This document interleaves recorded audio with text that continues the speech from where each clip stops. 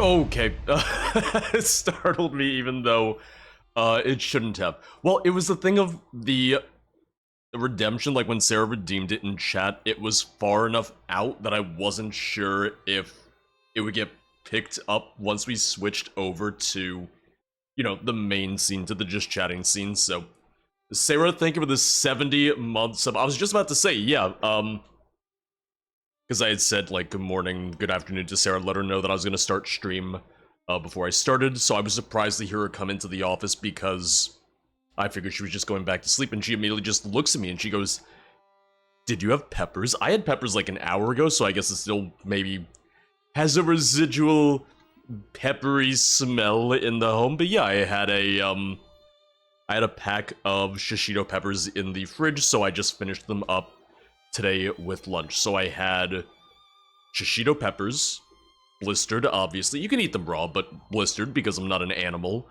And I finished up a bag of the Trader Joe's frozen fried calamari, which was very nice. It was a nice lunch. It was a very classy feeling lunch because both of those are things that you would see, on the menu as appetizers, and both of them would cost like $10 each on an appetizer menu. The calamari probably costs closer to like 14 or 15, but man oh man, I love shishito peppers. I never ever ever get them when I'm out because it'll be, yeah, literally like an appetizer serving of just a handful of shishito peppers, like $10, and I'm just sitting here like, what is this? Come on.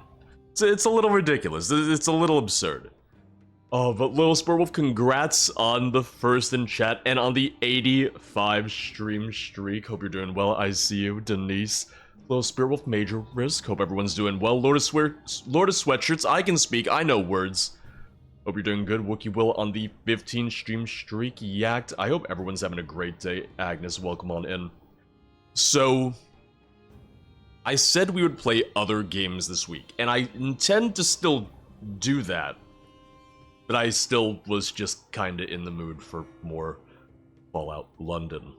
So what I'm thinking is today, Fallout London. Saturday will probably be some ESO, because I'm really behind. I really gotta catch up on ESO.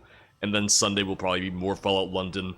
Traveler's Rest will probably come back next week or so. It's the funny thing of, I was so excited to play more Traveler's Rest when the update came out.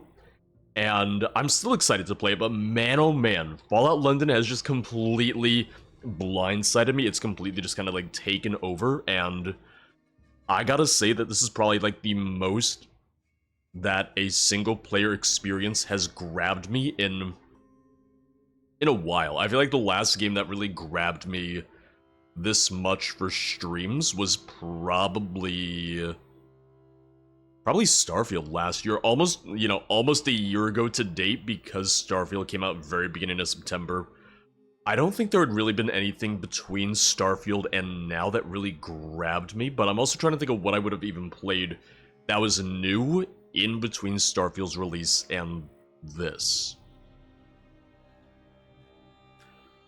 Not too much that I can think of. I feel like there's games that I played that I caught up on, but yeah, even games that I was playing just like in my downtime, I feel like nothing else has really grabbed me recently, but at the end of the day, I'm also very much a Bethesda boy, so I guess it makes sense for me. Majorisk on the 115 stream streak, putting everyone, well, most people, to shame. Listen, I was more so amazed that Rucky wasn't here to claim first, or not even not first, like, I'm gonna tell you guys right now, I think he's slacking a little bit, but, you didn't hear that from me. I do have my coffee, nice little cup of coffee. I have really been enjoying a cappuccino at home more than, like, a full cup of coffee. Like, I haven't been making a full cup of coffee as much, honestly, just kind of like the one, maybe 2 shots of espresso that I make for the cappuccino. It's all I need.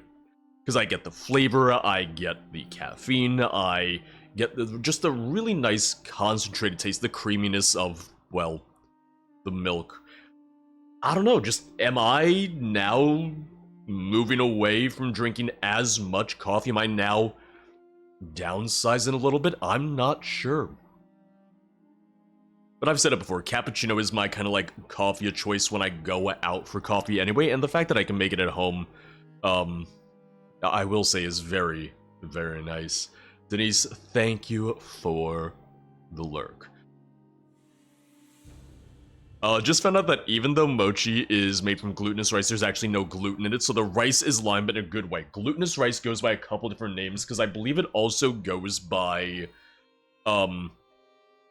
I believe it also goes by the term sticky rice and can also go by sweet rice. And I've actually been meaning to buy some glutinous rice because one of the many things that I have missed from the city, from New York, is a dish called sticky rice, where it's glutinous rice but mixed with a lot of different ingredients. So there'll be some scallion, some Chinese bacon, a lot of different stuff in that, and it's fantastic, it's delicious, and it is one of the many dishes that I miss from Chinatown. It's fantastic, it's great. I was actually looking up recipes for it, Gogo Suzetto, just because I do want to make that. Listen, I have so many different ideas for the cooking streams, and one thing that I was thinking of is, you know, around Chinese New Year, do a Chinese New Year, Lunar New Year cooking stream, where it's like, hey, these are some of the things that I love back in New York that I can't really get as easily here, so let me make my own iteration of them. I've already done it with the cha shu, aka the Chinese roast pork. If you ever get pork lo mein, that's usually what you get in that pork lo mein, pork fried rice. Usually it's meant to be representative of cha shu. So that's one of the ideas that I have, but as it is, just, I've been writing down the ideas. I have several of them. Right now, the next one that I'm planning on would be in September or October for the next Elder Scrolls official cookbook, which is coming out late September. The reason that I might push it to October is just because I kinda wanna wait for the fall weather to start to kick in before doing another cooking stream. Not that it was too hot that day, it wasn't too bad that day, but still, I just feel like, let's maybe wait until slightly cooler weather. And obviously because it's Gogo Suzetto's birthday, exactly, so you knew, the real reason there. Oh, but yeah, so there's no shortage of ideas for those streams, but they will be, you know, not regularly. They're not going to be every week, every month, but they'll be for special events, and I feel like it'll give me a lot of time to kind of plan them out and make them into big, proper events that way. We did kind of learn that there is a little bit of a time limit on the wireless mics. It was around 6.5 hours, but I really don't plan on doing that long of cooking streams in the future. I think they'll usually be like closer to 4 or 5 hours, so closer to our usual stream length, you know? I feel like 6.5, I was starting to push it a little towards the end, and I think I was getting a little tired towards the end, but that was the point of it being a first stream. First cooking stream is learning what works and what doesn't. Mux, don't worry. Listen, it's still the Utopia. We still got a little bit of a Utopia here for a little bit longer until... Is he napping? Is he playing Destiny? What's going on here? I'm not sure what's going on with him, but we'll see. Update on the birthday car. Well, birthday from hell. Car and caravan still in South Wales, although we did finally get home. Not sure if it'll be ready for the show this weekend. Oh. Yeah, because it's only Tuesday, but I feel like for it to be fixed, ready, done for the weekend, that's a really tight turnaround, isn't it? I see you. Listen, it is a constant issue with the streams, or it's a constant comment about the streams, is that I just make everyone very hungry all the time. Although, give me 1 second, because I have not taken a single sip of my cappuccino yet. And even though it's been sitting for a little bit, so it's not as hot anymore, still very tasty, still very good. Like I said, this has been enough for me lately. Like, just making 1 or 2 shots of espresso steamed milk, honestly, it's all I need. I don't know if I can really, like, point the webcam down into the cup without just spilling this everywhere, but I want to try and show you... Yeah, it's not going to work. I was going to try and show you the foam. I don't want to move the webcam because I'm very, very particular about that. Major risk, I'm trying to think of what I would recommend for a first-time coffee drinker. Obviously cream, maybe sugar. I really like a light roast. Light roast, you know, as the name would imply, a little lighter in terms of flavor, but there's also more caffeine. I am not as much of a dark roast person myself. Really like light roast, and this could be a good thing, it could be a bad thing. This could actually work in your favor. When buying ground coffee from supermarkets and grocery stores, if you ever look at the date, like the roast date, usually the ones in the grocery stores will have been there for a little longer. They'll have been there for, you know, a month, 2 months, maybe even 3. And this could be an upside, this could be a downside. For me, it's a downside. For you, it could be an upside. The longer that ground coffee is just kind of sitting, you know, already ground, it starts to lose a little bit more of its potency, a little bit more of its strength in terms of flavor over time. It's the same way that, you know, if and when you grind spices, the whole spice is always a lot more potent than the ground spice, because the second it's exposed to all the air, that's when it starts to release more of that. So, if it's your first time drinking coffee, that actually might be a good thing for you. That might actually be nice for you to try, you know, what has been kind of like mellowed out over time just from sitting on the shelves. Because I really only try to buy whole bean coffee now, or if I know that it's gonna be ground when I order it. Because once again, I am just apparently a little bit of a coffee snob. Used to love dark roast, now I'm expanding. Got a coffee subscription now, only put oat milk in my coffee. Yeah, I don't use sugar, I do use a splash, a half and half, because that's how my parents always did it. Out of curiosity, what coffee subscription do you use? Because I do have my, deal with Many Worlds Tavern, I do have my 10% offer with them and whatnot, but it's not my everyday coffee necessarily. I'll get it for special occasions, I'll get it when they have some of the good stuff, but I don't just get them. Because I consider their coffee to be like a little bit higher quality, so it's a little bit higher price. It's a treat, it's a specialty one. Okay, I want to look into that because I do kind of want to get a coffee subscription. Because I used to have one, I used to be partnered with one, it was called Bottomless, and I really liked it, but it just didn't make sense to stick with them anymore. But I did like the fact that I was constantly trying new roasts, trying new brews and whatnot, because you're always trying like from a different roaster and whatnot, and I really, really liked that component of it. Just always getting to try something different. Please ignore my coffee cookbook. Hey. In my defense, Rookie, that was a gift. And... oh god, that's downstairs. I'm gonna grab it real quick. I'm gonna grab the coffee cookbook real quick. I have yet to make anything from the cookbook, from the coffee book, and you'll see why. You'll understand why when I show it to you. Like, whatever level of coffee snob that I am, this is like another stratosphere away. And I want to try it. I really, really do. But almost every recipe in it that I've liked would require me to get more hardware, more tools, and stuff like that. So, let me grab that. Be back in just a second, and we'll actually play Fallout London at some point. I guarantee it.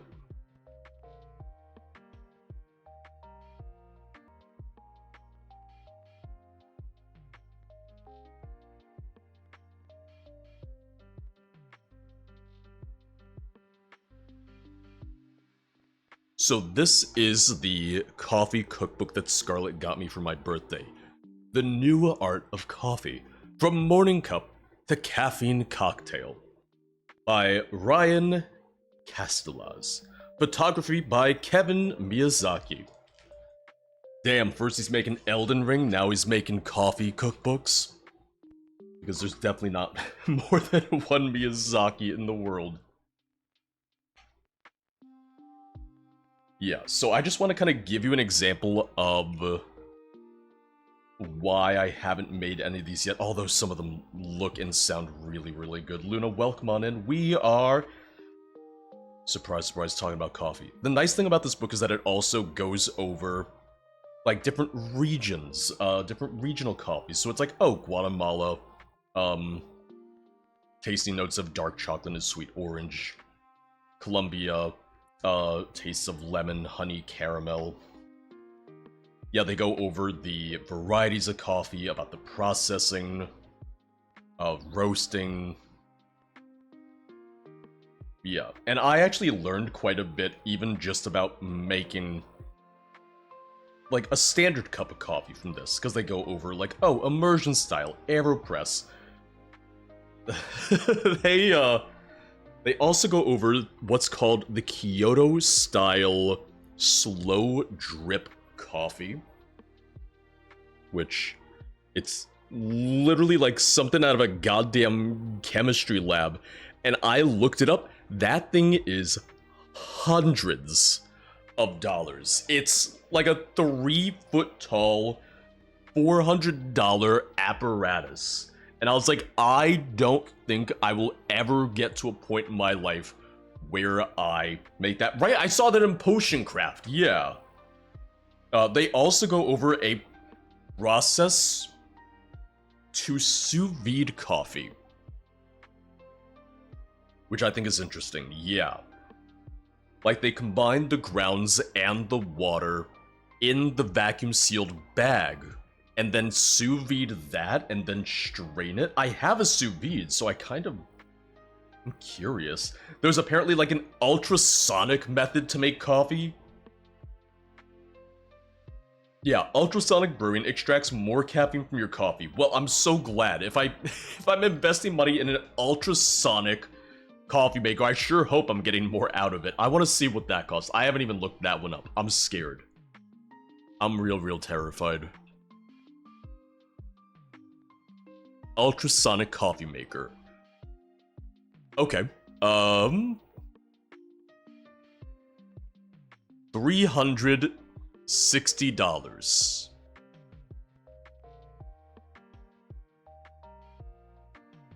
Yeah.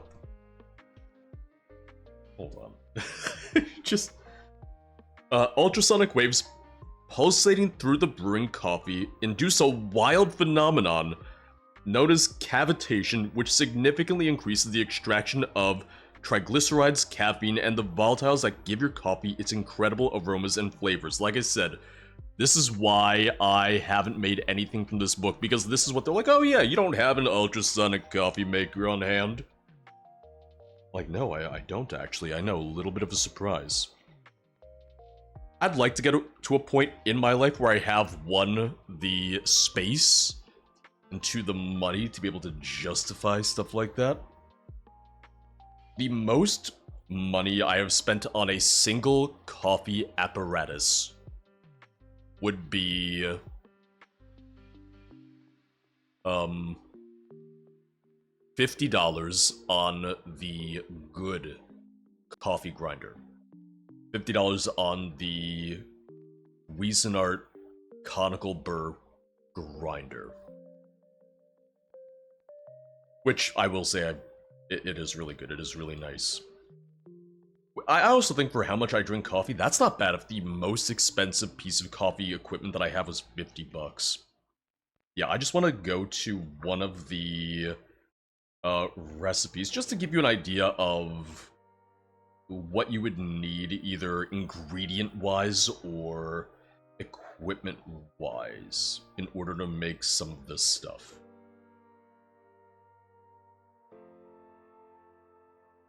Okay, I think this will be a good one. I think this is one that I was looking at. Tried to downgrade my Fallout 4 yesterday, got all the way to log into Steam app, did that, but Then when it goes to download, it just had errors and doesn't progress. I used the most recent version of the downgrader recently because I had to downgrade not for Fallout London, but for Vault 13, and I didn't have any issue. The only thing was it did have me, it had me do the Steam Guard thing, like I had to go into my phone and get the Steam Guard code, but after that, everything was fine. Caroline spent $200 on a coffee tea thing for her boyfriend. Their first year of dating that she got back when they married. That's the real reason you get married. Okay, so here's one that I really love the look of. It's called the Summer Flame. The Summer Flame combines smoked honey, peaches and cream, and the feeling of summer days. Special equipment needed: smoking gun, bar torch, dehydrator, and blender. Which I will say that out of all those, blender is very much not the worst one. Blender is probably the most common out of all of those that they listed. Ingredients: 1 extraction of espresso, 1 dash bitter cube, Boulevard bitters, 1 ounce smoked honey and chamomile syrup. Instructions for that on the next page. 6 ounces oat milk, peach and nectarine powder. Instructions on the next page, and a slice of ripe peach. And obviously you can just say like, okay, well I'm not gonna break out the dehydrator. Okay, I'm not going to get the smoking gun, but you know, you're making half the recipe at that point, then yeah. But a lot of them are like that. Okay, here's another one. Pirate Life. Oh wait, no, I don't like that one. Because that has some ingredients that I'm not crazy about, so... yeah, essentially I would be making variants of this, but I wouldn't be making any of these exactly as is. Okay, here we go. As we're gonna be moving into the fall somewhat soon, this would be good. Motorhead, caramel apple, fall spice, and, most importantly, umami. Special equipment needed: dehydrator and a blender. Espresso, oh that's right. 1 extraction of espresso, 1 ounce pork fat and apple caramel. Recipe on the next page. 1/4 ounce of a Metolius chai concentrate, 6 ounces whole milk, and Granny Smith apple powder. So you skip the powder if you don't want to get dehydrated, which I don't. Bella, thank you for the 65 stream streak. Yeah, the dehydrator is more so for like the crumble on top, like for the powder on top, which I feel like I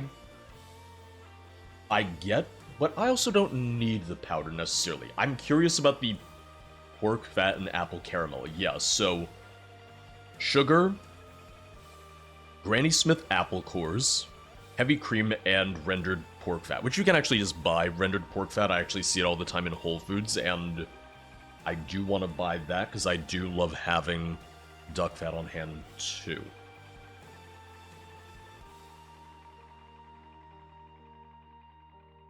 Yeah. But like I said, a lot of the recipes in this are really, really cool. It's more so just like I would have to go out of my way to make sure to get some of the stuff. Here we go. Here's another one. The Cranman. Cranberry, brown butter, and sage. And the only thing that requires is an immersion circulator, which, when they say immersion circulator, does that just mean, can I use like an immersion blender? Because that I have. So 1 extraction espresso, 1 teaspoon spring sunrise brown butter ghee, 1/4 ounce cranberry sage syrup, 1/4 ounce orange oleosaccharum, bitter cube pufferfish bitters, oat milk, cured sumac, atomized cranberry juice, and a fresh sage leaf. See, here's the thing. I want to go to the coffee shop where they serve all of these. I will go to this coffee shop and I will pay a ridiculous amount of money to try it there first, as intended. That's what I want. I would like to find the really ritzy coffee shop that makes all of these, and I will pay to try it. And I know I'm gonna pay a lot, but I want the pain in the ass to be someone else's problem. I will pay for the pain in the ass process because these sound fantastic. These sound great. So what I'm learning is I really just need to track down like the bougiest of coffee shops. Ooh. Oh, wait a second. I'm gonna write that down for Simon. Because, so Simon's been asking me, it's like, I have to make more decisions or make more suggestions for what I want for my bachelor party weekend sort of thing. We've determined that most people are willing to travel at least a little bit, which I'm like, sweet, alright, that opens up some options. But the main thing I said to him was that I want to have a great steak.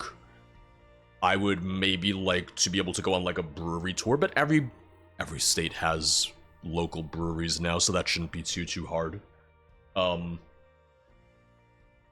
then once we figure out like what city we would go to, I'd be like, oh well, are there any museums in this city? Because doesn't have to happen, doesn't have to be a museum, but I like museums, so that would be a fun one to me as well. Am I 30 or am I like 40? Because frankly, I feel like I'm describing something maybe a little bit older, like an experience that sounds like it'd be a little bit older than my age range, but it sounds really fun to me. Sounds great to me. I do not Blue, so I will have to check them out. I will have to take a look. Okay, you sent it to me on Insta. Perfect. I will check it out. I will follow. I had Greek coffee while I was staying in San Diego for a week. And it was Greek instant coffee, condensed milk, and my absolute favorite beverage. Oh, I've not had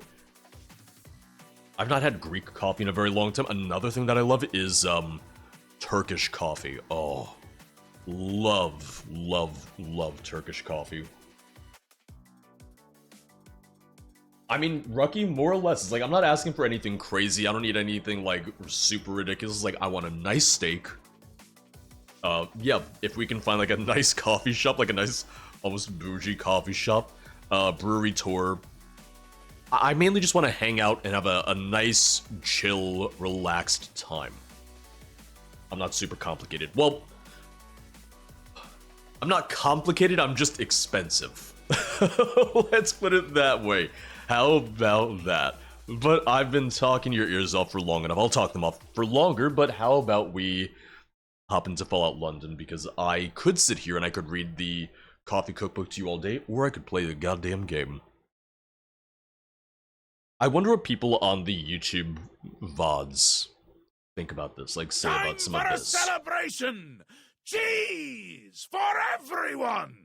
Wait, scratch that. God. Cheese for no one. Okay, that really paused right there. That really freaked out when I was launching the mod. Like, I full-on froze right there. Yeah. I wonder what people think of during the VODs. I wonder what they think of on the archive channel, but yeah, for just chatting, at least I feel like you said, it helps a lot seeing the context of chat, like seeing that on the side right there.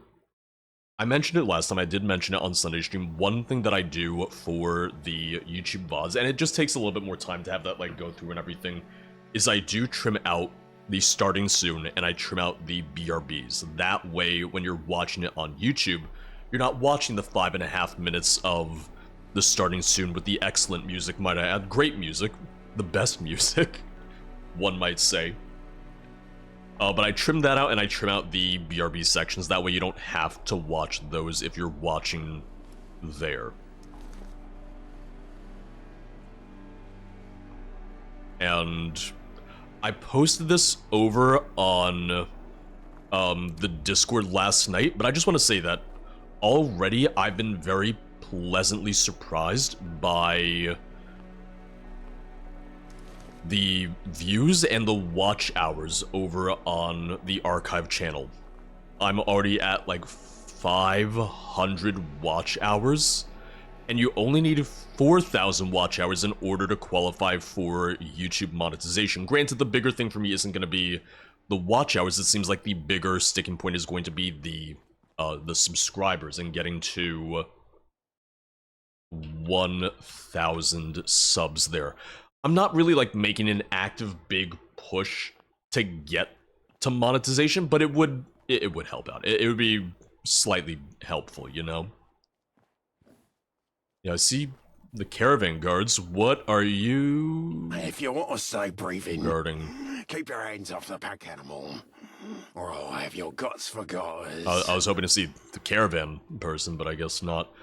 Grilling steak today, and by we, I mean me. Been marinating since yesterday. Started with 12 hours of dry rub rest, and then adding liquid for the full marinade. I'm jealous. I've mentioned it before. I have not made a single steak here. Like, since we moved into this house over 3 years ago now, I have not made a single steak. One of the reasons just being that I didn't want to deal with the smoke from making steak. I made a lot of things, I just haven't done that yet. First time seeing Fallout London, why are they greased? So they are a new type of ghoul that's specific to Fallout London. They're called the Thames folk. They are irradiated by the Thames River, and it turned them into fishy people.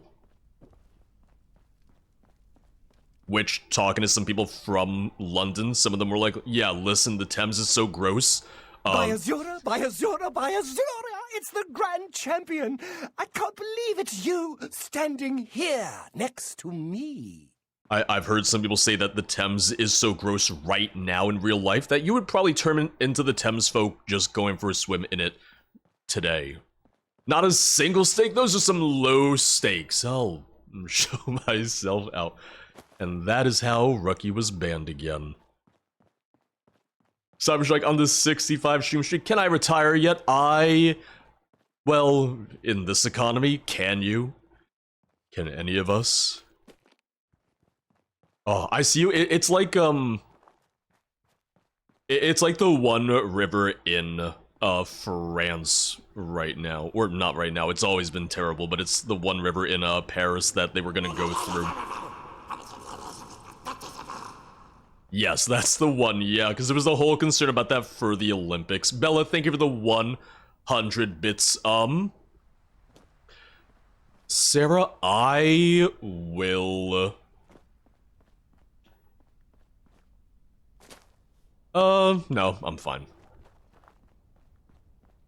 I'm okay. Still trying to cut down on soda and stuff. Remember doing volunteer work at the Isle of Dogs, picking up plastic bags out of the banks, out of the things. Oh, just so grim. Yeah, I'm actually making my way back towards the train crash, because I never really got to explore a ton near there. I don't think so. Just doing that. I often find that as long as something's carbonated, I am happy. I don't necessarily need soda, or at least now I'm at the point where I'm like, oh, I don't really need soda as much. When we get takeout, when we get specifically fast food, I'll get soda, because, you know, everything just comes with soda at that point. But I haven't felt as much of a like desire for soda lately, which is, like I said, fairly nice. I'm pretty happy with that.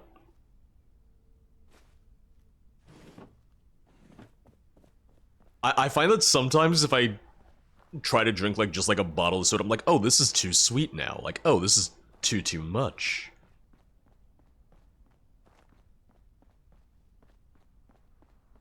It's nice just kind of like treating it as a treat, you know? Bella, enjoy the lurk, enjoy the lunch, more importantly. I do still need to order the Iron Brew. I'm probably gonna order that tonight.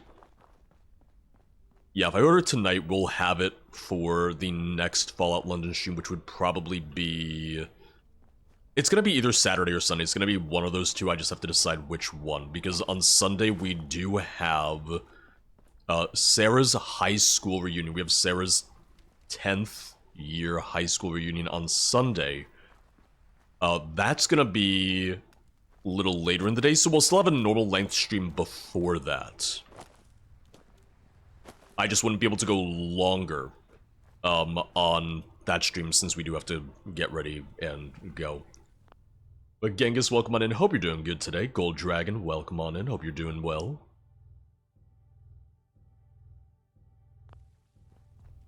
Yeah, I was just checking because...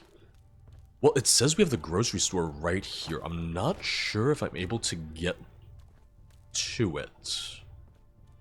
I might need to go, like, around, maybe. Go Zetto, I love my soda stream, and I really don't buy a lot of the soda syrups for it, which I do like, so I'm mostly drinking either a seltzer or I'll get, like, one of the fruit juice mixes for it. Which I realize probably isn't the healthiest thing, but it's like, hey, it can't be worse. Because one of my favorite carbonated beverages is the... It's the Polar Seltzer Ruby Red Grapefruit carbonated drink thing, and I love that so much. But the quantity that I drink it in, it gets expensive. So I'm better off just like making it at home via the soda stream, just getting like the syrup for it and making it at home.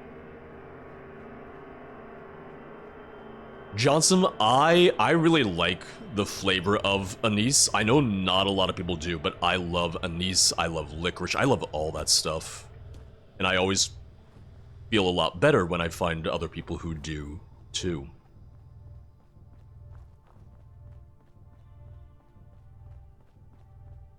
Yeah, I want to get to that supermarket if I can.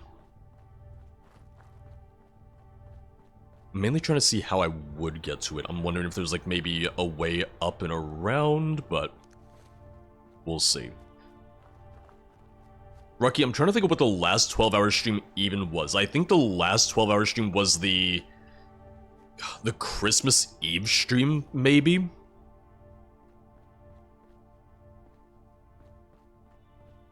I want to say it was the Christmas Eve stream.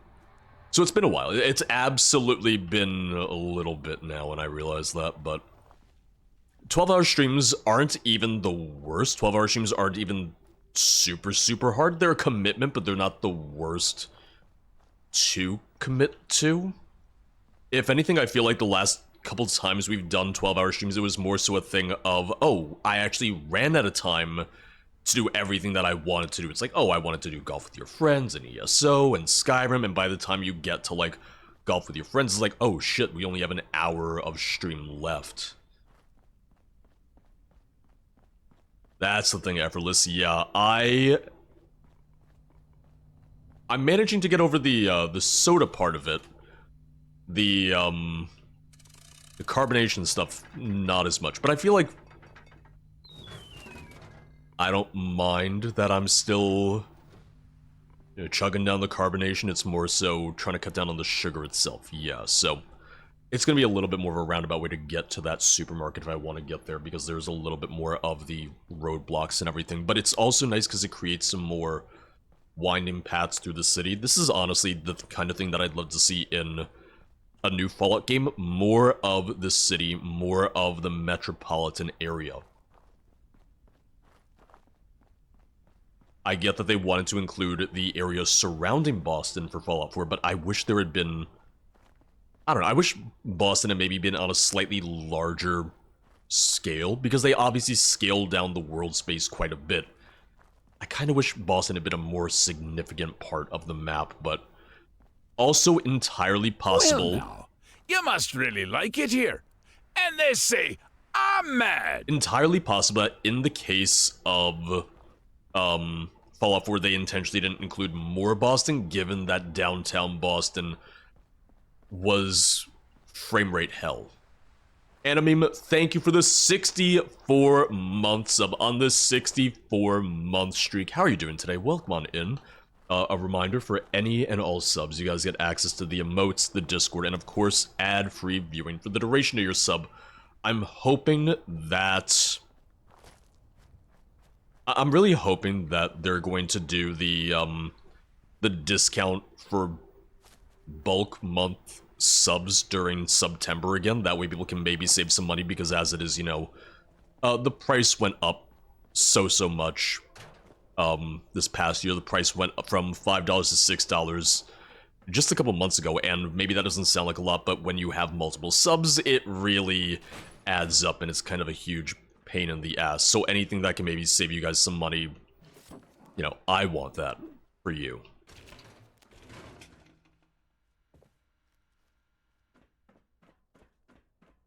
Yeah, Gokuzetto, I talked about it before. I canceled most of my subs. I am down to 2 subs now. I have one paid sub at $6 a month, and I have 1 Prime sub, and that's literally it. And I'm gonna keep it like that. The only exception is gonna be if I have a friend who's like, oh, I'm, you know, 3-4 sub points away from hitting, you know, Partner Plus. Then I'll help out for those couple months, but outside of that, like, come on, it's just... It's ridiculous. It's a little bit much. The one upside... It's me looking for an upside here. The one upside is that I am getting the 60% cut. So even though they upped, like, the price of the subs, I'm still getting, like, a good cut out of that. Can I not? Damn it, I can't kill the pigeons! Oh! Oh, it's all I wanted in life. Very low bar that I'm setting for myself. The lowest bar that you could possibly set for yourself. What do you want in life, George? I want to kill the pigeons. Oh. You know, if my sub numbers drop right now, like, I'm not gonna be surprised, and I'm not gonna blame people. I very much get it. I very much understand that, you know, Twitch is making it a little harder than ever, so I can't really sit here and be mad about it. I've been good, though. I've been doing really well. I've just been having so much fun with Fallout London. I talked about it before, and, you know, it's a thing of... At the time, I wasn't sure if it would be the right decision. I'm glad that for Fallout London, I mainly stuck to it for Twitch. That for YouTube, you know, I did the install guide, I did the one-off video of like, oh, hey, first impressions and whatnot. But I'm glad that I focused on it for streaming more so, because I feel like, and it's not just, there's no one reason for it, it's multiple reasons compounded, but I feel like everyone I know who's been doing Fallout London for a YouTube series, you know, views are dropping off pretty fast. It's not specific to Fallout London, it's largely just because playthroughs and Let's Plays aren't as in demand on YouTube anymore. Series in general, any sort of long-form series is not in demand as much on YouTube anymore. And my concern was, you know, committing to a full long-form series, not knowing how well it would do in the long run, not knowing how it would do after, like, the first 5 or so episodes, and... You know, I get to tackle way more of the mod this way, going through it on stream and doing this for 5 hours and whatnot. Only drink tea as I'm allergic to coffee. I know a couple people who are. I know you're not the only one.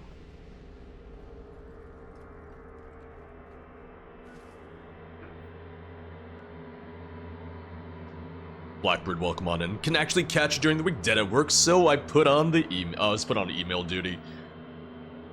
I track down everyone who drops their sub, and I just demand all their coffee. I mean, I would be a coffee pirate. I'd be very happy to just pillage and plunder, but only for coffee. And it's gotta be good stuff, too. It's gotta be good coffee. Come on. Let's be realistic about this. Let's be real here. Yeah, Gogo Zeto, yeah. I prefer doing long-form stuff. I prefer doing a series. The reason I hadn't been doing as many series recently was honestly just due to the fact that there was way less...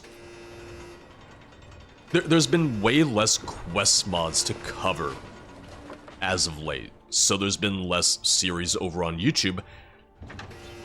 And while I very much prefer the series, the long-form stuff and all of that, if you look at my recent videos, the kind of like the pause in doing series, the pause on, you know, serial content, actually, the one-off videos do well. The one-off videos are doing pretty good.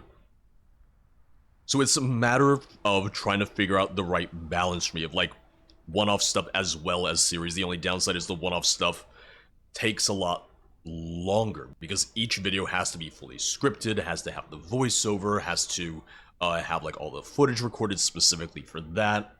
But I do really enjoy that stuff. So, you know, I did the one-off video about like, oh, hey, they're remaking Fallout 1 in Fallout 4. Here's a mod adding 20 new ships to Starfield. Here's the spell tome crafting paid creation. Here's 11 new weapons in Skyrim. Stuff like that.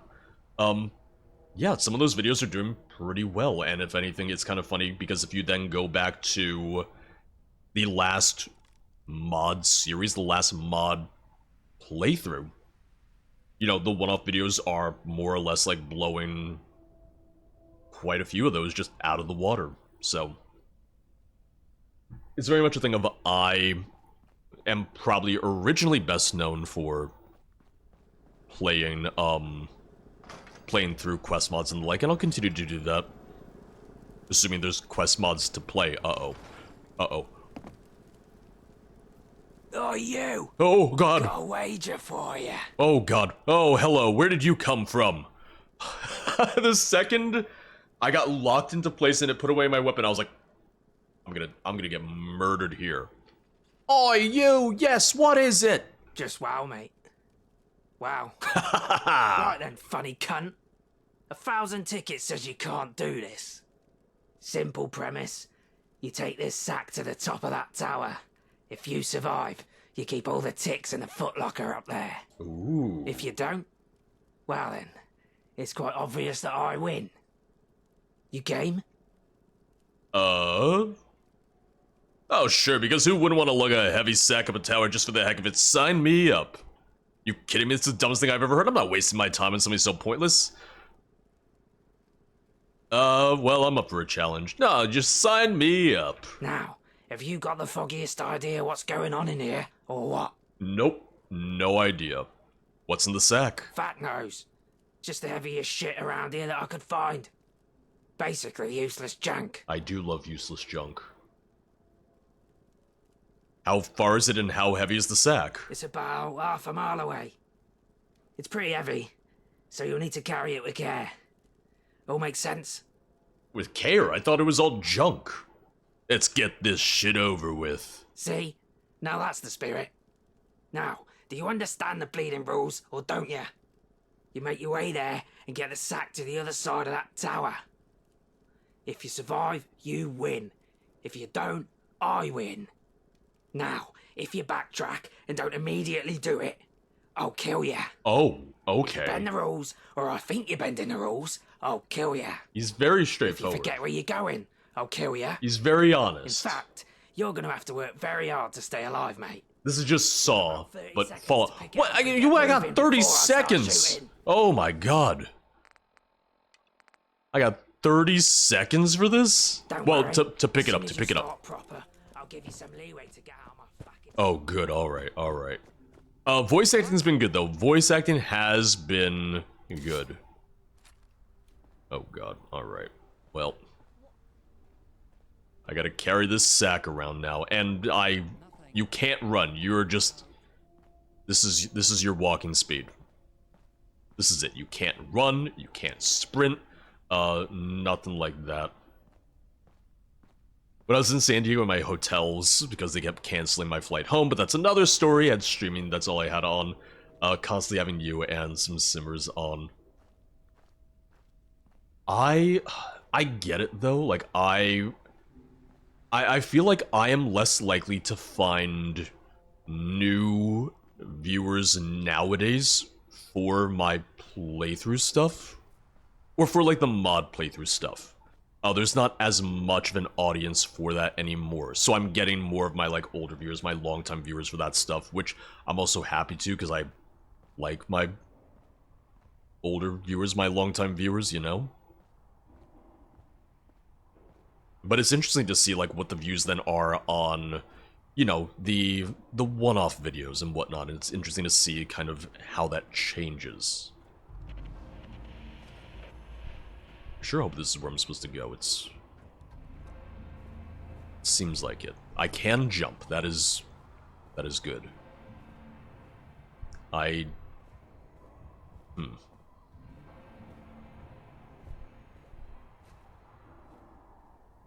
the? What? Who said that? Who said that? Oh god, I'm gonna get ambushed, aren't I? I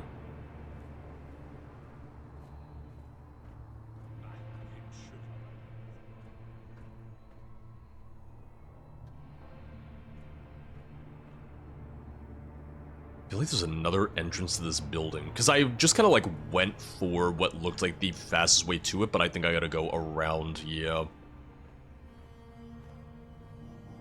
Voice acting's been good though, voice acting's been pretty good. I actually know several of the voice actors in the mod, or I know at least 3 of them.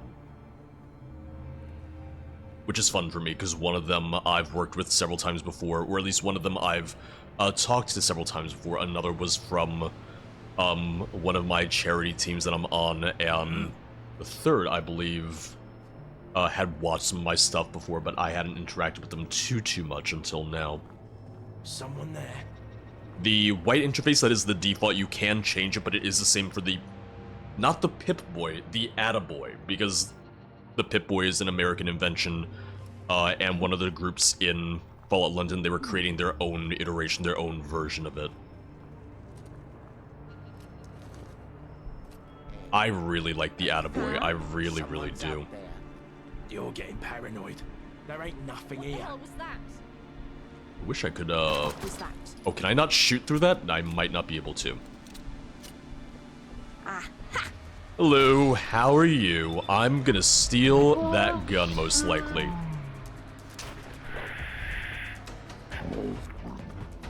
I'll give you that. I believe the very first Fallout, the Pip-Boy was handheld. I could be mistaken, but I want to say the original Pip-Boy Mark... Or the Pip-Boy 2000, I want to say, was handheld, if I'm remembering correctly.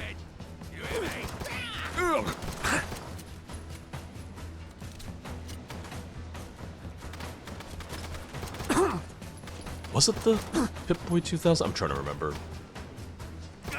I know there have been handheld variants. I know there have been at least a couple.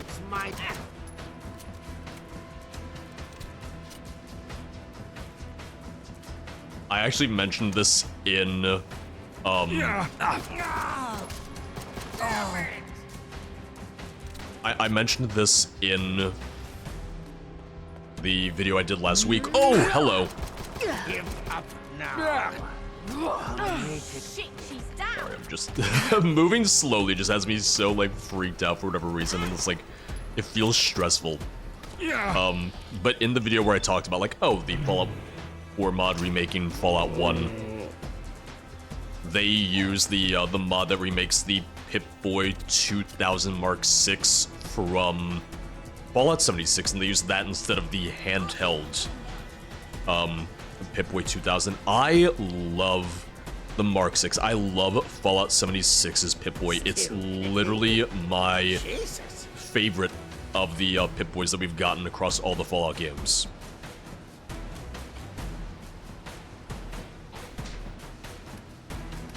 If anything, that's the one that I wanted them to use for the Fallout TV show, but that's a little thing. It doesn't take away from the show at all. That's just my favorite Pip-Boy.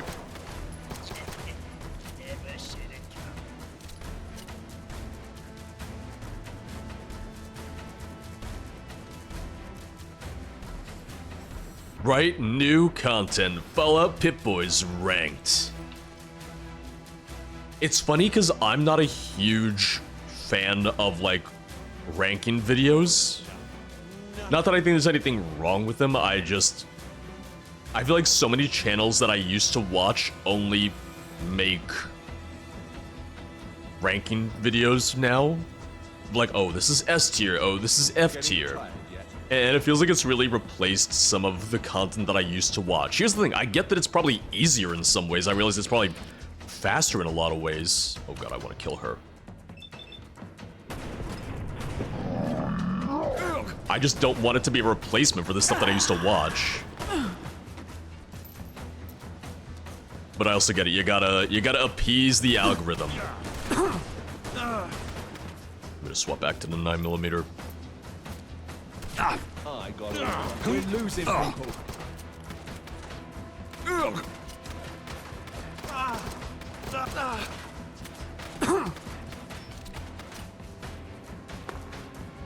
Exactly. It's fun every once in a while. I just don't want it to be like the only thing that you make. I don't want it to be the only thing that you release.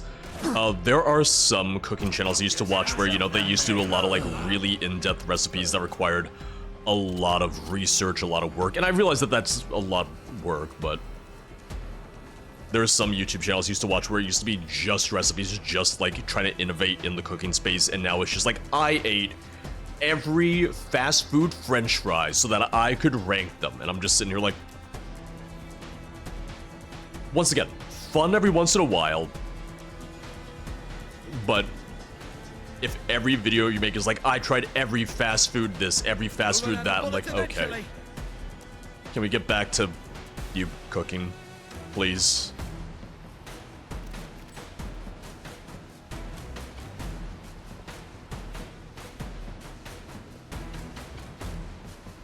I don't know, but I'm picky. It's the same way that I don't really love how much reaction content is taken over YouTube. Ain't personal, just you or me. So here's the thing, I actually love the Fallout London font. I don't know, I think it might just be partially because it's different, it might just be because it's new, but I really do like... I love that it feels like Fallout, but also different. Oh god, okay, yep, I saw the grenade and I was like, I don't think I'm gonna survive that. I mean, I survived it, I just... you know.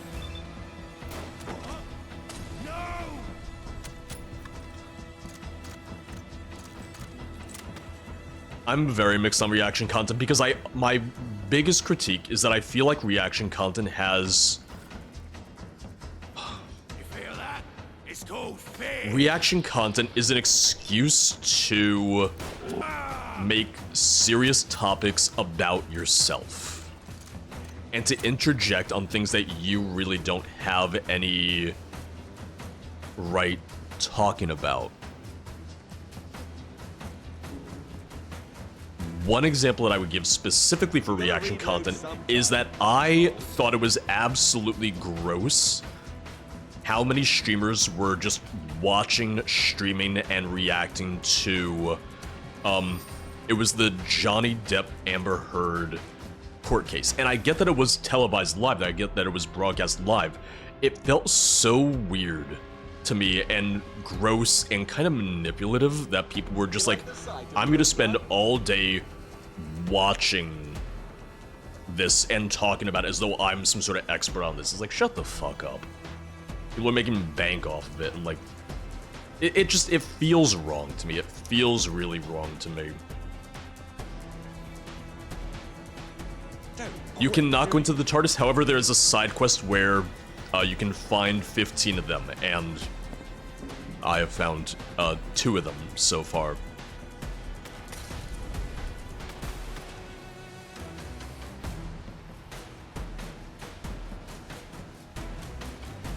See, that I think is more interesting, watching it through someone who's qualified to speak to it, watching it through someone who might have some credentials where they can add something to it, but... you know, I'll say a name, I don't give a shit why, I really don't mind. But it's like, oh, what does Asmongold really have to add to this? What does Asmongold, in all his years of experience, have to say about this? Hundreds of times. Think this'll be any different?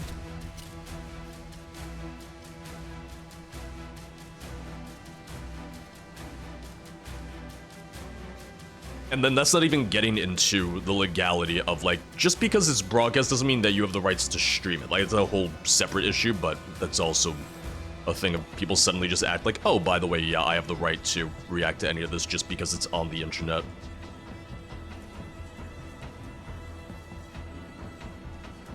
You're still alive? They're below me. Christ. I mean, I'll get to them.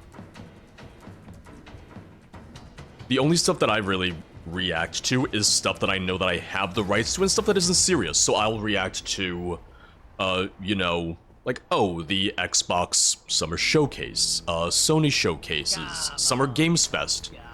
Stuff where I know that I'm, one, allowed to show it in the first place, and two, you know, this isn't about anyone's livelihood. This isn't about, oh, this person might go to jail. This is Lieutenant Harrington, 3rd Royal Guard Battalion. Recording date October 24th, 2077. It's getting worse by the hour. Oh, there we go. There we go. It just automatically removed it. Whew. Thought we were prepared for anything but this. I'm gonna let his holotape play out. Is beyond our training. We're out of supplies. So real Jichu, God the save the Queen. And may our sacrifices not be in vain. the easiest way to play the mod, relatively hassle-free, is to get the GOG version. Because the GOG version, of Fallout 4 never got upgraded to the next-gen version, so you can play that without issue. You can play that and install the mod. It's very straightforward. It's actually very easy. Right now, I'm on the GOG version, just because of the fact that I needed to have 2 separate installs of Fallout 4, and this costs a little bit more money to buy the GOG version, but frankly, it was just the easiest and the most straightforward, and I've run into no issues with the install itself. It does, it meant buying the game again. But Fallout 4 also just had a really good sale because of QuakeCon. It's all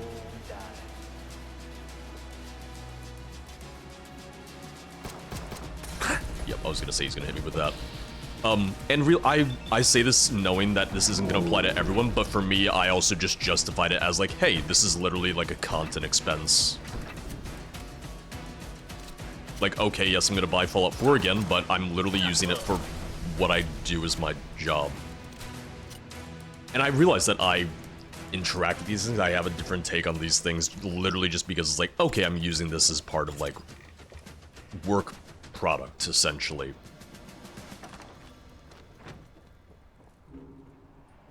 And I do think that it's also one of the reasons why I probably have a different opinion on some of the paid mods as well, like the Skyrim paid mods and whatnot, because literally any paid mod that I cover, every paid mod that I've ever covered, I have made more money off those videos than I spent on the mod itself.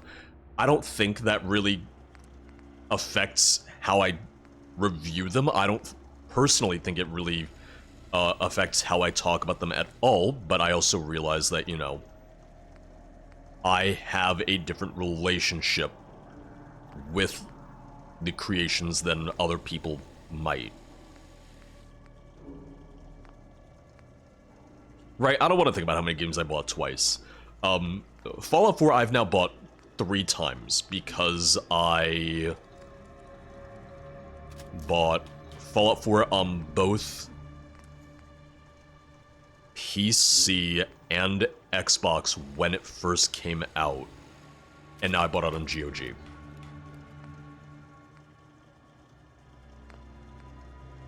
But it's the same thing, like, how many times did I buy Skyrim? In my case, not as much as people complain about, frankly. People love to talk about, like, oh, I've bought this so many times. I I bought Skyrim at launch on the 360.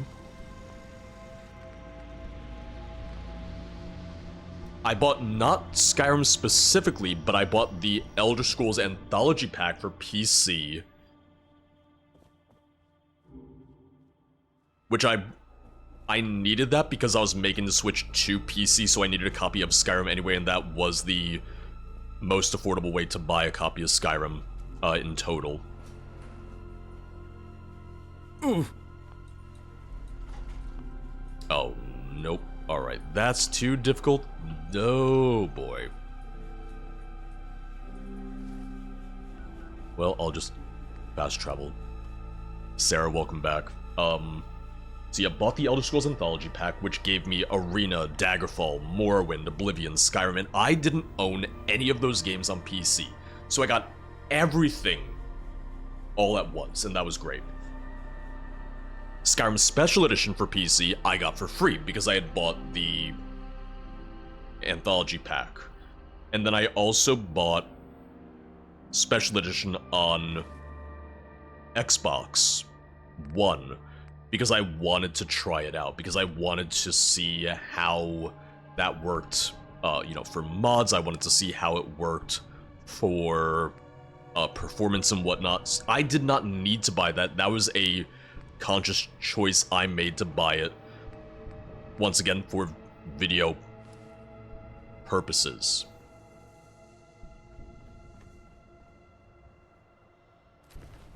And that would have been the last time that I bought Skyrim. Although I did buy the what's it called? I bought the $20 anniversary upgrade. Did I buy the upgrade?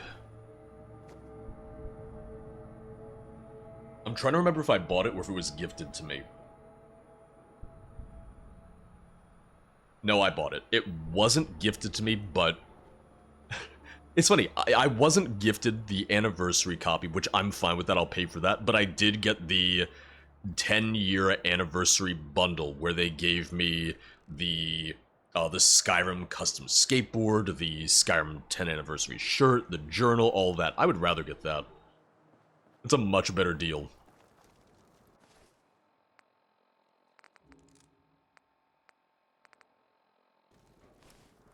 I was hoping I would find him back here. Yeah, they did a custom Skyrim like skateboard deck as part of the 10th anniversary package that they sent out to people. If you check my Instagram, you should be able to find it there. It'd be from almost 3 years ago now, but it should be there. That was a, maybe not like ha-ha funny story, but that was a fun story for me because, Gina, who is the head of the ESO stream team, runs the ESO stream team, she had reached out to me one day and said, hey, by the way, You're mine now. has anyone reached out to you about the Skyrim 10th anniversary gift? And I said, oh, no, I haven't heard anything about it. She said, okay, I'll get back to you. I'll check to see who they want to message you about that. Maybe an hour or so later, she messages back and she says, oh, they wanted me to message you about the Skyrim 10th anniversary gift. And she went, I don't know why, because that's not my department. That's not even my game studio. So she handled that, she made sure that I got that, and then the day that I got the gift, the day that it came in the mail, she messaged me and she said, did you get yours? I said, yeah, why? And she said, well, one showed up at my door, and I don't think I'm supposed to get one. So she was worried that someone who was supposed to get it, somehow got sent to her instead. I think, no, I think they just sent her one, which, also nice. It's funny because I also had contacts specifically at Bethesda Game Studios during that time. I mean, I still do, but I had specific connections there then, so it was weird. And I think that's why Gina was confused, why they had her from a different studio entirely message me about that.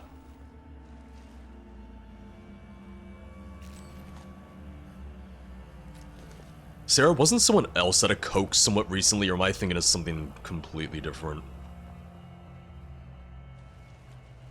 I thought someone was at a Coke somewhat recently, too. I know I was talking about how I've been cutting back on soda, and this was already a few weeks ago now, but I tried Baja Blast for the very first time because they're now selling it, you know, in stores in bottles. I'm not a Mountain Dew person. I don't really care for regular Mountain Dew. Baja Blast, pretty good. I can understand the appeal now. I get it. Oh. Hey, wait, there's Bookie. Someone there. Oh god, Hey. alright. Someone there? Bookie, I'll deal with you in a second. Someone there? Oh, Baja Blast was a little, it was like citrusy. Hey, who's there? I must be loose. Who's there? What? Here it's shit. Citrusy, maybe a little tropical, but it was just a nice flavor, just a Those good bloody taste. commuters again. Well. Look what we have here. Shit's got out of pens. Can't see It was pretty refreshing. Playing games with me, huh? I will agree with that. I did find it pretty refreshing. Shit. Oh, that's a legendary. Alright. Who's out there? Oh god. Oh, hello.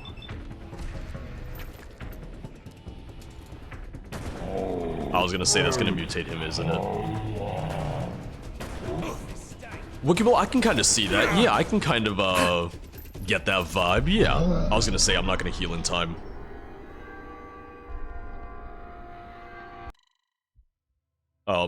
But apparently, allegedly, Popeyes might be swapping away What the?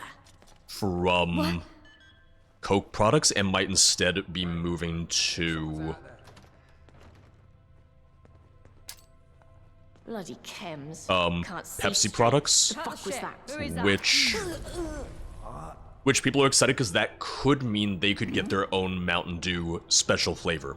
You're getting paranoid. There ain't nothing. Like, here. once again, I don't really care for Mountain Dew, but I like all the other random Mountain Dew special flavors.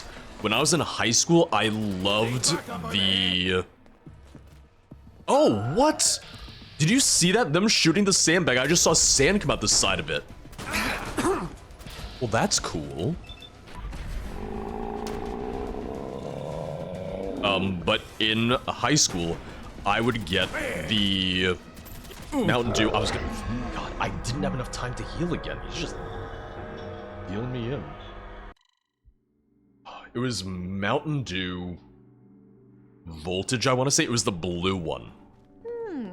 And the reason I there? liked it, the reason I would get it was because, you know, I was playing Fallout 3 and I was like, yeah, this looks like Nuka-Cola Quantum.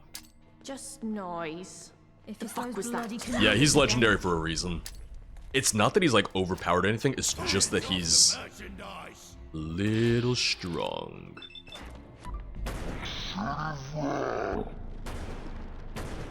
And I missed.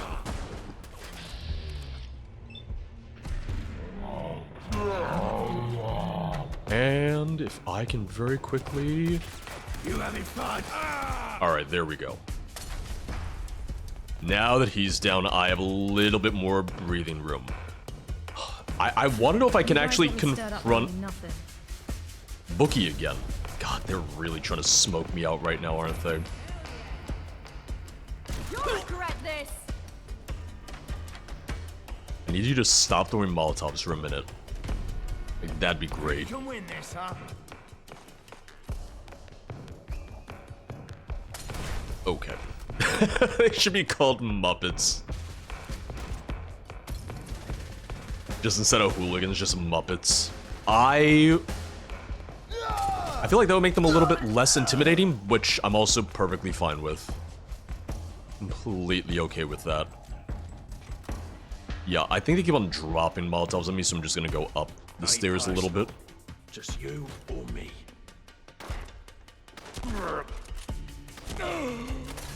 I am liking the shotgun. They gave me Dr. Pepper instead of a Coke, and I was so confused. I never had Dr. Pepper. Oh, I mean, I like Dr. Pepper. I prefer Dr. Pepper. Cyberstrike, the last time we went to Popeyes, I had a less than optimal experience. It was still fine, it just wasn't what I wanted. Because I had ordered the, you know, the classic chicken, and they gave me the chicken tenders instead, which the chicken tenders are fine, but I would say the chicken tenders are probably one of the weaker parts of their menu.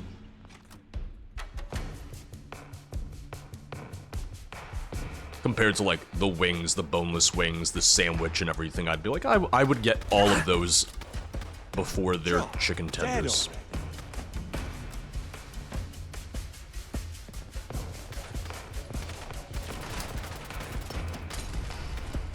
I missed. This won't. Down they go. And I did level up.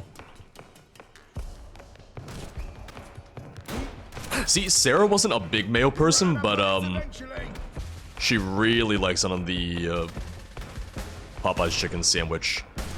She wasn't sure how much she liked it, so she actually asked for extra mayo the last time she got it, and she went, that was too much mayo.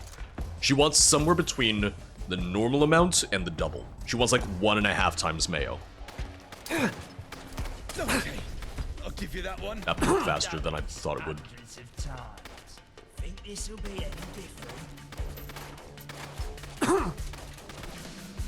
I've heard that the new Chick-fil-A limited edition sandwich is supposed to be really, really good. It's like a maple bacon chicken sandwich. I don't know if they still have it, because I just saw that in like a video, but if they still have that, that's supposed to be really, really good.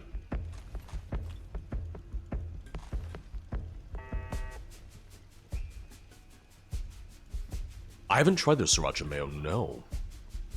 That being said, I usually just make sriracha mayo at home on my own. A little bit more control over it that way.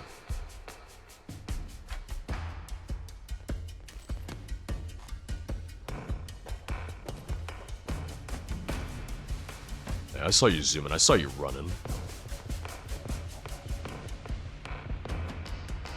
Just getting warmed up over here. Oh, hello, hello. I like your hat. I'm sorry that I'm about to blow your head off.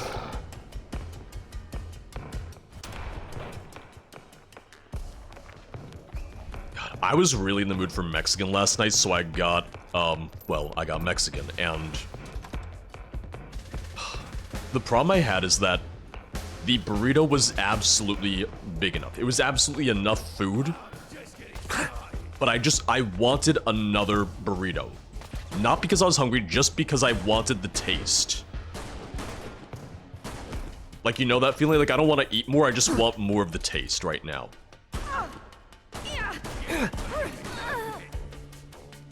Yeah, I'm close to dead. Give me a sec. Give me a sec. It's a very good burrito, though. I got a steak burrito. The way that I would describe this Mexican place, it's a local chain, but I would describe it as being similar to Five Guys in the sense that all the add-ons, like all the toppings, all the add-ons are free or, you know, included in the price of the burrito itself.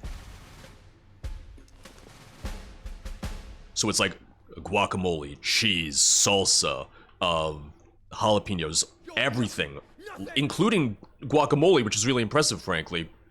Just, you know, you add it on in at cost of the burrito. I'm like, hell yeah, because everyone charges out the wazoo for guacamole.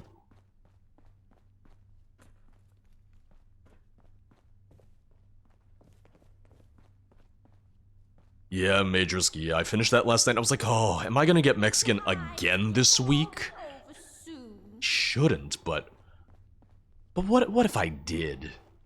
Would that be so terrible? Would that be the end of the world? Only fucking cowards hide. I'm not hiding, I'm just lost. There's a big difference here. Calm down. Oh. Hello? Oh, there you are, there you are. I see you, I see you.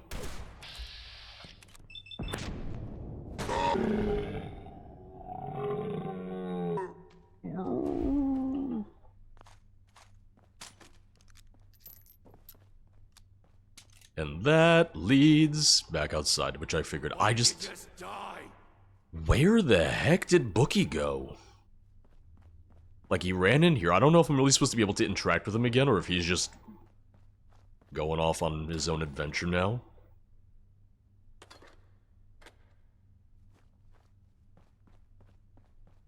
But I do want to clear this out. You're dead. You hear me? I will say this does make me want to play Fallout 4 again in general. I've really been enjoying Fallout 4's gameplay because I did just play the Fallout 1 remake mod demo, the Vault 13 demo. And I was very impressed by that, and I had a lot of fun with that. If anything, now that I... Oh, that's just the sky.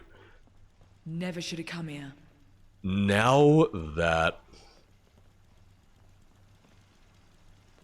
I have the 2 installs for Fallout 4, the GOG one for London, and I have my Steam one, I could actually go ahead and start working on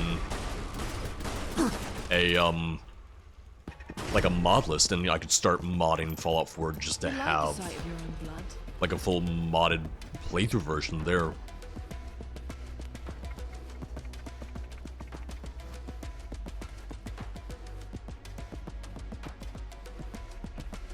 Yeah, I am a Popeyes boy. We're a Popeyes household, is what I would say. That'd be the best way to describe it. Hey. No, nothing to say. He's just gonna... die. He's just gonna hang out there. It could also just be because I'm still in combat that he won't talk to me.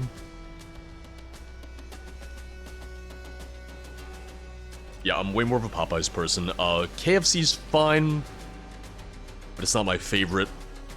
Chick-fil-A's fine. I would put Chick-fil-A above KFC, but not the best. Oh, you have a name! Maybe I should have saved before I tried fighting you. Do it again. I got all Yeah, day. I'm gonna run, and I'm gonna heal, and I'm gonna be safe. Kay, welcome on in. How are you doing today? Trying not to kill Bookie, just in case he maybe has something How much you got left to in you? say. I got a lot left in me. I'm just... Oh, and you learned how to pull your head out of the wall. Alright. Wasting your ammo, good call. Glad you did it.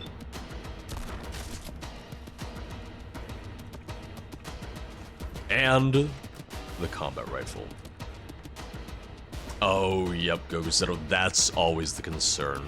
Yeah.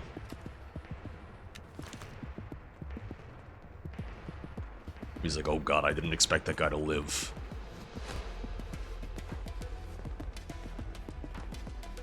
I just...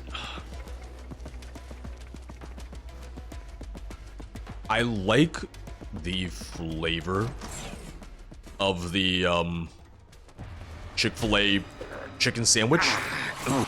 I just don't think it's as good as some of the other chicken sandwiches out there.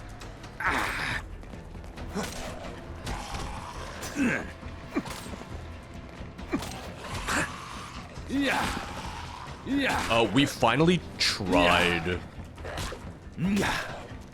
Raising Cane's. Another one where it's like, that was alright, that was decent, wasn't anything mind-blowing, wasn't anything like, oh my god, I need to have this. I've heard very good things about Churches, but Churches is a Texas chain, so there's none near us at all. Like, nowhere near us whatsoever. Someone functioning insomnia, yep, still being a bitch today, unfortunately. Sorry to hear that.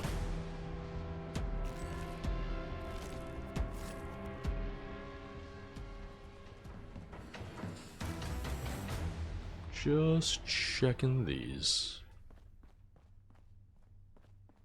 One that I do like, one that I really like, and I haven't had in a while now, because there's just none near us, so I only catch them when I'm down south, is I do like me some Bojangles chicken. Yeah. So next time I visit my parents, I will make sure to get me some Bojangles.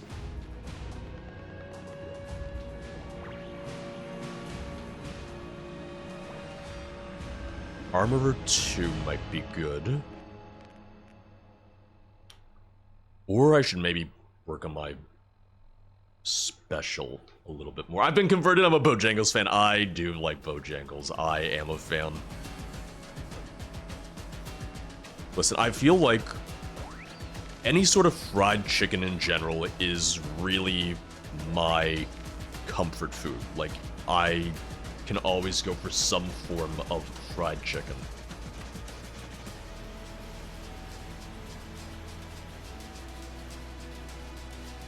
I'm gonna do perception.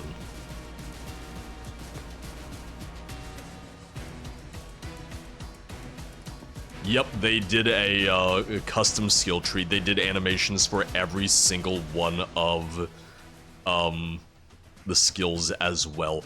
I've mentioned this a couple times now, but I just find it to be a really interesting fact. The animations that you see, all the different animations, it's based on an old PSA that they had in England during the Cold War. They actually started during World War II, and it was just pamphlets, but they started doing, like, animated cartoons for it during the Cold War, that they only planned to air, they only planned to ever show if, you know, they were being destroyed by nuclear missiles, and to play them just be like, hey, here's how you survive, here's how you not die the nuclear annihilation. So it is based in, you know, like, British history and English history, which I thought was really interesting, because, you know, I've been learning a little bit about England through this mod.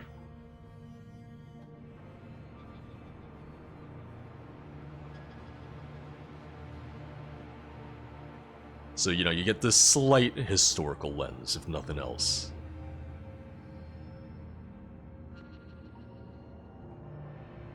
Right, I'm slowly becoming British. I'm hoping that I'll be embraced someday. I'm hoping that I'll be taken in someday. Still need to go. I talk about it all the time, but my parents went to England a few years back and they had a great time. The only thing they weren't crazy about was the Indian food that they tried, but they also live in New York City, literally on the same block as 8 different Indian restaurants, so I feel like they just had a really high bar already for Indian food.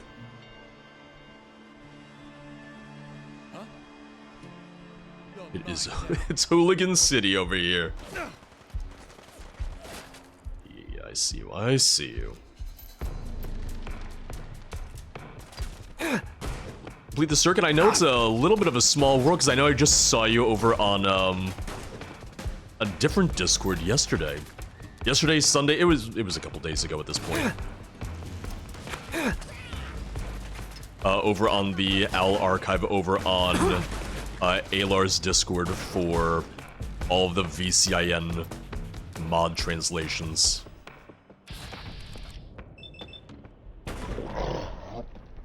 Which is always, it's the thing of, for as big as the Skyrim modding community is, as big as the Bethesda modding community is, you know, there's so much crossover between different mods, different games, and all that.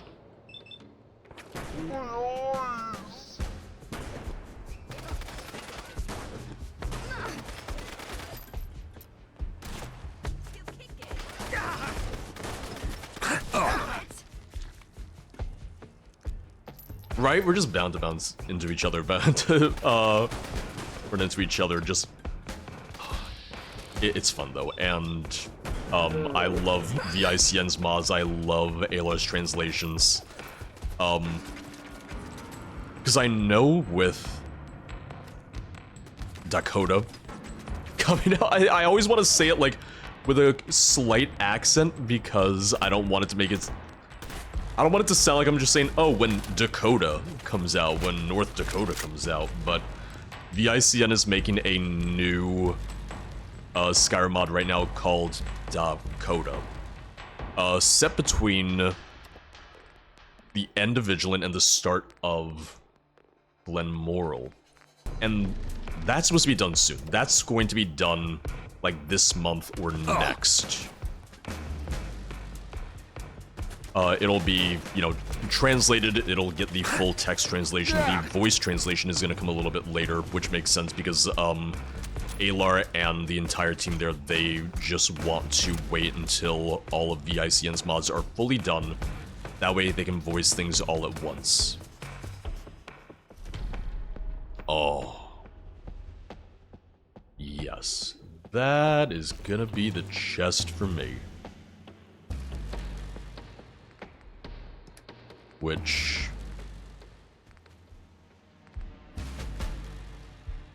yeah, I would just need to improve that. I would need to upgrade that a little bit first.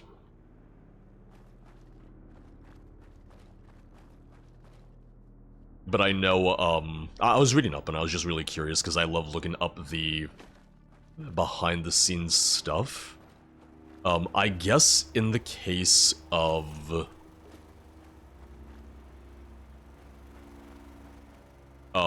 Glenmoral, one of the reasons VICN was waiting before continuing it was VICN was waiting to see if they wanted to use some of the new lore from ESO in regards to Athelia, the new Daedric Prince. Because that had the potential to change up how they were writing the story, and I guess it turned out that it didn't actually have the same long-lasting impact that they thought it might have.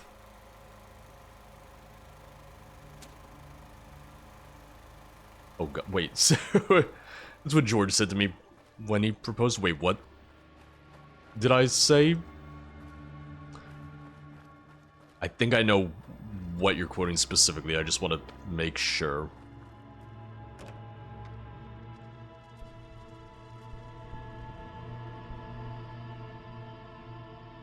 That's gonna be the chest for me. 9, how you doing today? Welcome on in. Happy to get you your streak. I did get mine yesterday. I was just lurking last night, though. I think someone's out. Time's up. So I didn't chat at all, but I was lurking. Sarah, in my defense, I said that way before I said that way before the proposal. I said that way before the engagement. I need covering fire. Let's give me some credit here. Made a big mistake.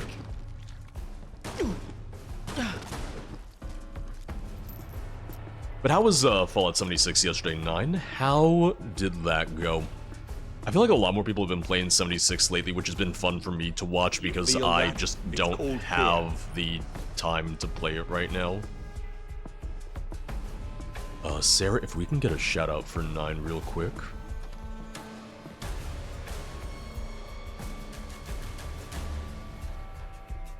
I ask you because Llama, I think, is on his sabbatical before he moves.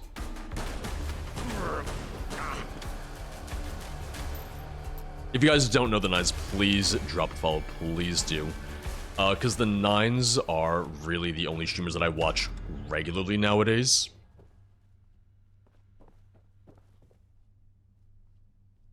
Yeah, I would say the 9s are really the one channel, the one Twitch channel that I make sure that I watch every stream, that I make sure I have them up in the background, if nothing else. Little dry in the evening. Too many people with jobs go to bed at a reasonable hour. I wonder what that's like. Oh god.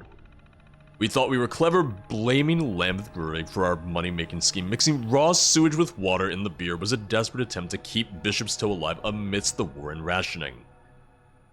But now an official inspector has uncovered the truth. We received a summons to court and they're slapping us with a hefty fine. It's in the thousands, money we don't have. It's a dark day for the pub and I can't escape the guilt of our actions. The pub's reputation is tarnished and our loyal patrons are betrayed. Do you like the giant trackpad ball or track ball? I like the giant track ball. Now, I am I'm still not taking any of the unique coasters, the beer mats yet, because while it was supposed to be addressed, or while some of them were fixed in the most recent update, I've seen some people say that they're still having the bugs with the beer mats giving like debuffs rather than buffs.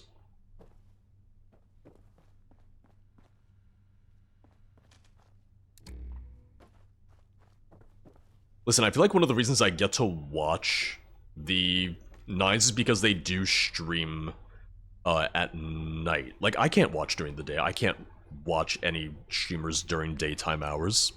Or if I am, it's only on days that are specifically recording days. Yeah, so each of the pubs has their own coaster. They're kind of the equivalent of bobbleheads from the base games, from the original Fallout games. However, I'm just gonna make a hard save and pick it up. However, some of them are bugged. Not all of them, but some of them are. So, for instance, if we take a look, status, special, yeah. I'm gonna pick it up, and we're gonna see if this one worked properly.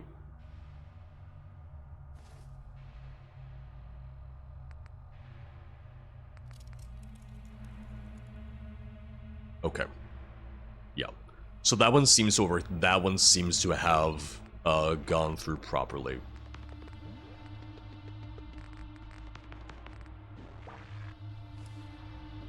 Right? I'm sorry, I'm just gonna quickly... I'm just gonna double check real fast. I just want to double check. I just want to be safe because I don't want to have to debuff for the entirety of this. I've seen some people say that there is a fix on the Nexus. Yeah, so that did work properly. Yeah, went from 4 to 5. Yes, perfect. I think it's more so the damage-based ones that are a little wonky. It seems like the ones that just increase one of your specials seem to be a little bit better. Yep, it's the big old toe. It's the bishop's toe. Right now, the hat that I'm rocking, it's specifically because of a luck buff that has. I think it's 2 luck. Yep, 2 luck. No other way to improve it, no other way to kind of like enhance the hat, but I would love to be able to enhance the hat.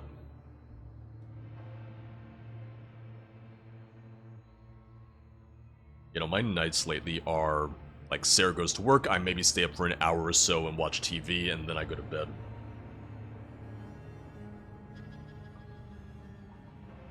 We haven't even finished House of the Dragon, Season 2 finale, which... I think we were just getting a little bored towards the end, frankly. I think we were getting like a little like, alright, is this over yet? Yeah, we gotta wait another 2 years for this, but right now I'm just sitting here going, I get it. There's a lot of nothing going on right now.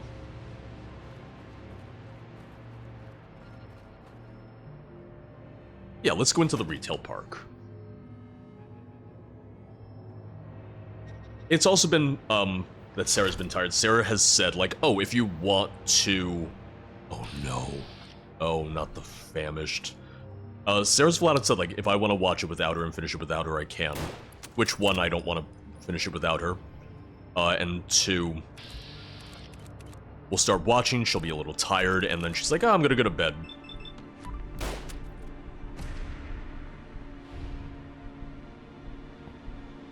Listen, I loved so many of the characters, like Season 1 and early Season 2.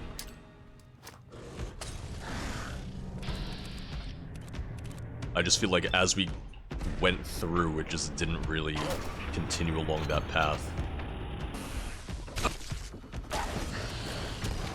Oh god. Oh, get out, get out, get out! Oh, I'm not gonna survive this. Oh, get outside.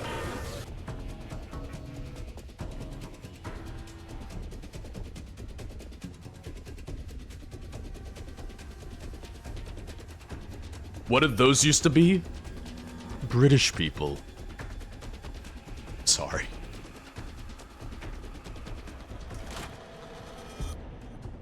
Although Rucky would probably be like, yeah. I feel like Rucky mucks everyone. They'd be like, yeah, pretty much. Alright, and back in we go. Little cheap of you, George. No. Strategy. They don't have opposable thumbs. They can't open the doors.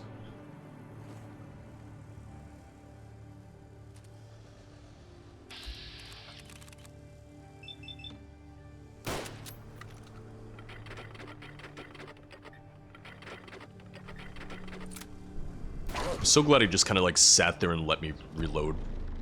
Very kind of him. Very nice of him. Oh, they make the dog noises when you shoot them. Well, that's sad. That's a little upsetting. Fake James Bond! Oh, I love my fake James Bond. 005, as they call him in the Fallout universe.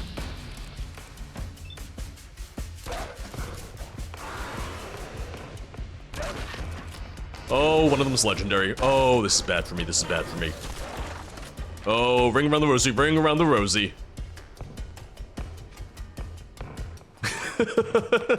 Listen, it works. It works. It's fine. It's fine. Oh, or I missed. Oh, I can miss. I can miss. All right. All right. All right. All right. Okay.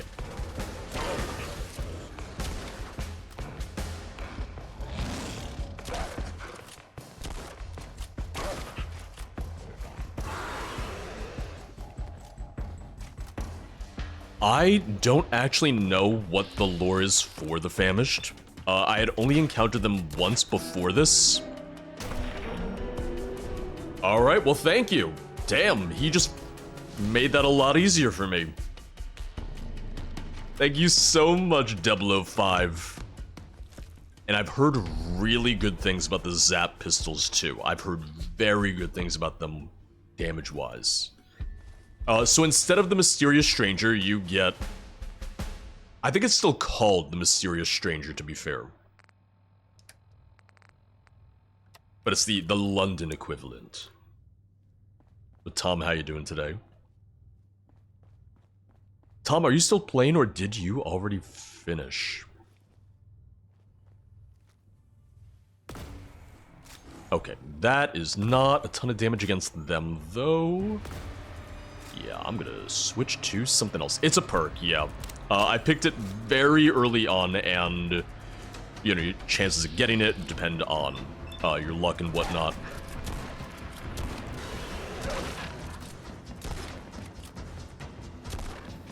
Yeah, coming in here was maybe not the best idea, because I'm just gonna fight nothing but Famished in here. Okay. Yeah. Yep.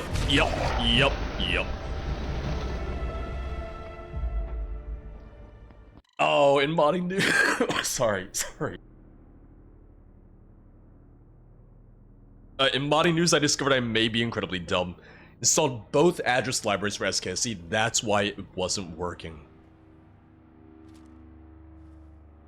That'll do it. That'll absolutely do it.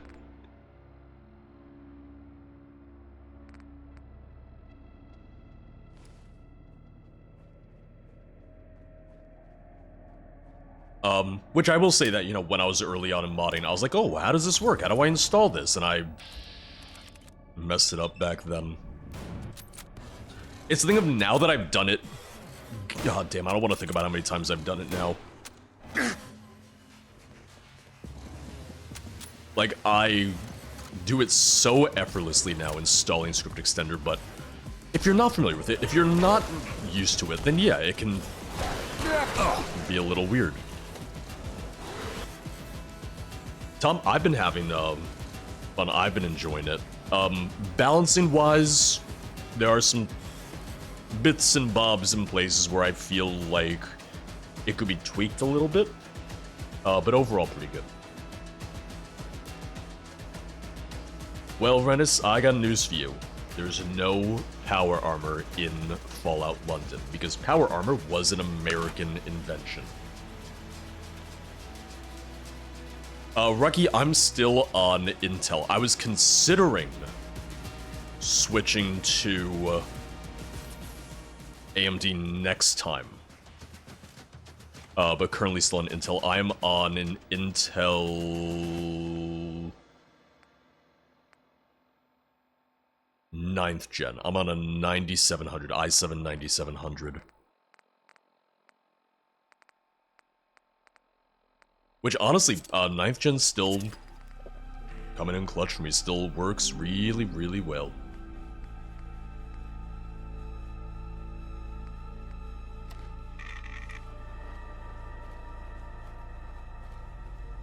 Oh.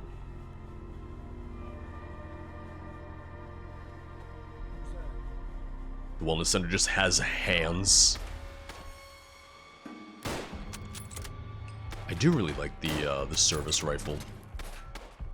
I was gonna say I'm gonna miss that one, sorry. I just need more ammo for it. But, one thing I wanted to mention, and I actually talked to Rucky about this, but for people who were here on Sunday's stream, where I gave up on the Empress, on the Mirelurk Queen, so I saw more people talking about it. I saw more people discussing the Mirelurk Queen. People were saying that even at level 31, they were still getting, like, one-shotted. So I don't know how late game they wanted that to be, but my god. Yeah, so that would be an example of, like, okay, here's another way that I would like to see maybe a touch-up or two to some of the balancing.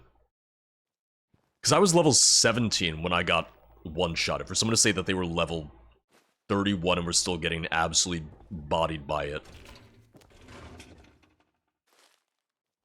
I talked about it a lot the other day, so I won't go over it a lot more, but my main takeaway is, if that's intended to only be done at a certain level, don't kick off the quest. Don't unlock the quest until I'm at that level.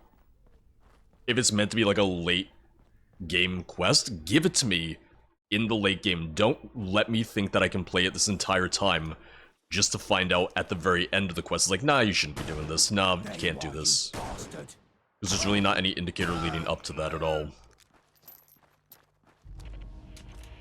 It's like how, you know, in Skyrim, certain danger quests only unlock at a certain level. That's less so because of enemy level or anything. It's just that they were like, oh, we want to space these out.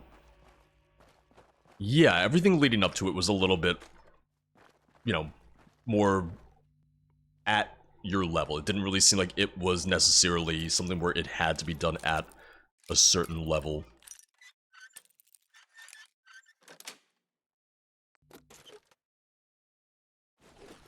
But it's also kind of like how, in the case of the Empress, like, I get it, she had the skull above her head, so she was a higher level, a significantly higher level, but even going up against some of the robots will be, you know, not a higher level than me and still just body me and just one-shot me.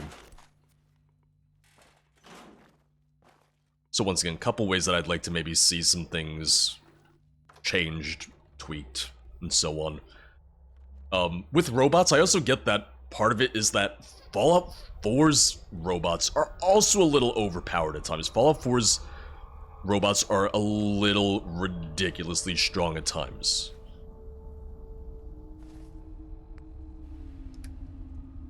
But this felt pretty ridiculous. Yeah, fortunately no Assaultrons so far. Which I think Assaultrons specifically are another American invention, so they would have to have their own version of it in this. I'm just gonna drink something for... No, I don't think I have any nearby ammo stations, or none that I saw. I just need to drop 4 pounds.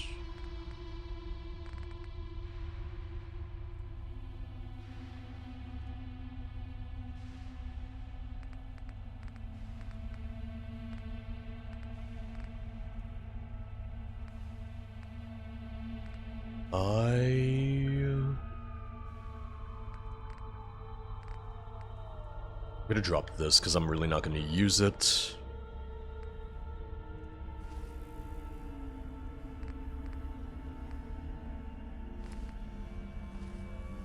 And now I should be fine, yeah. I'm gonna go outside, I'm gonna see if I can find some other workbenches.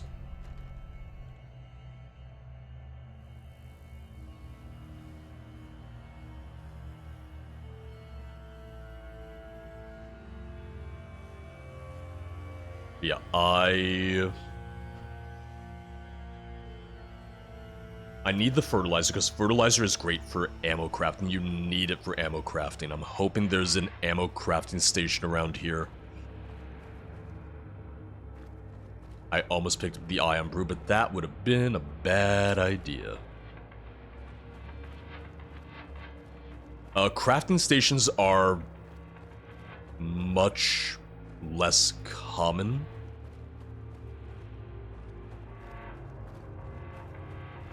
You don't have to do ammo crafting, but some ammo types are just less common, so I just wanna stock up.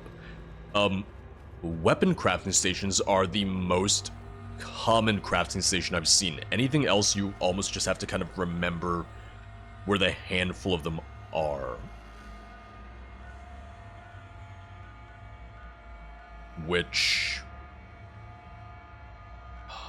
in the case of this, it's the thing of, you also just don't have as easy access to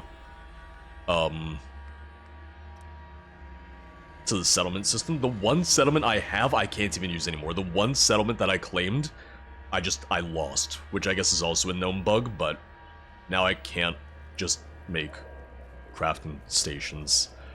The only way to, right now, the only way for me to know what level enemies are is if they have the skull next to the name. It means they're much higher than I am, but outside of that, Fallout 4 had a Hopefully the ferryman will get perk us where you could some see in enemy there. level, right? Delicious. Was that a perk or was that a mod? Or am I just thinking of Fallout 76 altogether? Because that's also a distinct possibility. We're about to on the road. How is the road treating you? How you doing today? Watch where you're going. I would say weapon crafting's been maybe not a necessity, but it's Let definitely the surface helped. dwellers kill each other. We'll be safe here. Because I want to make... I'm fine on handgun ammo. Like, perfectly fine on that. I need 303 ammo. Yeah. 303. I can only make the one, because I only have the one lead.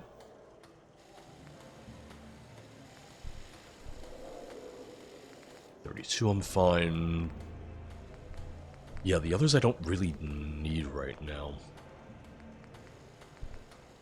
Look at this stuff. Isn't it neat?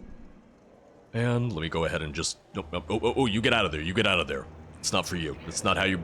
it's not how you use it. I'm gonna switch that to semi-automatic. Oh, actually...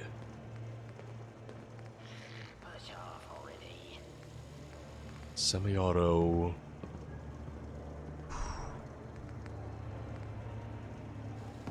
Yeah, that requires Nothing like a swim powerful in our work. Thames to That make you feel requires alive. rank 3. I think it is a Little Mermaid reference, yeah. Vaden, they had actually done an interview with Fallout London ages ago, like before the mod came out. They've not said anything since the actual launch of the mod itself. Which, the thing that I've said, the thing that I commented on is that I understand You that smell when... that? It's the Thames calling to us.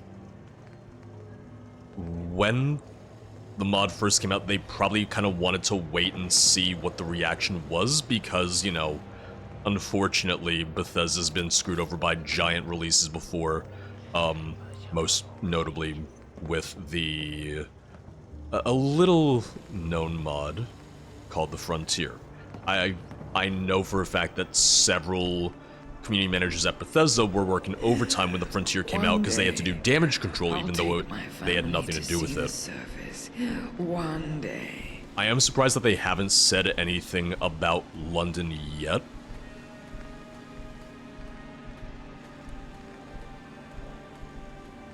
Since the, reception has been really good and it's been really just blowing up everywhere and people have been talking about it non-stop.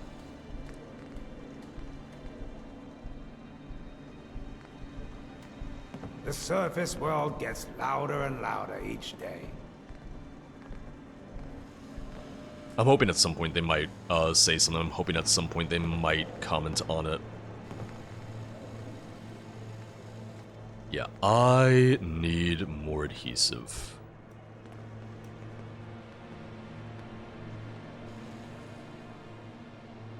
$355 out of $365.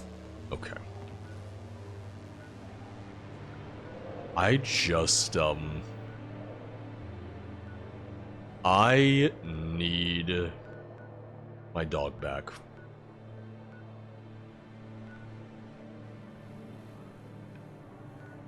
Because he was supposed to go back to the factory. I don't know if he's inside the factory or what. I'm gonna try and find him. Yeah, even if it's just like a tipping of the hat of like, hey, by the way, congrats to the team at Fallout London, it would be cool to see that.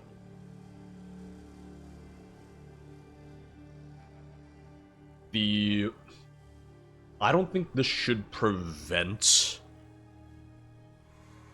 Bethesda from talking about free mods, and I don't think it does prevent them from talking about free mods, but I know that right now especially, there's more... Where did you come from? Emphasis on their end, talking about the... Mind the gap and all that. Paid creations, because, that's more of a... like sanctioned project. It's more of like a sanctioned product from them. And with QuakeCon and everything, they probably wanted to focus on like, King Yath just released Bard's College expansion and all of that. But I would love to see some acknowledgement. I'd love to see some public acknowledgement of London. Right, Sarah? Right, me? I'm just a big shill, and we all know it. Sorry, I missed. Yeah, because it says that, Churchill goes back to the factory, but he's not out here. I'll check inside, but... This is where you find him. This is where you get him the first time.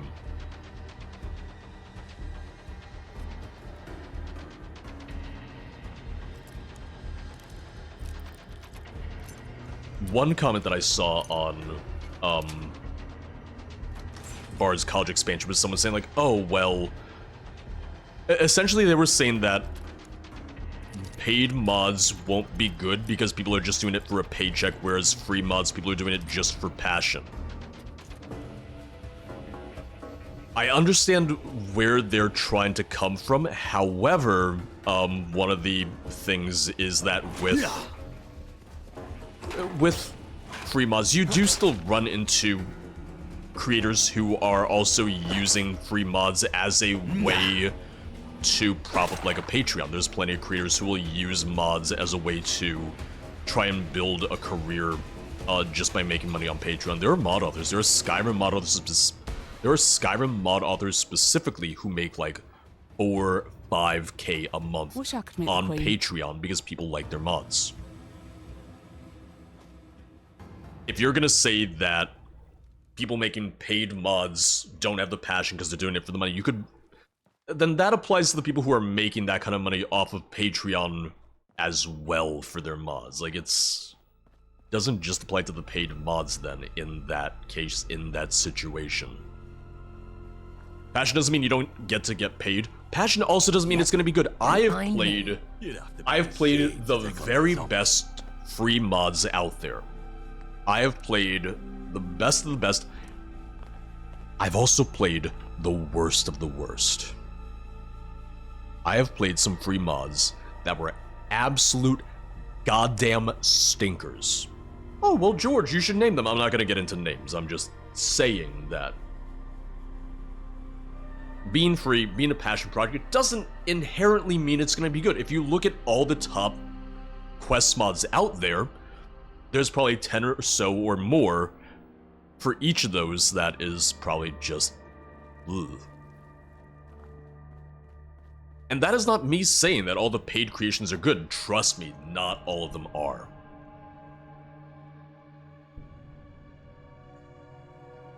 It's just not as black and white as some people make it out to be. No, he should have brought more mead. Medic, welcome on in. Thank you for the raid. How's your stream? What were you up to today? Today was some ESO, correct? We are trying to find our dog, who may or may not be in the dog food factory, but I know there's also some bugs with followers not reappearing or showing up where they're supposed to be anyways, so, you know. Chihuahua Wolf, welcome on Inland here. Always good to see you. But thank you again for the raid. Hope you're doing good. Thank you for bringing your people over. To anyone who might be new, I'm George. This is my channel, Zero Period Productions. I normally stream ESO and other various things, but ever since the release of Fallout London, a Fallout 4 mod, a massive Fallout 4 mod, We will go quietly. this is literally the only thing I have streamed, and I was like, oh, well, I'm gonna play more ESO this week, and I'll play more Traveler's Rest this week, and I mean, at some point I will, but right now, Fallout London, you know? But to anyone who doesn't know Medic, please drop a follow. Fellow ESO stream team member, but also plays some Fallout 76 for those of you looking for more Fallout content out there.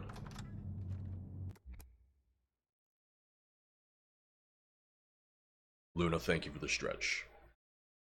Oh, running around finding shiny things? Yeah, I've got surveys that have been stacking up, I've got some treasure maps, and I still have some antiquities and leads that I gotta go for, so we got all of that coming up. We do have the next patch coming up soon, which I feel like the new patch really isn't going to affect me too much. Just because the housing feature, it's something I already had through essential housing tools.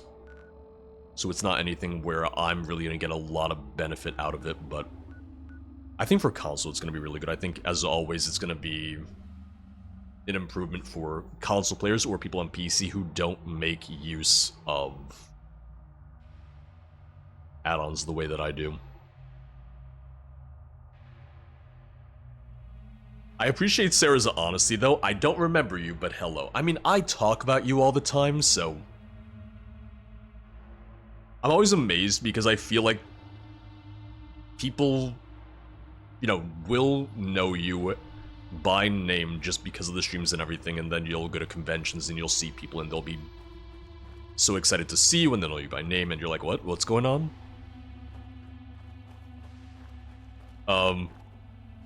It just reminds me of the 1 year at PAX East, how excited Camelworks was to meet you, Sarah. And I think you'd only ever heard about you from me, I'd only seen pictures from like my socials and whatnot, but knew who you were immediately and was just like super excited. That was a good event, that was a good convention. Ooh, Major Risk, who's getting married? Yeah, if anyone has any questions about Fallout London, I am happy to answer. Like I said, this is a brand new or somewhat new Fallout 4 mod. It essentially recreates London in the Fallout universe. New story, new quests, new weapons, all that good stuff. It was a good year, Sarah. It was, it's a good time. I was PAX East 2020, literally, like 2 or so weeks before the end of the world. And I know, you know, we've talked about it before, but man, oh man, conventions just haven't been the same ever since, or at least PAX has not been the same ever since. It's never gone back.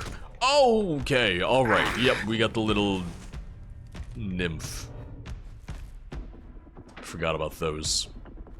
I only fought one of them before this, so I had forgot that those existed.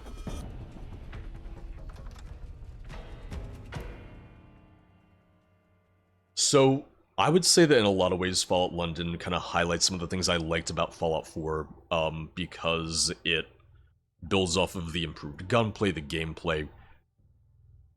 One thing that I really love, and this is less of a comparison to Tale 2 Wasteland specifically, but I love how it really feels like a city. Because, you know, in Fallout 3, in New Vegas, even Fallout 4, the cities are a smaller part of the overall map, whereas this really feels like you're going through much, much more of London, and that's really the main emphasis. And the focus on that more metropolitan area is really fun for exploration.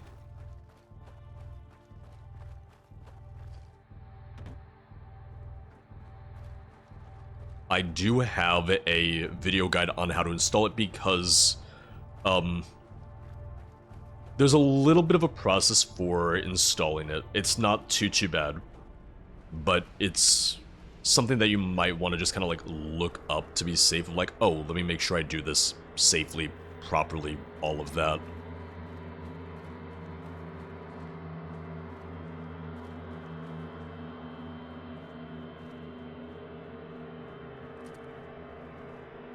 I'm just checking around, because I think there might be a couple other stores I can go into.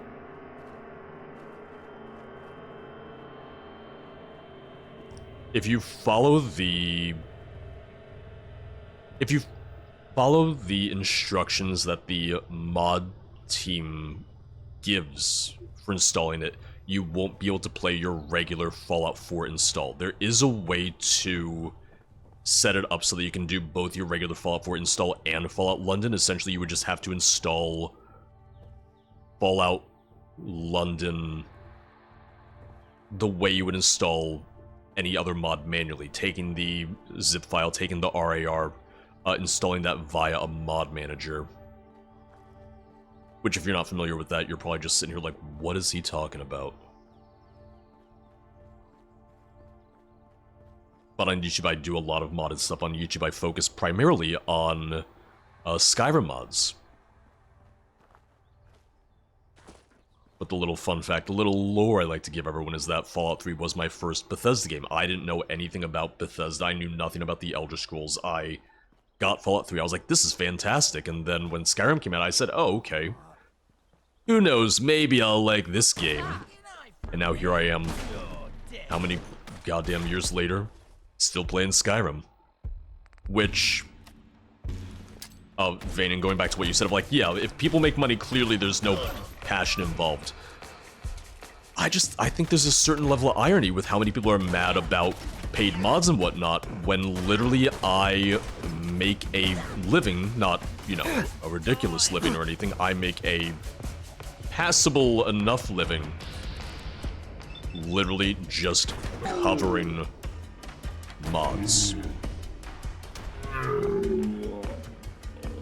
Without Patreons, without donation points, without the paid mod system, I, as a YouTuber, stand to make more covering the mods than the people creating the mods. And I do think there's a certain level of irony that people are so dead set against mod authors getting paid. Meanwhile, I'm here literally making money off of this. And it's why I continue to say that I think I would be a huge goddamn hypocrite if I didn't support paid mods in some shape and form. Doesn't mean that it's perfect, doesn't mean that the system's perfect, it still needs to be improved upon, but at its core, I don't think it's a bad thing.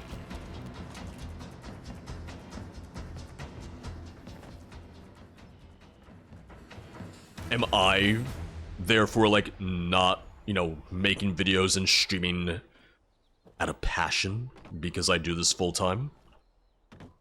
Because I have rent that I gotta pay. If I say that on YouTube, I'm gonna have people say, no, you don't do this for passion.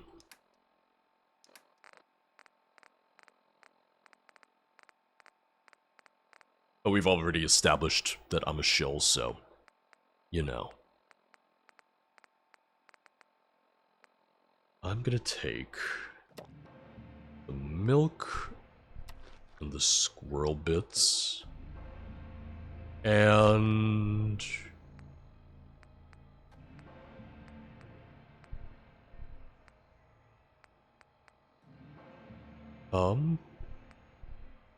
I do like that Marmite helps you resist infection and parasites.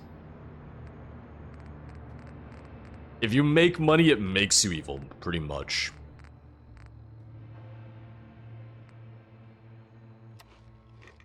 Well, the funny thing I saw too was someone was saying that King Gath thinks paid mods are bad, and that's why he doesn't make paid mods for Fallout 4, but makes them for Skyrim. I was like, I don't... If he thought paid mods were bad, if he really, really thought that, I think he just wouldn't be making them at all.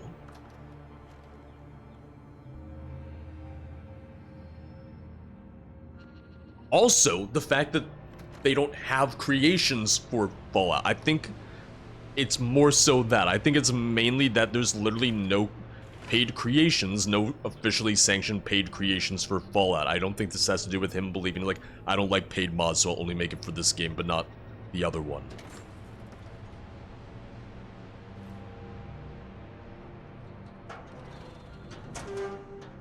I'm a little scared by this door.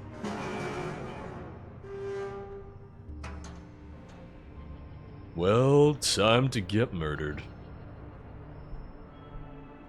He's making money. How dare he try to improve for himself while also doing something he enjoys. That's something I love YouTube. I love Twitch. I continue to consider myself so very fortunate that I get to do this day in and day out.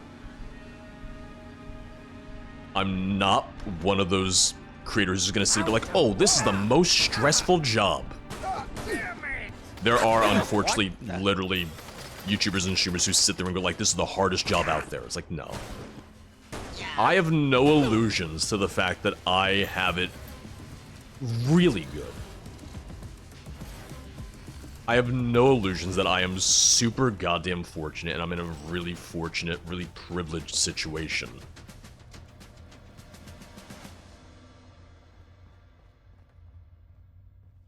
Are there days where I'm like, oh, this is a little stressful? Yes, but at the end of the day, I'm making videos about a video game, and I'm having a lot of fun doing it. There is work that goes into it, but once again, the people who say that this is the hardest job, it's like, probably haven't worked anything else. Listen, at least, once again, this was like my first job out of college. And it's been my only full-time job. I've had a couple things that I've done like on the side. I've done some contract work and whatnot, but like I haven't had a regular 9 to 5. No, I listen. I do this. I don't consider it a real job in the traditional sense. It's not a traditional job.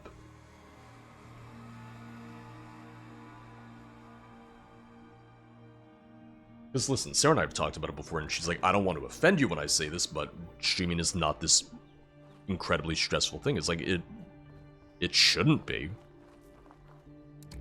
Whether you do it for fun or full-time, it really, you shouldn't view it as this incredibly stressful, really terrible thing.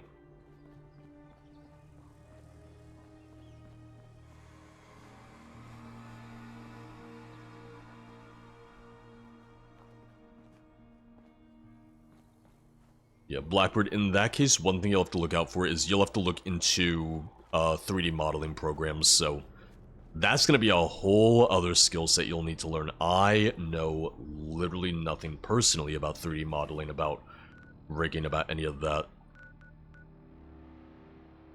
That's going to be a whole beast of its own. I mentioned this the other day, I'm still just a little surprised and confused by it, but Starfield's creation kit, Starfield's modding tools, does not have lip sync functionality built into it, and I'm just sitting here, I'm going, how? Because they've had lip sync functionality in the mod tools for everything since Oblivion. Yeah, a lot of people, including myself, are very confused about that. It's why the handful of new companion mods out there, if you play them, you'll notice that the lip sync just isn't synced.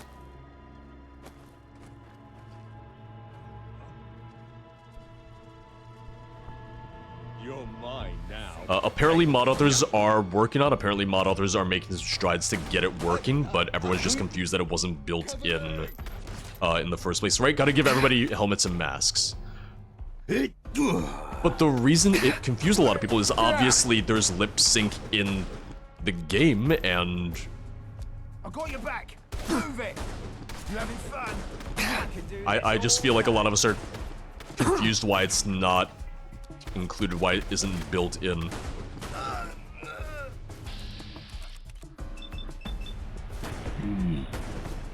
Yep, seeing calls for Skyrim, Fallout 4, even New Vegas, haven't seen any for Starfield. Which I continue to think that, you know, part of it is that there's still going to be a learning curve for working with some of the new systems added in Starfield, but even still, it's this thing of, like, not having lip sync integration. That's a really, really strange decision. Might have been an oversight, but right now we're just sitting here going like, can we get it? Can we get an update for it, please? Like an official update for it, maybe? White Witch, welcome on in. I actually just sent a friend a new Vegas mod that came out where it's like, oh, welcome to Dry Wells. It's an expansion where you know, you can go to like the more Legion-controlled areas with like 20 new quests, new zone, all this fun stuff. And it's like, it's crazy to see the people who are still making stuff for New Vegas. I don't know anyone personally who mentioned it, Blackbird, but one, I can't imagine Bethesda doesn't know, and two, I can't imagine that people involved in, for instance, the official programs such as Creations wouldn't have brought it up.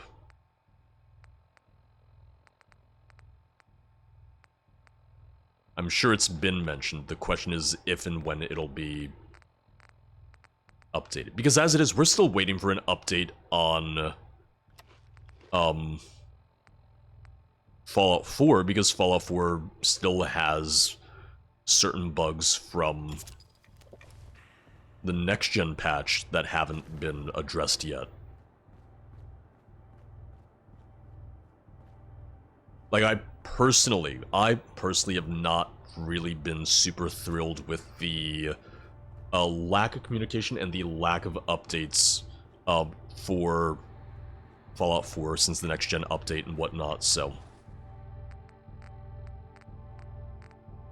I feel like the communication from Bethesda has really been lacking lately compared to what it used to be. I feel like it used to be a lot better. And I'm hoping it gets better. I'm hoping it improves again, but right now it's definitely not where I want it to be. Right now it definitely leaves a bit to be desired.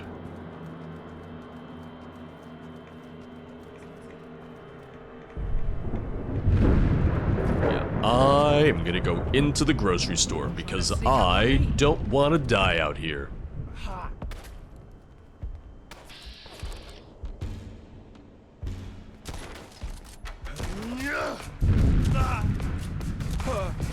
What did you have? What did you have? Hold on, we are just a little surrounded both by enemies and by rats. Yeah, I would imagine that, you know, stuff like the lack of lip sync functionality, the fact that people are still getting used to certain systems in Starfield's creation engine is why we're not seeing as many quest mods and as many casting calls yet. I think we will in time, but Never should have come here. in the grand scheme of things, the Starfield modding scene is still in its infancy because we only just got the official modding tools recently. But it does feel like it's a little bit slower compared to some of the previous games too.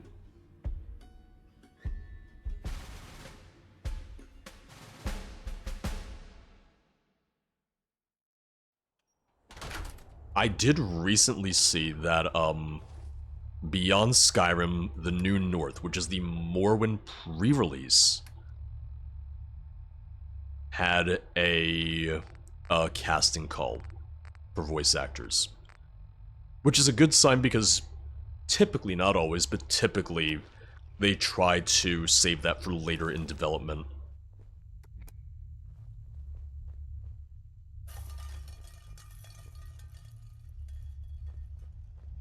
Right now I'm seeing a lot of people who are making Starfield mods that are maybe less quest focused, but are very much gameplay focused, or are, I guess, like, world focused would be the best way I could put it. Like, oh, they're redoing some of the planets, they're redoing the points of interest. It's a lot of good foundational stuff that I'm seeing for Starfield mod-wise right now. Which I think is also really important, and I think, you know, that'll kind of pave the way for bigger stuff as time goes on. The Starfield mod that I covered recently, the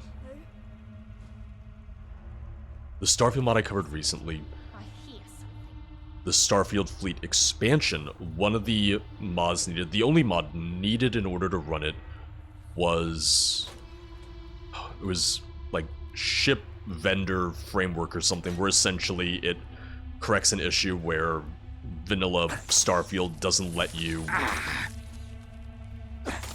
it doesn't let ship vendors rotate their inventory out. Whatever they had the first time you see them is what they're stuck with the rest of that save, which I thought was a weird decision. Someone there. That seems like an oversight. To me, that very much seems like a bit of an oversight, that their inventory never rotates out. I have not done voice acting, or at least I really haven't done much, mainly just because I can't act. Which Wes Johnson did actually make the offer that I could always sit in on his voice acting class that he does, his video game voice acting class that he does. I might have to take him up on that. So far, the only stuff I've done is I have recorded some... I've recorded some lines for some upcoming mods that were more so meant as kind of like cameos. It's like, hey, here's my little... like, my cameo. As me, as George. I was gonna say I wasn't gonna heal up in time. I'd like to give it a shot. I like doing the cameos because I feel like, you know, I'm more so just expected to be me. And that I can do. I can be me.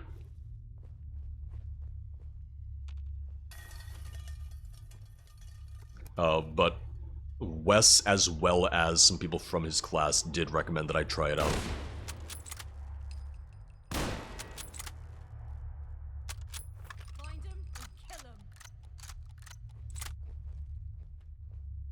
But Hawkeye, how you doing today? The one thing I'll say is that I think, kind of in the meantime, one thing that'll help is that the more I do of the, like the one-off videos where I have to, you know, read through a script and record the voiceover, I think that will be a good start. Sarah's like, alright, who am I fighting? She's like, oh, wait a second, it's fine.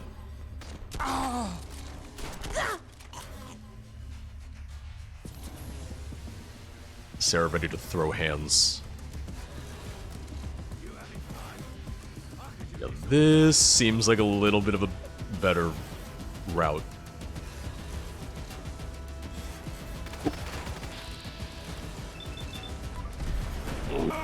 I love the physics of just blown back by that. Like, he just dropped.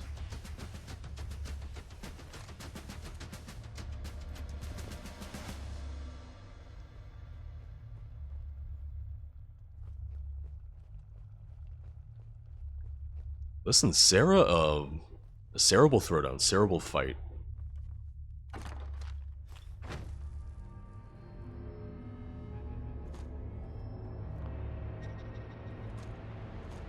Because Sarah's not really the jealous type, but she is the... What the hell was that? She's not jealous, she just will go on defense. Would be the way that I describe it, at least.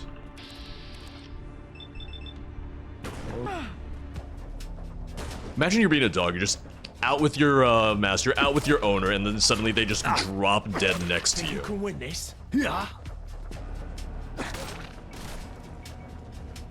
Okay, I was hoping that was gonna go over my head. I was really hoping that wasn't gonna hit me. It did.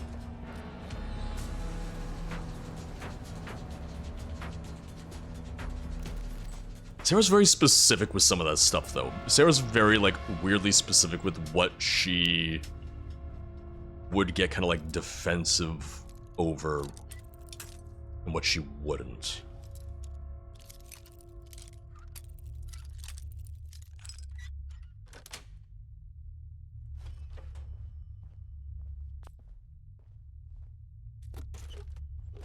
Lot of bobby pins. I need all the adhesive. Like, that's always the issue. I just need more and more and more adhesive. Oh, they brought back the Chinese pistol. It is 9mm, 18 damage. What is mine? Mine is also 18 damage, so I'll stick with mine then. Fire rate 90. Range is ridiculous. Accuracy.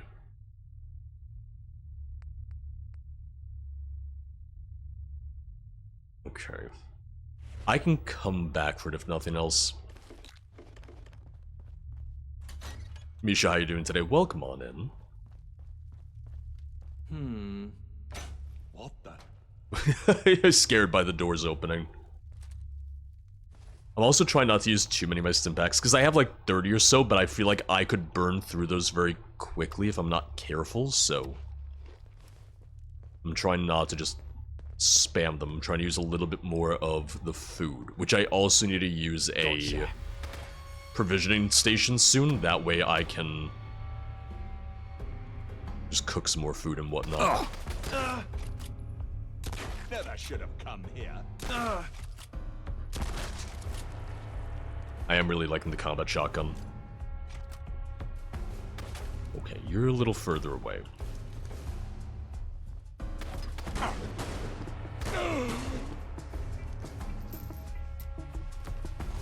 I still feel like I'm supposed to have a second hand on the pistol. Because the animation for aiming down the sights, I'm just like, hello. I feel like I'm supposed to be holding it with my other hand, like maybe at the bottom, but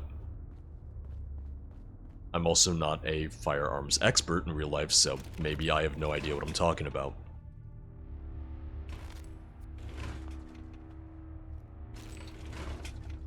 I think it's more so that the animation for it looks a little bit more awkward with the way that you're holding it, not having a second hand on the bottom.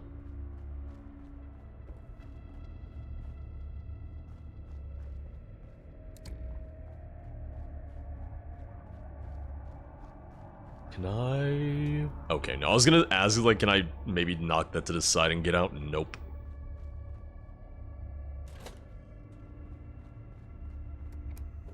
We're actually just, we are the contestant, the Turkish contestant from the Olympics. That's the real truth. It's the real deep lore. Just watching all the Star Wars movies for the first time. I still need to watch Season 3 of The Bad Batch. I still need to watch Tales of the Empire. I'm behind. We did watch Acolyte. It was good some of the time, and then other times I was like, yeah, whatever. But I would be interested in a Season 2.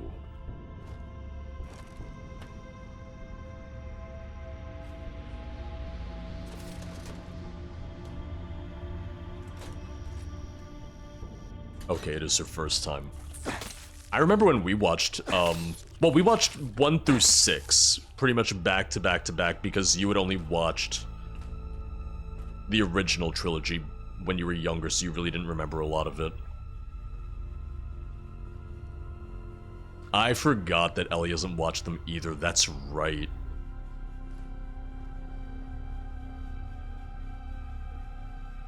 Protein pack, Nuka-Cola, wild, mute fruit.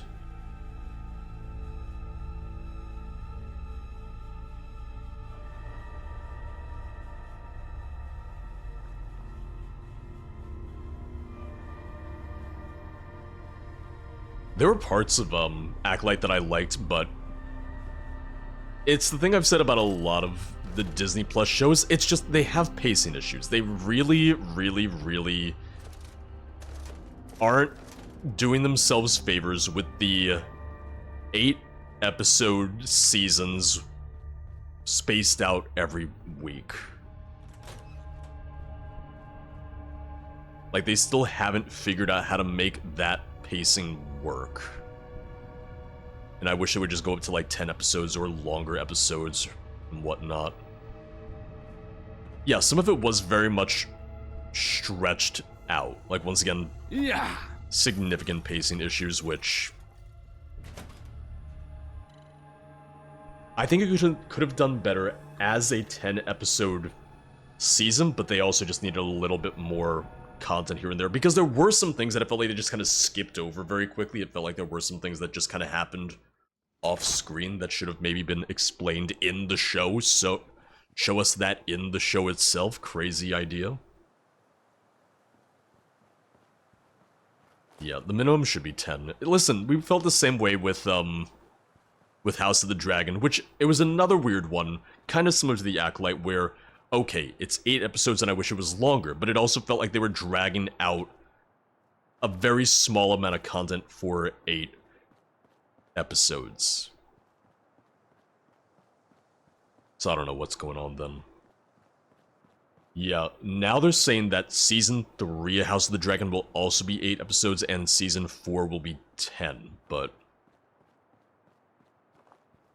listen, these companies have money to burn. These companies have so much money to burn through, and seeing the budgets for some of these shows too, I'm just like, how did you spend this much money on this? I've heard that Hollywood accounting is its own absolute bullshit, but still.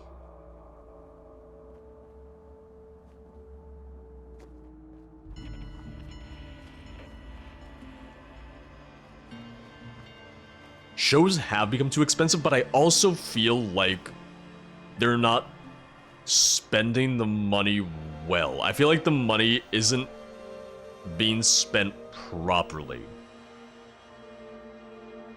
Like, seeing the CG in some of these shows, it's rough.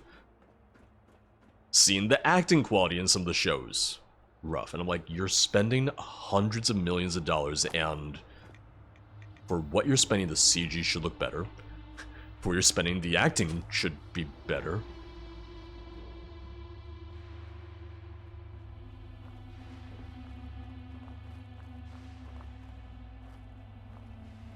Right, I'll burn the money. I'll do it. I will make the best goddamn Skyrim modded playthrough ever. Just give me, you know, I'll be generous.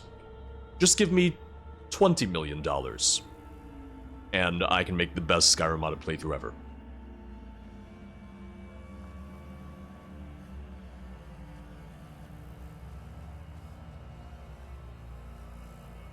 The Fallout show was very good, yes. The Fallout show worked. Fallout was 8 episodes, right?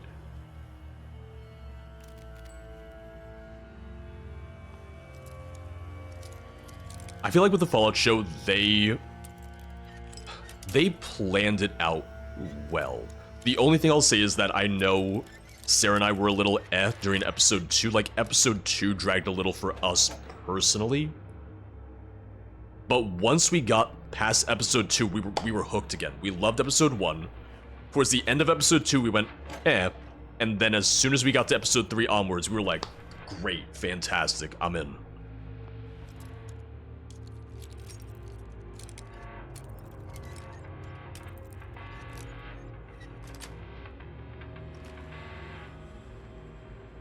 I mean, Majorsk, I think there is something to be said about practical effects as well, and I think a lot of people are moving away from practical effects to just do all CGI, and...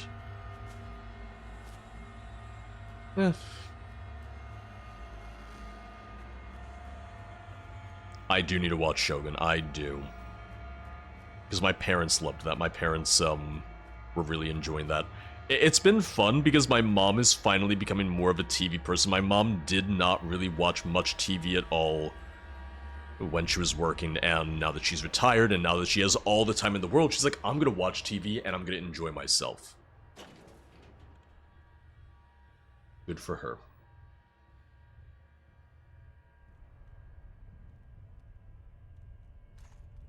Yeah, it was a mix of CG and practical, which once again, I think there's a lot of benefits to that. Yeah. Did I get through that? No.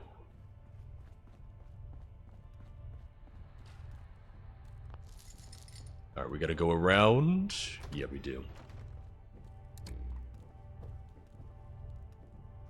I remember when they started season 1 of The Mandalorian, and they're like, oh, the newest innovation that we have is the volume, which was essentially a giant... It was a massive panoramic screen. And the idea was like, okay, we're just gonna put the backdrops on that screen, and it's gonna save us all this money, not having to, like, green screen it in.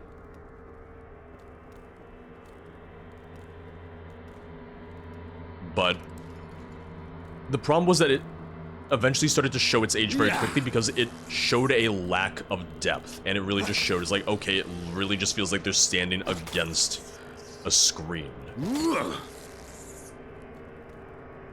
unfortunately, I feel like that aged out very quickly.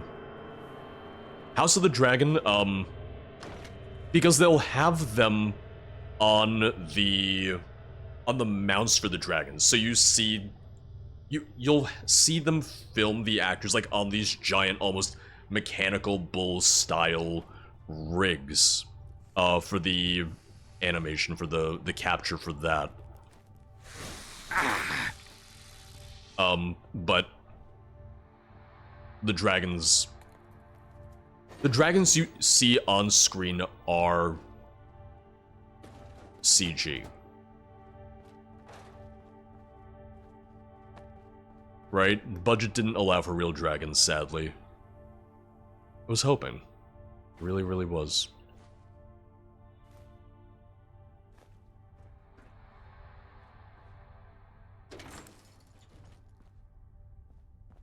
Okay, and we've gone full circle.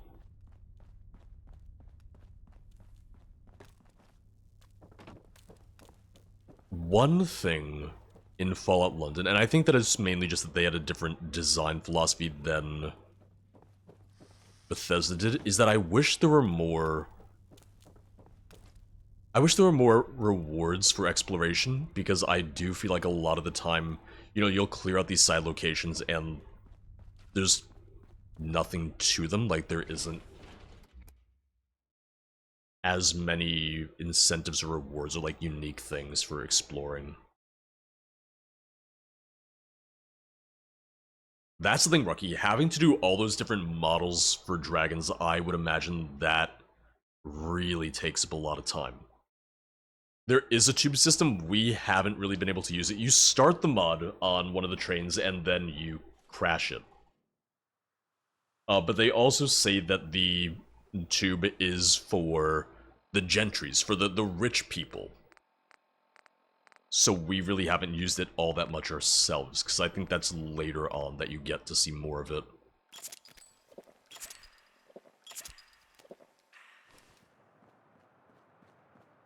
Oh, Sarah was telling me the other day about the whole, thing of how little the cast of Lord of the Rings got paid. I can't say I'm surprised. And I'm not saying that I approve of it, I'm just saying, unfortunately, I'm not surprised because Hollywood's been doing that for ages.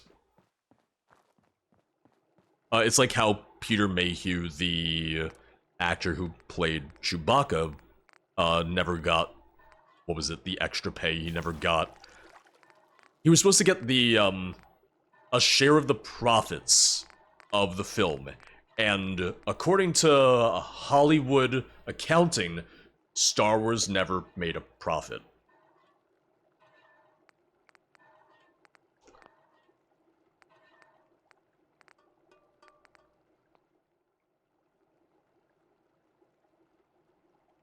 And I'm sitting here in silence because just think about the stupidity of that statement for a second.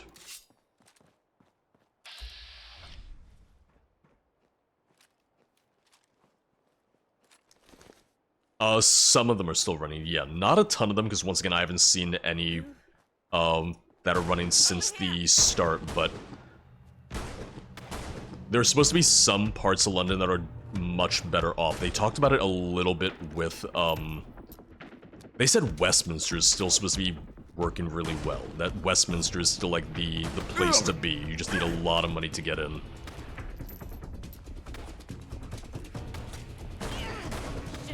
Maybe it's like New Vegas where you need the credit. You need to pass the credit check.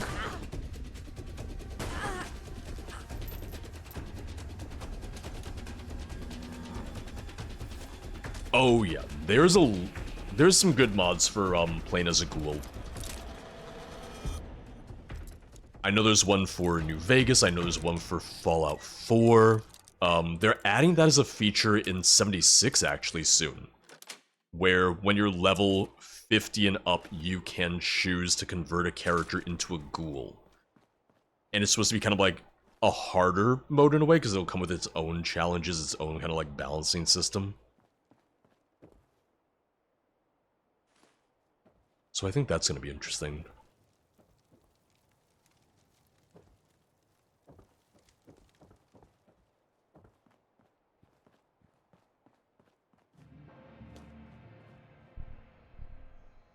I am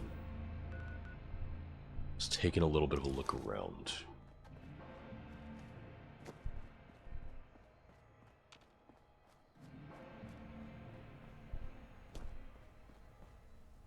I feel like Hollywood's, and I'm not like a film buff, I'm not an expert. I feel like Hollywood's been a mess for ages. When you hear about all these different stories, whether it's the Harvey Weinstein stuff or, I mean, he's not the only one, but the amount of predators that there are out there who took advantage of their situation, of their position, looking at, like, making sure that people just, oh, well, you're entitled to a share of the profits, but this billion-dollar grossing film never turned a profit and stuff like that. Yeah, it's all just... Too many bad actors, too many bad decisions that are holding things up.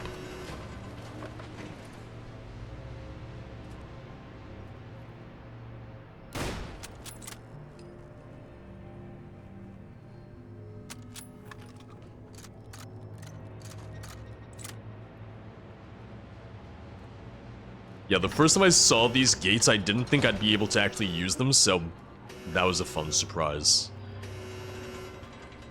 Using that to navigate the map a little bit more. I'm just gonna make a hard save because I have not yet.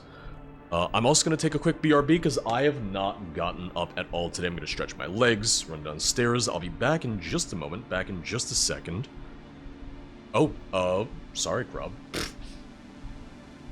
Sorry about that. Well, now the Crub's here, I better, go away for a few minutes. Not ending, just BRB, just because I haven't gotten up at all today, and I really need to get into the habit of taking a break every hour and a half or so, but here we are at almost the 3-hour mark, because I just sit and talk, and continue to talk, for way too long. I'll see you guys in just a second. Quick BRB, quick ad break. More Fallout in just a moment.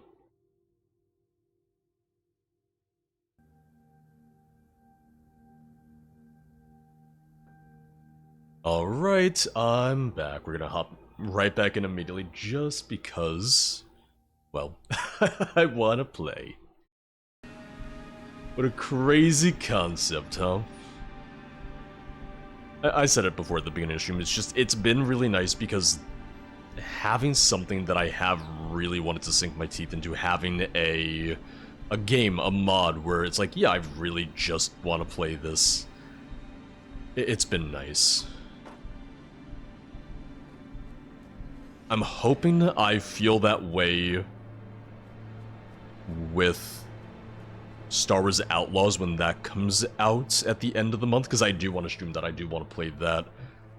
The main thing's gonna be, it's like, oh god, it's a very slim chance that I'm gonna finish Fallout London, or at least finish everything I want to do in Fallout London before that. So the juggling of games, the juggling of stuff on stream shall continue to be harder and harder and worse and all of that stuff. Yep, it is, what is it, the 31st?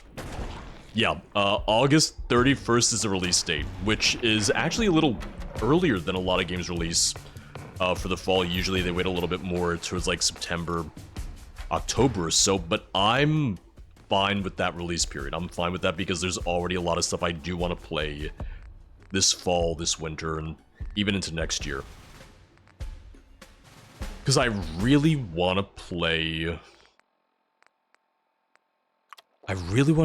Assassin's Creed Shadows, but I feel like I should wait. That's gonna be a thing where I feel like I'm gonna be better if I wait until next year to play that, rather than playing it now, rather than playing it immediately. I just kind of wait until, you know, early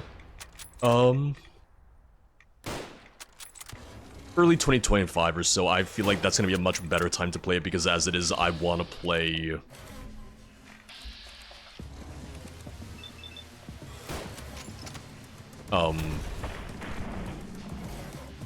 Dragon Age. I almost said Dreadwolf. I want to play Dragon Age Veilguard the moment that comes out, and I want to play Kingdom Come Deliverance 2 the moment that comes out. That's already two major games this fall, this holiday season. I would not have time to try and fit Assassin's Creed in there as well. And all this is still in addition to, you know, Traveler's Rest, ESO, of Fallout 3, because that's still a game that I'm streaming, I promise.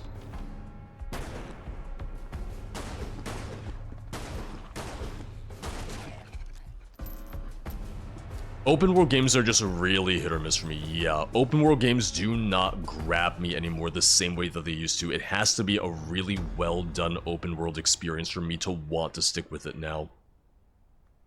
What about Breath of the Wild? I've never heard of that game before in my life. Is it new? Is it small? Is it indie? It sounds kind of indie.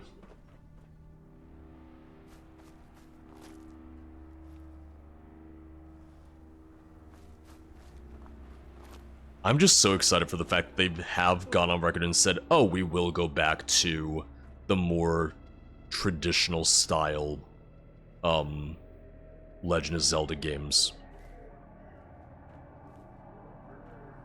I'm glad that they have gone on record and just made that point.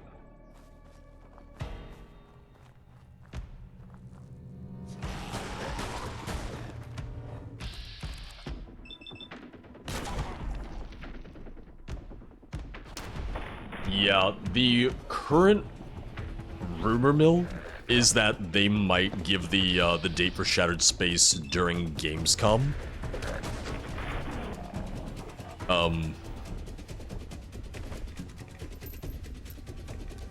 Which I think some people were hoping for a date during QuakeCon, but it's probably them trying to figure out how they want to space out some of these announcements.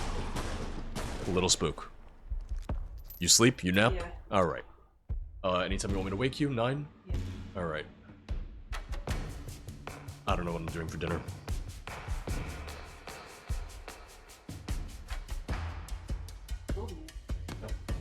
Feel my hands. Yep.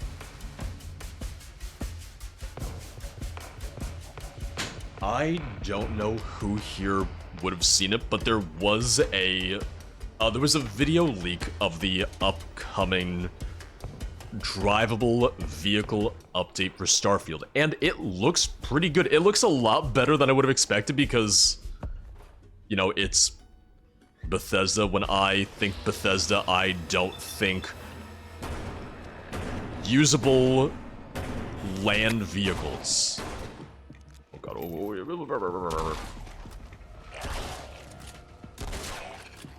But it looked pretty decent. It looked not too bad.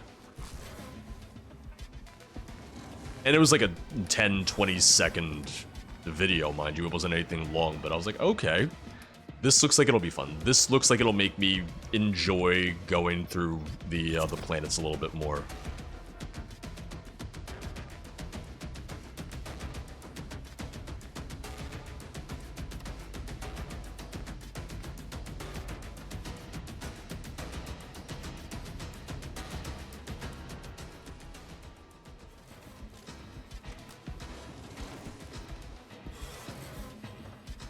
It'll be interesting to see how they're received. It'll be interesting to see how they play because,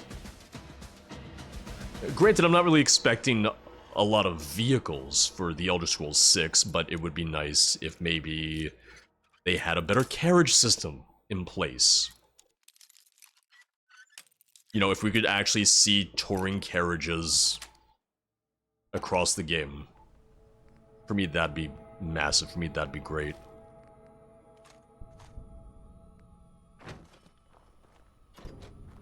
I know there's mods for it, and people are making a ton of really cool mods. I've seen people make mods where you can actually, you know, use your own boat and stuff like that. But if we could see, like, more moving vehicles and whatnot, I think that would be really, really great for bringing some life to the games. Yeah, so my personal thoughts on a settlement system in the Elder Scrolls is, one, keep it for, like, building your own house, decorating your own house. I would want settlements to be a lot less emphasized in the Elder Scrolls than in Fallout. What I would want to see is maybe, you know, have it so that we can build one city or something. The same way it's like, oh, Helgen was destroyed, Kvatch was destroyed, maybe have the settlement system be this thing like, oh, well, whatever city gets destroyed in the Elder Scrolls 6, you help to rebuild that. But I wouldn't want it to be like Fallout 4, where it's like every 10 feet is another settlement that I gotta manage now. I don't think it makes as much sense for the Elder Scrolls as it did for Starfield. But as it is, you know, one of the plans for Oblivion was that you would help to rebuild Kvatch. Never happened, but it was something that they had planned. But I think that could fit really, really well. Right, let me mark it on your map. I played Assassin's Creed 2. Yo!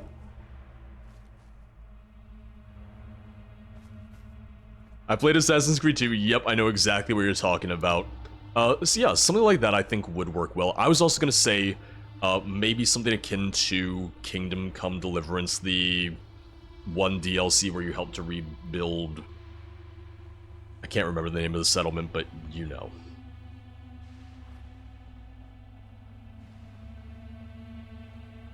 Yeah, Lowell's Proof, yeah. Kind of looking to those as inspiration of, hey, it would be nice if maybe those were used as some inspiration.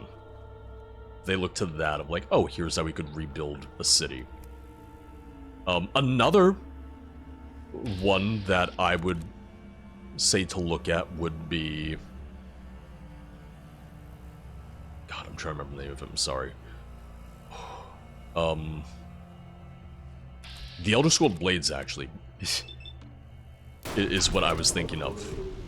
The Elder Scrolls Blades, one of the main features is, you know, rebuilding the city, the settlement.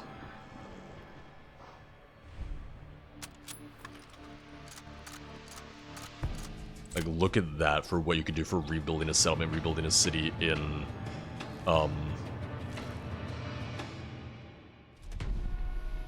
Ooh.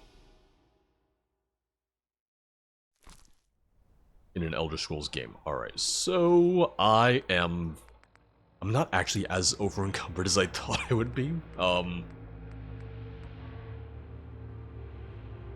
Uses 9mm. I might actually swap out my 9mm pistol for that. 50% more damage against robots. I would be curious to see how worth it is, because robots, I feel like, are usually better with energy weapons. PJs, how are you?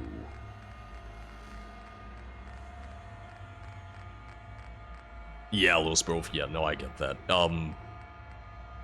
There was a need for some better balancing there. I would agree.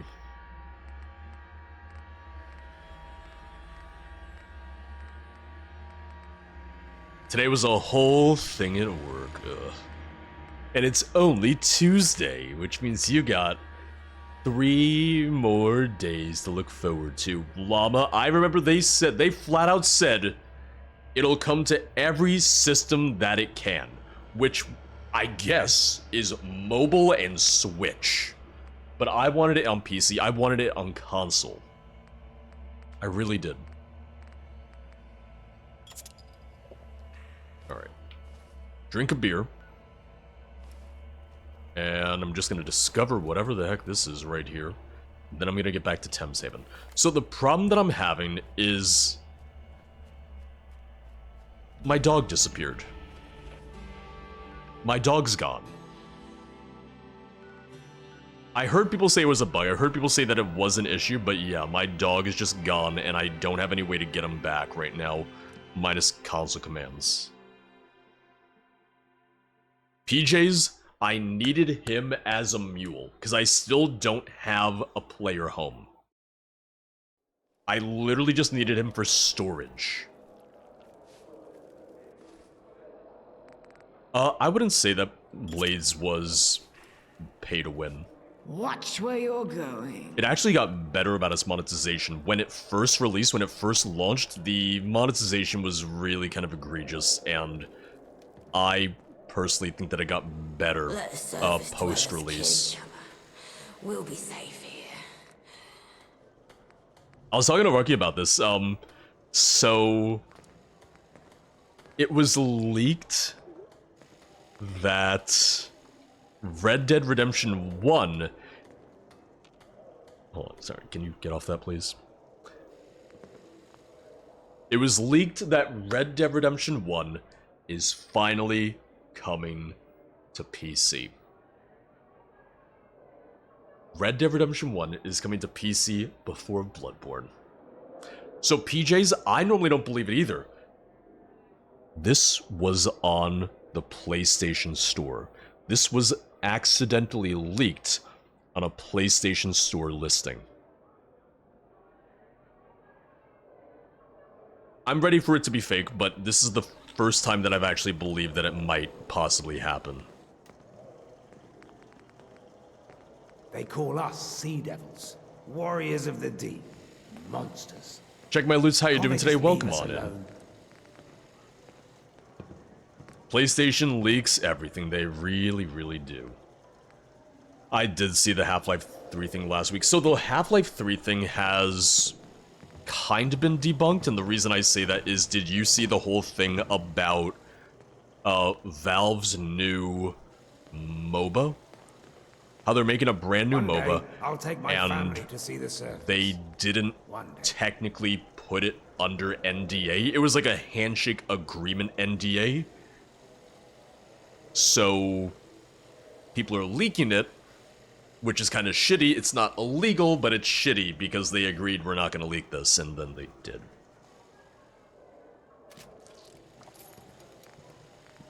Yeah, there were like 18,000 people or so in the in the test for it. I was like, that's a Tenhaven, significant thing. You are my pride and joy.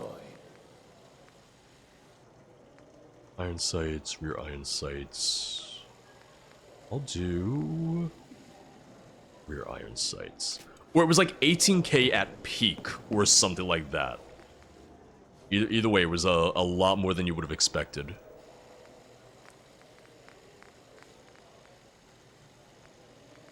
Automatic.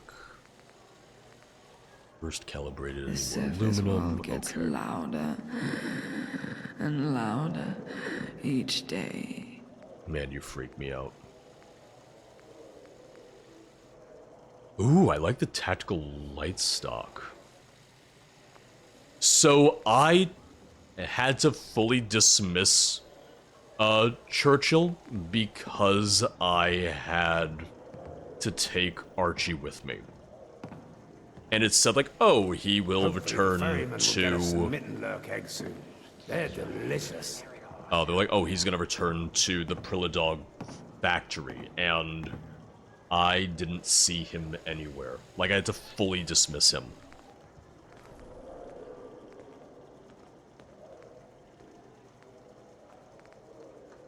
PJ's, I saw that. I did see that you reinstalled WoW.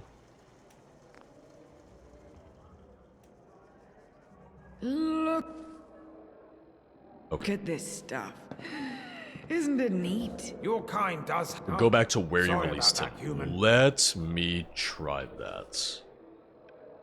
Fortunately, I do know where I released him. Fortunately, I do know where that was. It was the Ferryman's Dockhouse.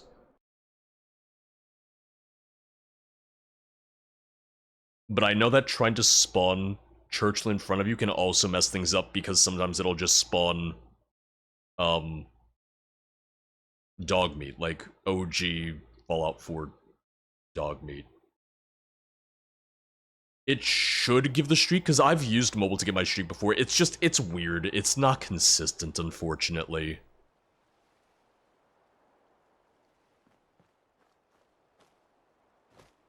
Yes, so let me just take a look around. But it was right around here. I know companions in general, they said, have some weird bugs too.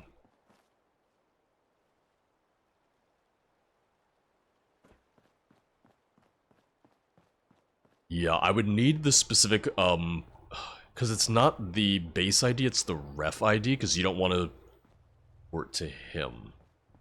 So I'd have to look up the specific, pretty sure it's the reference ID. Can I just go into his dockhouse? Can I just break into his home real quick? Don't mind me. Oh, I can't take the fertilizer. But I can take Danny Boy.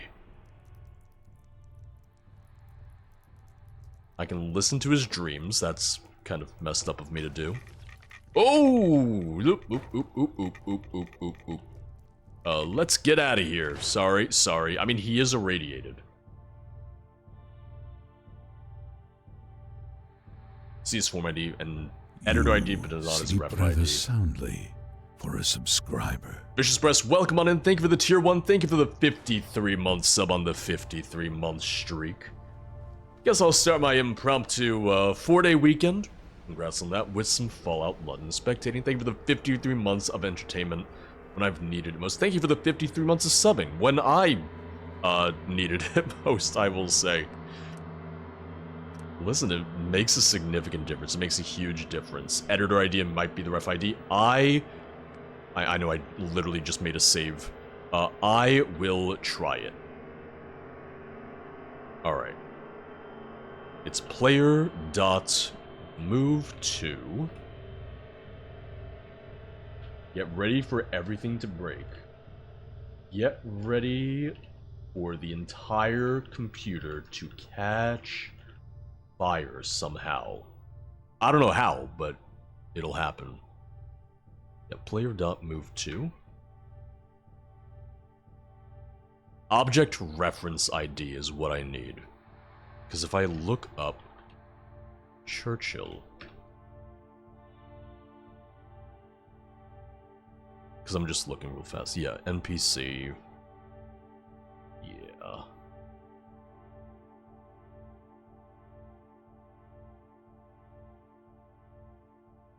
I do like the legendary Churchill cigar and armor. I do see that. Spoiling stuff for myself right now, aren't I? Form ID and editor ID. Let me take a look real quick. I doubt I'm going to be able to find anything online, but I'm just going to take a very quick look. This is why I saved before I did any of this. This is why I saved before I touched anything at all.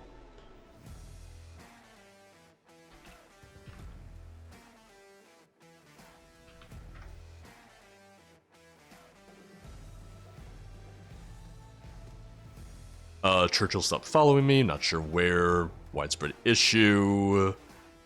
Churchill is still present on the map. Okay, got it. Yep, I just found a player.move to 0A 2728BA. Okay. Yep, I just found it on the subreddit the second that you sent that. Thank you, Misho. And since I don't have any other mods installed, hopefully that's gonna be right, but we're gonna find out. Which, come to think of it, it might be zero. It's gonna be 07 in my case, isn't it?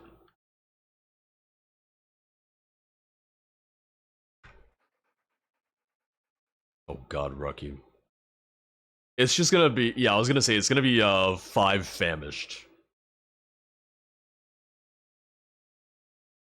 This is why we save before we break things.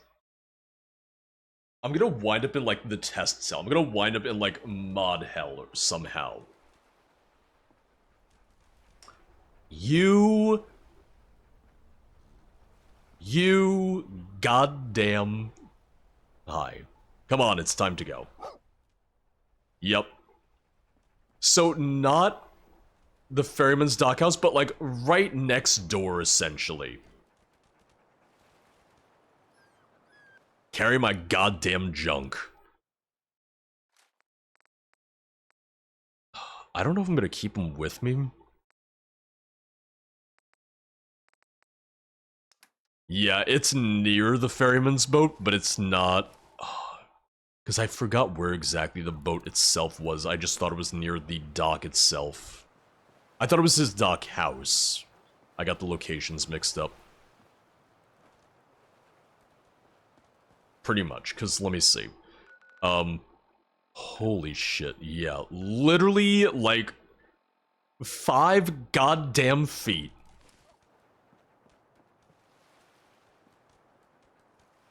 What's my inventory at now? 348, 365. Okay.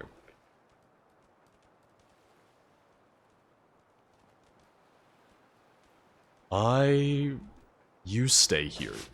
You wait here.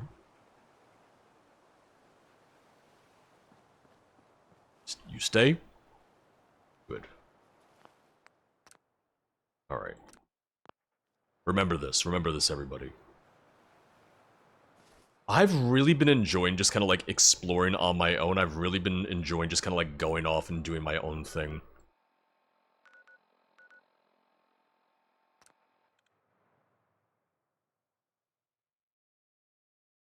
He is my follow-up bag of holding. If anything, I prefer Churchill as a follower to Archie, but I've also just been enjoying just going off on my own as a lone wayfarer, if you will.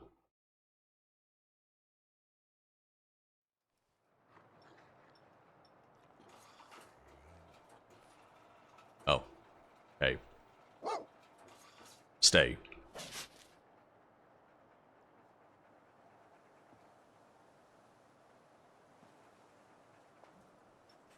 Well, hold on.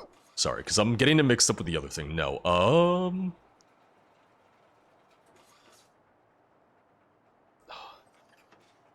gonna tell him to split up.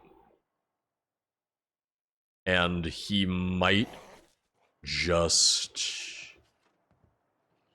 If he stays here, if he just stays directly at London Bridge, that would also be fine. Yeah. Yeah. Because I'll remember that. It's literally where I fast travel to on London Bridge. That would not be terrible.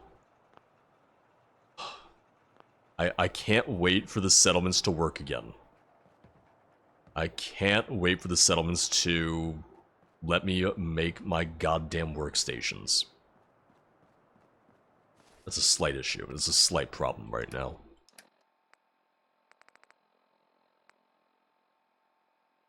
So what I'm gonna do is I'm gonna move around my hotkeys real fast. I'm gonna make that 3. I'm gonna move Ferryman's Friend to 2.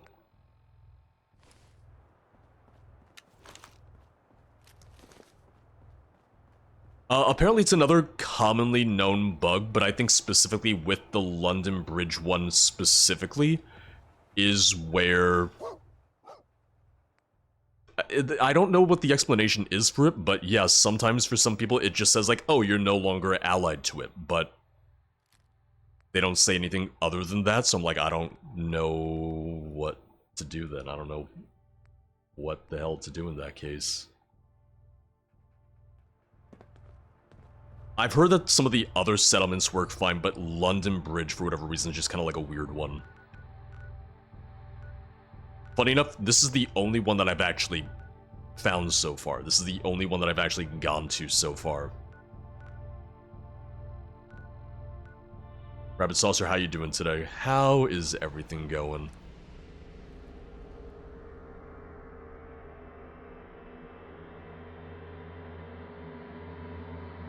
Trying to figure out what I want to do for dinner. A little early to decide, but I'm trying to think. I did just take out some chicken wings to defrost. Because I am always in the mood for chicken wings. Watch where you're going. I've mentioned this My hounds method, don't I've disturb mentioned me. this So proud. preparation method a couple times, and I continue to stand by it, I continue to recommend it. Oven broiled chicken Your wings. kind does have 2 eyes, right? Very, very good. So just chicken wings defrosted, toss them with salt and a little baking soda. Baking soda? Yeah, baking soda or cornstarch if you have a preference. Nothing And like a then, swim in our Thames. On the, make you feel not the alive. highest rack in the oven, but the second highest rack in the oven, broil them for a total of 25 minutes, flipping every 5 minutes or so. Sorry about that, human. Best wings I've ever made at home.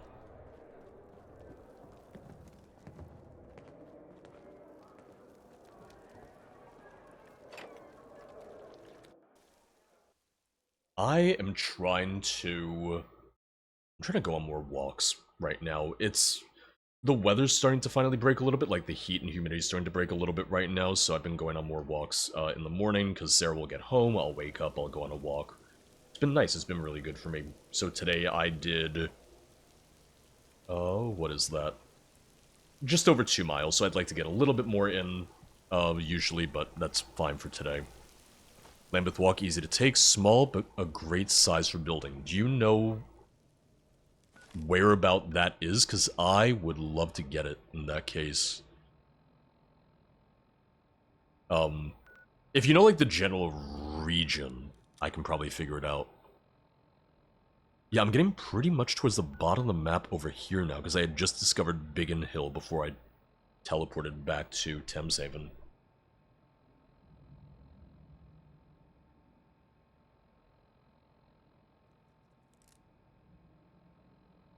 Okay, directly under London Bridge. Gotcha. There's a body of water. Is it this thing right here? This kind of like, sort of lake, pond, crater?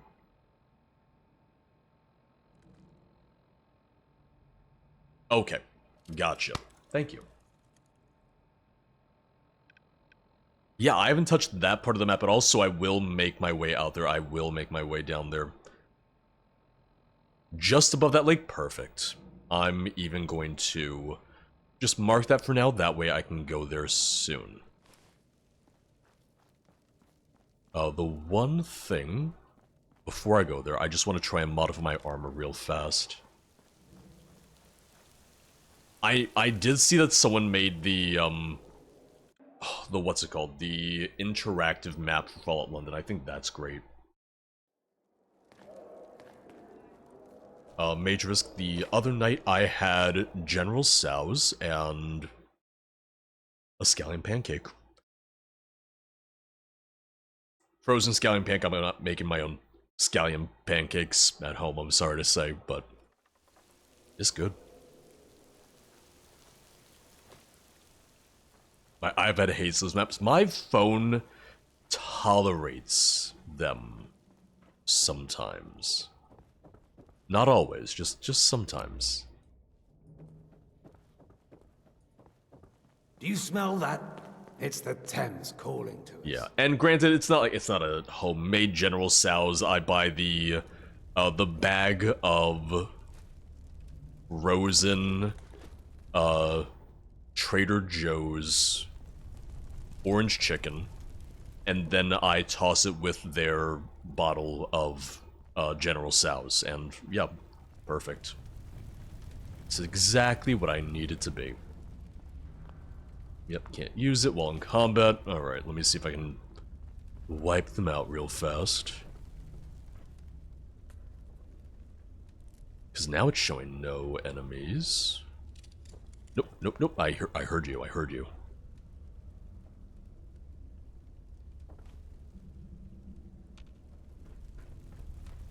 Because I think it's just the Mitten Lurk spawn down here.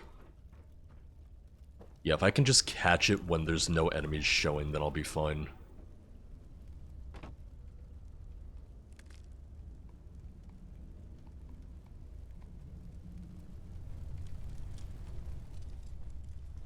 Although I just heard them. There we go. There we go.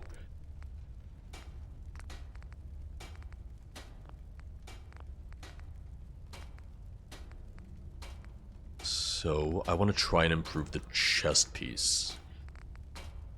Alloyed metal. Ooh, that's good.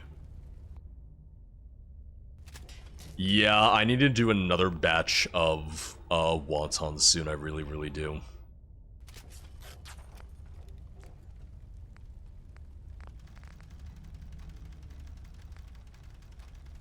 So I am going to... I'm gonna scrap that.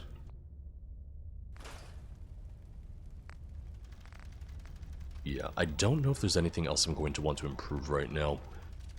Leather left leg. Can I do...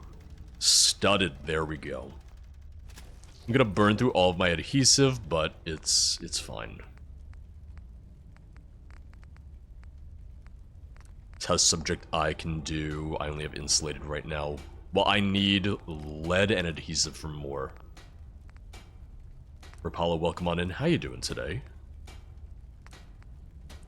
Armored, I need armor rank 2. I mean, I'm nearly at... I'm almost leveled up, so... I can probably do that soon. Yeah. And inventory down to 341 out of 360 was so much higher before, too.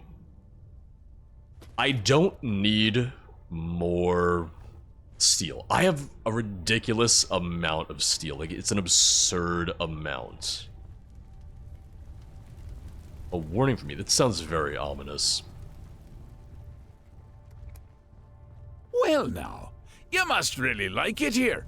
And they say, I'm mad. Gokuzetto, thank you for the 55-month sub. Can I just say, for the upteenth time, how much I love the Mud Crab emote, which, of course, you know, Llama made it, because Llama... Get yourself a friend like Llama is the best way that I can put it, because I mentioned to Llama one day, offhand, oh, you know what would be fun? a mud crab dancing emote. 2 days later, he went, oh, here it is. Thameshaven.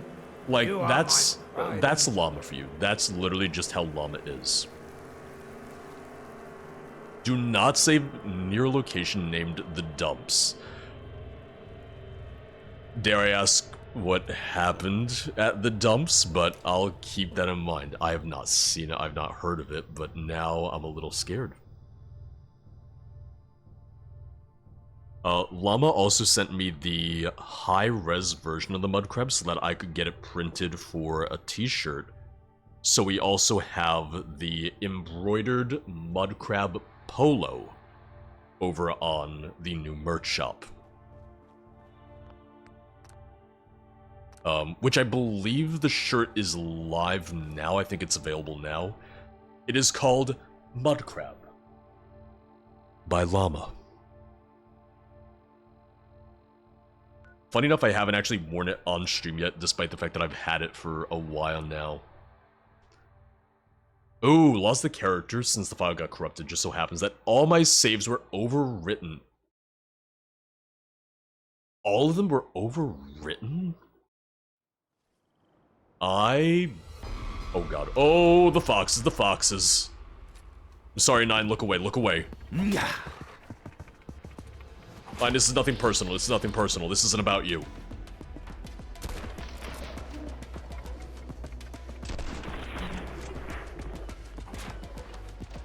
I'm sorry.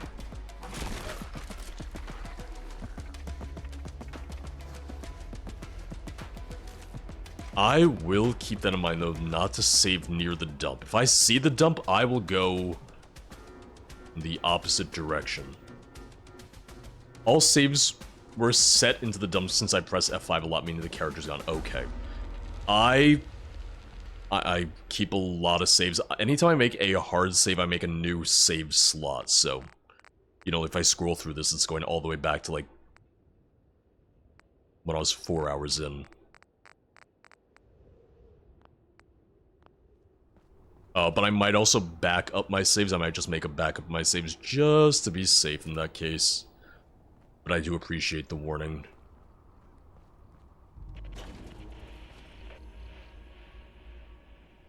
Yeah, the story that I tell, the explanation that I give for the mud crab polo is that I really wanted a polo to wear for events. Because I think I look decently. I think I look decent in a polo. I think I look presentable enough in a polo. Can I get in there? Oh, there's the door. Sorry. And I was thinking, it's like, okay, I want to have, like, a polo for events that, you know, no one else is going to have. Or rather, that's, like, it's a talking point. It's something that I can talk about. This is Lieutenant Harrington, 3rd Royal Guard Battalion. Recording So, dates, October the 24th, 2077. Ergo, It's getting worse by mud the crab hour. polo. The fallout's creeping I am personally much more of a V-neck or a Henley guy. I like having, you know, that little bit less material there, whether it's because of buttons or the V-neck or what have you. God save the Queen, and may our sacrifices not be in vain. Our days are numbered, and the bitter truth is that our valor might be nothing more than a footnote in history's endless pages. I would agree with that, Majorsk. I feel like polos tend to look good on people in general, yeah. So I'm gonna do... I'll do Armorer 2. I really haven't done much with melee. I'm keeping the one sword just because I should keep the one sword, but...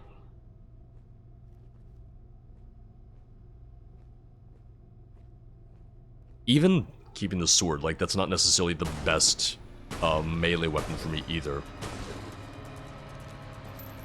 Oh, no!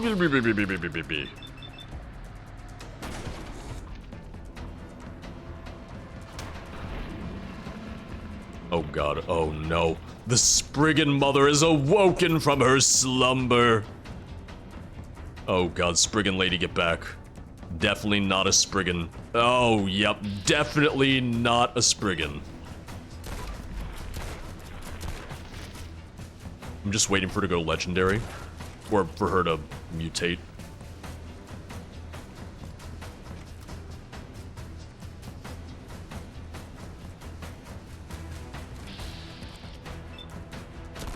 Yep, I was waiting for that, Alright. Ooh, potatoes, good choice. Well, you know you can boil them, mash them, stick them in a stew, I've heard.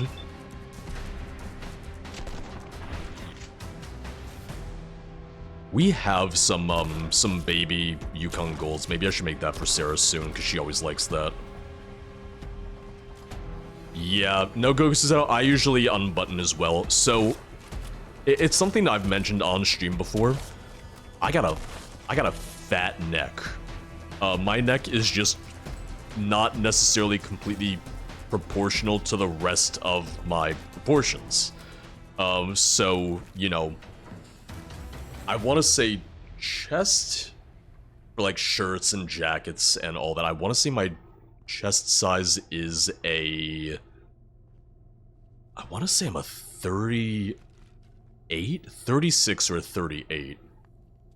And then my neck is like larger than what you would normally find for a 38 shirt.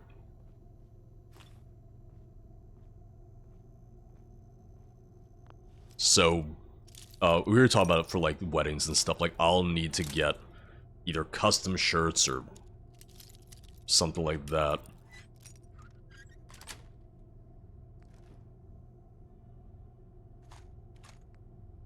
Because it's kind of a problem. For Simon's wedding, we were using a service called... God, I'm trying to remember the name of it. It was an online tux rental site where you put in your measurements, you put in some of the measurements, and they send everything. They send the shirt, they send the pants, they send the jacket, everything. And everything fit perfectly except for the neck on the shirt. So I was being choked out by this shirt until after I gave my speech when I could finally unbutton it. Can I not break through this? Okay, I can. So that is the in-universe brand that they made for the locks. Because they wanted to make like all their own brands and everything, which I thought was a really nice attention to detail. Thank you for the follow. Welcome on in. Hope you're doing well today.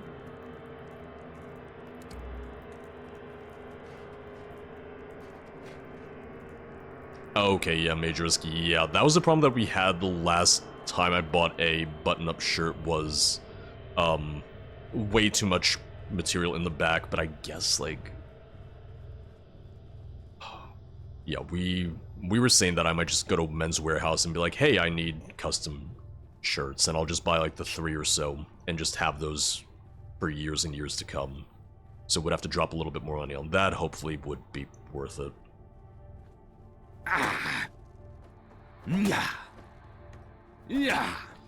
Because we have a semi-formal wedding that we're attending in October? Yeah, that was gonna be my other thought. Major Risk, get them tailored.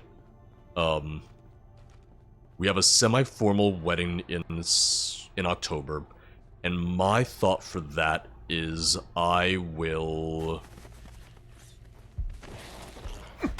Ooh, a drenched rad shroom. No, you. I was gonna do a blazer and a button down and a tie. Ties I have. Ties I'm set on.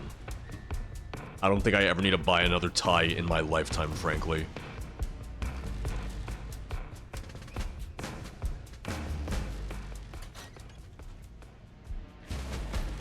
Oh god. Okay, you know what? I'm gonna roast them. They ran to the door a little faster than I was hoping. Yeah. Yeah. Yeah. I mean, I guess you could, PJs. It still means I don't need to buy them, so it still works out. Listen, it really just means that I hope that my kids someday aren't, you know, doing the stereotypical thing like, oh, we got dad ties. Because I'd be like, one, I have enough ties. Two, I don't wear ties frequently enough to justify me having a ton of ties. Yeah. You know?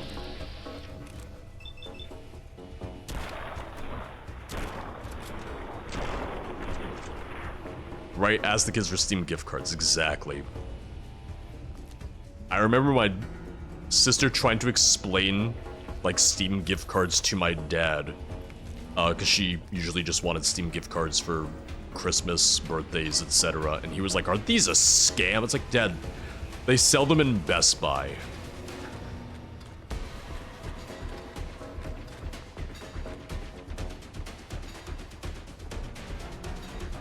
Well, Rennis, they're trying to eat me.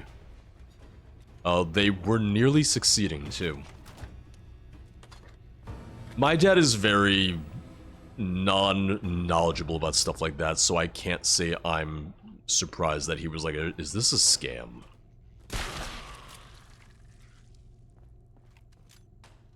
Man, you should have seen my sister trying to explain BioWare points to my dad back in the day, because that was the only way to buy Dragon Age and Mass Effect DLCs for PC for ages, was you had to go out, you had to go online and buy the BioWare point currency.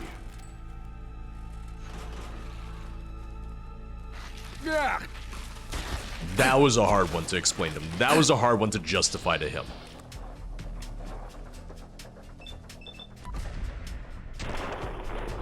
And that one I understood a little bit more. My dad was really not an online purchases kind of guy for a long time.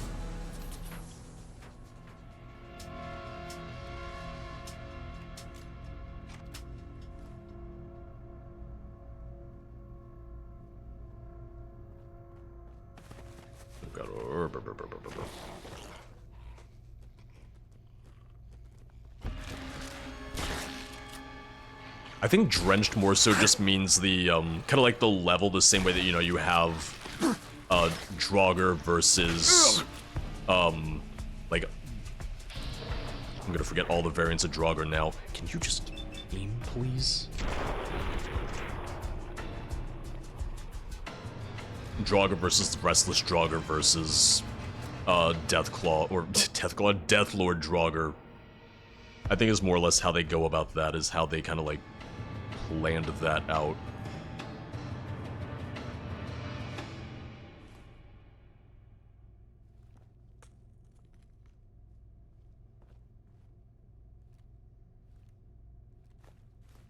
Alright, and I should... I'm gonna eat rather than,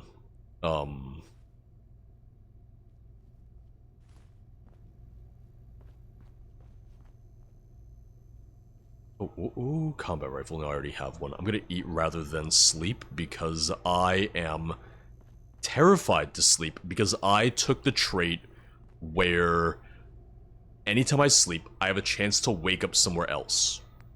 And that has gotten me killed a couple times. That has been bad for me a couple times now.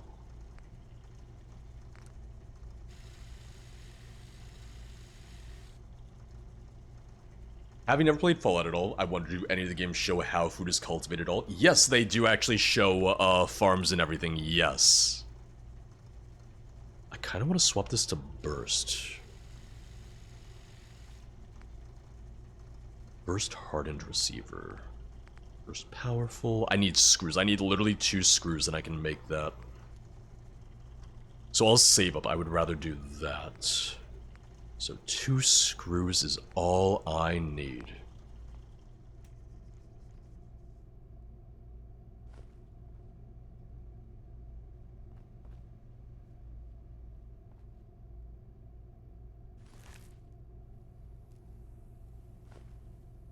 which Sarah's sleeping, unfortunately. Right, I feel like I gotta find screws in here. I'd be surprised if I didn't. I don't have the perk that shows the materials, or like the base components.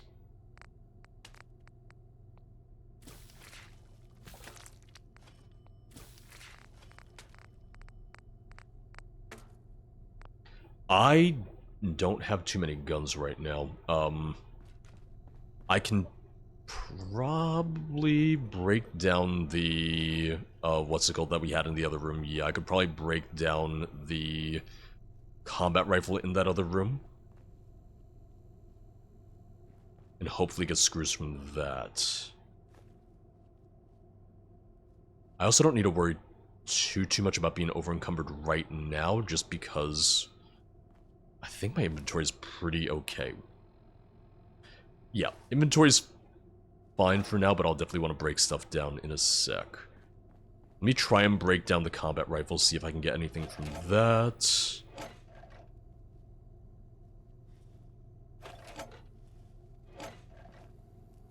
Ooh, I did not see this back here. Or frag grenades. Okay, let's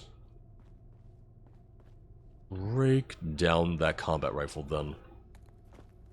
See if we can get a couple screws out of that, because literally it's just 2 screws. I'm just gonna carry it with me to be safe.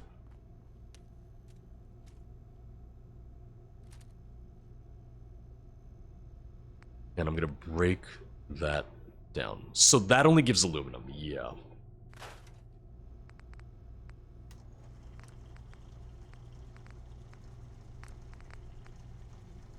Yeah, so still need literally just 2 screws.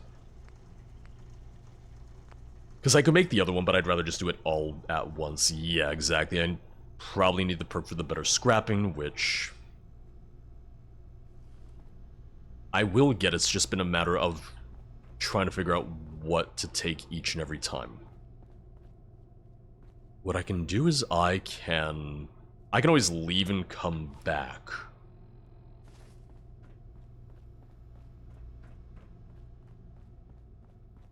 Listen, I'll say that I feel like I really didn't use chems much in Fallout until Fallout 4. Like, Fallout 4, I feel like I definitely started using chems a little bit more, especially stuff like medics and everything to stay alive in some fights.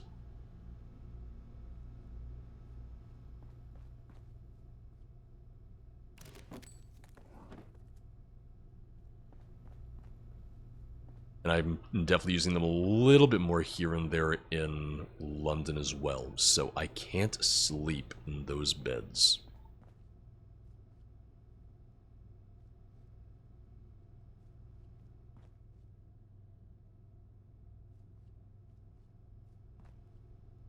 Alright, I'll heal up, we'll go outside, we'll continue to explore, and I'll find some screws. The toaster doesn't, because the toaster wasn't tagged as having any of the materials that I wanted. Yeah, I would have thought, personally, there's gotta be a couple screws in a toaster, but what do I know?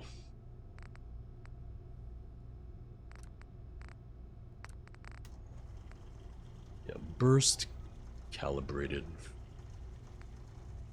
burst, powerful. Man, oh man, usually I'm just out of adhesive, and granted I'll run out of adhesive soon, but still.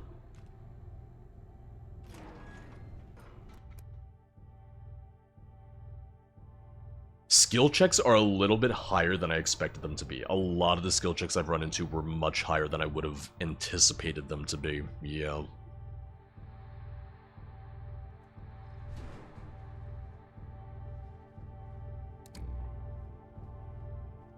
Take a look around. Because I did just level up recently, so I'm not going to level up again for a little bit. Level 19, so the next level will be level 20.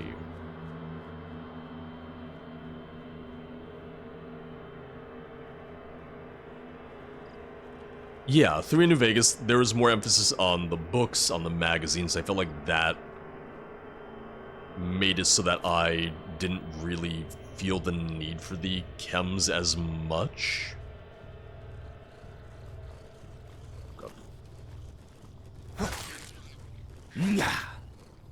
Yeah. God, I just remember I have a flashback to it sometimes when I'm playing Fallout 4. The very first time I played Fallout 4, getting up to the end where you have to assault the Pridwen. And, you know, I just didn't really care much for how the power armor felt. I liked that they made the power armor this bulky, tanky exosuit sort of thing. But the way that I play games, it just wasn't fun for me.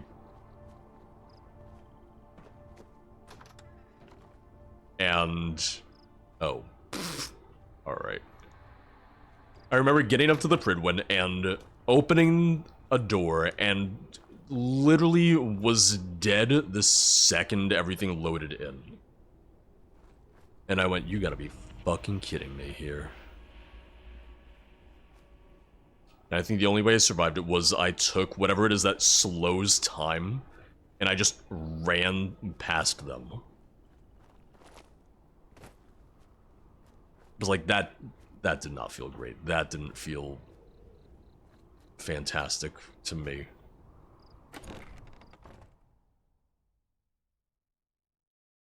But I was even saying, I said on last stream, I've said before in the past that Fallout 4 was not my favorite for balancing.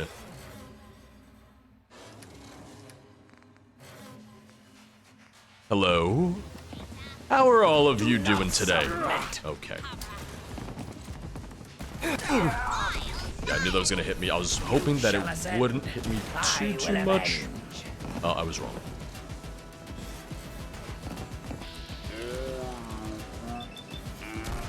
Oop. There we go, there we go. Are you not wearing pants? That cultist wasn't wearing pants. Well, now we know what kind of cult this is, don't we? How many wives do you have, sir? I was gonna say I missed that. So it's not that, well, yeah, they're not wearing pants, but the physics on the robes just lead to a lot of upskirts with them. That's what I'm seeing, that's what I'm noticing.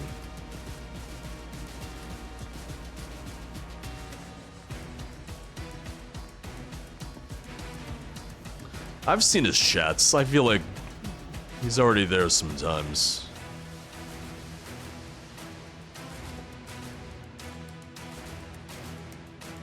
Do the weed bricks.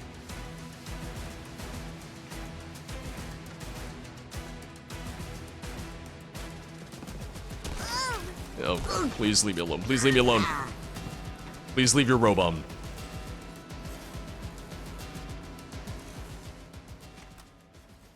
Because I've encountered a couple cultists so far. I'm wondering if there's gonna like be something specific with them later on.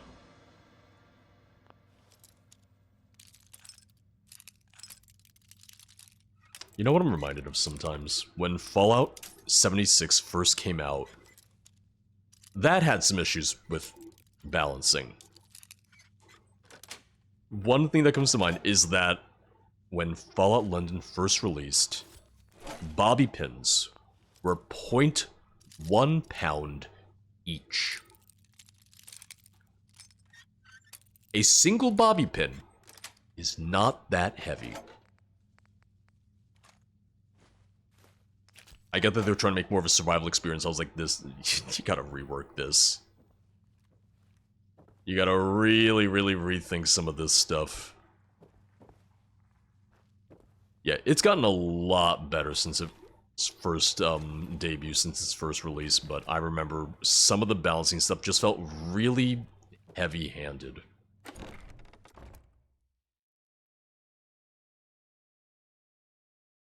Well, fortunately, at least that only means an extra 5 pounds on your head. If you start to droop, we'll understand why.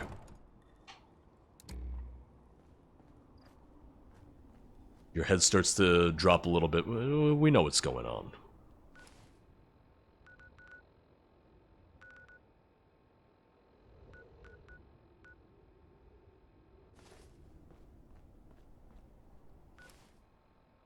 So I'm gonna keep going in this direction, but we're probably gonna go back up soon. That way we can try and hit up the other settlement.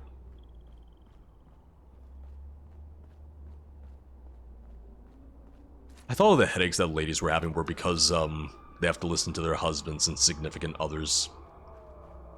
To me, that was a perfectly logical explanation. It explained a lot for Sarah, if nothing else.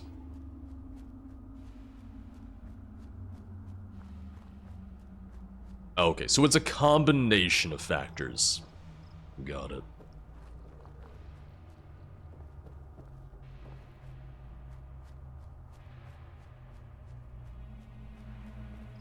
Oh, are you supposed to be dead? Were you supposed to have been murdered? Give me the goddamn fertilizer, please. I need it. Don't mess with me like this. I mentioned it earlier, but we have Sarah's high school reunion this weekend, this Sunday. Her 10-year high school reunion. I never got to have mine because my 10-year was 2021. You know, somehow that didn't happen. Somehow there was something preventing us from meeting up that year. Can't imagine what.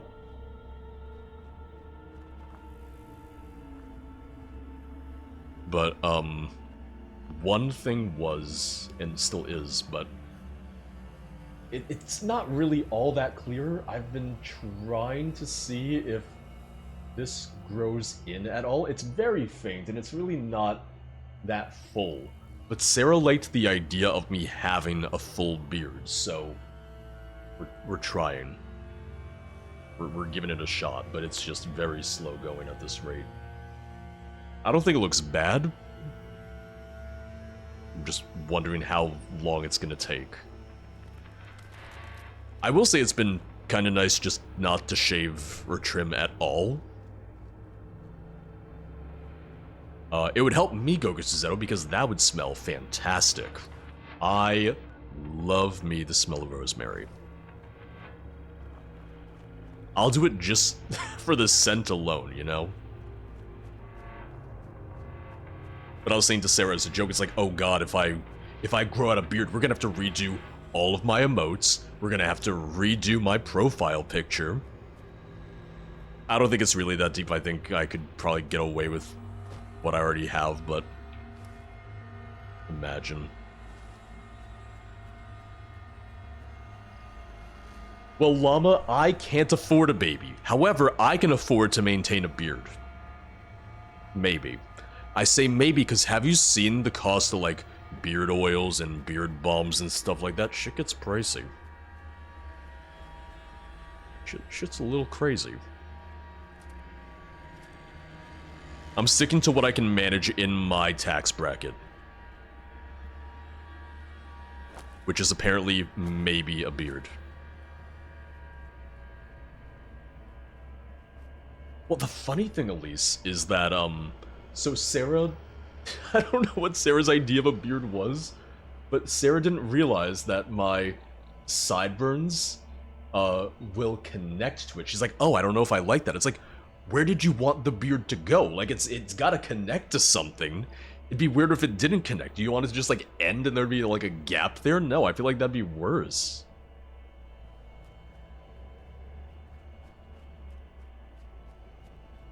Too poor for a baby has a beard instead. Like I said, that one I can afford. That one I can manage. Maybe.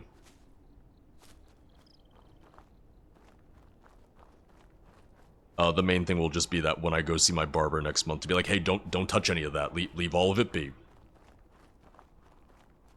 I feel like it would look good for the winter. I feel like it could be a nice look for the cold weather. If nothing else.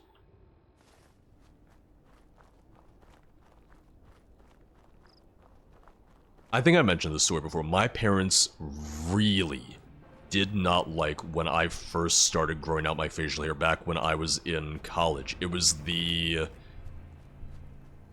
summer after freshman year, so it was leading into my sophomore year, and I just decided, you know what, I don't really feel like shaving, so I'm just not gonna do that. And, you know, the goatee started to grow out, and my parents really hated it. They were like, you look terrible, you look like a bum, no one's gonna hire you. I was like, what year do you think it is? I feel like even in 2012, when I first started growing it out, I was like, facial hair had made quite a bit of a professional comeback. No, my dad hated it. My dad's always been clean shaven though, so I think that was more so like a personal thing. If I really, really had to guess.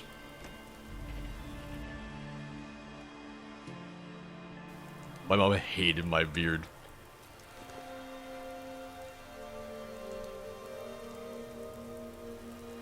I eventually got them to come around on it. I think the big thing was I just got my hair cut shorter, and then they liked it. They were fine with it when my hair was shorter.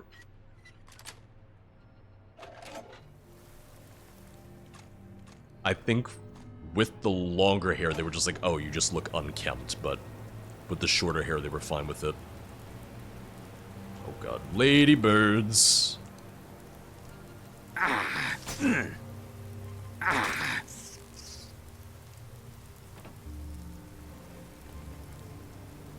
see what you mean though, Rennis. There's just a lot less books. Which is funny, because I took the perk where, oh, reading a book once a day will give you 100 XP. I never find goddamn books. And I feel a little ripped off. I feel a little cheated.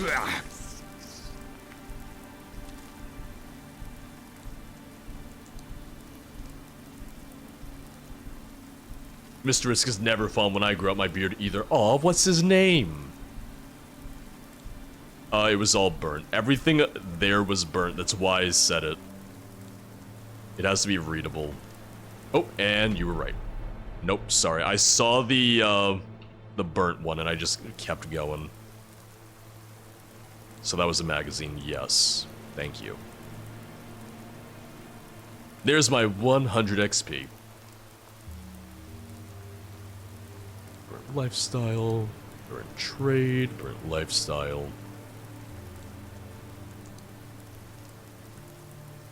I want to go back to the Jack the Ripper Museum at some point. Because there's the one, it's like a master lock in there. I really want to know what's behind that door because on the subreddit, someone said, do not open that door, it's terrifying. But they wouldn't say what it is. And now I'm sitting here like, well, now I want to know. I'm probably going to shit myself, but I would like to know. But it'll be on stream, and, you know, it's for content, so... bring on the adult diapers, I guess. There's some high locks in the starting area, too, yeah, which I believe you can find your way back to later on. But I haven't yet. Like, truth be told, I don't actually know where on the map that is for reference. At least I legitimately have not thought of anything for October streams this year. I honestly don't know if we're going to be doing a whole Halloween thing for the month. We might do something just for Halloween itself, but I don't know if I'd be doing like a whole month-long thing for scary games. I'll do Phasma with Bella. I'll do that. But it might just be like more of like a one-off thing or something rather than, hey, we're going to be playing all these scary games for the entire month. Right? Maybe it's nothing and they're just trolling. It's also a distinct possibility. I really enjoy scary games, and it surprises me because I used to hate anything even slightly scary, and now I'm just like, yeah, it's fun. I still get scared, mind you, but I enjoy it now, which I never would have expected, I never would have anticipated.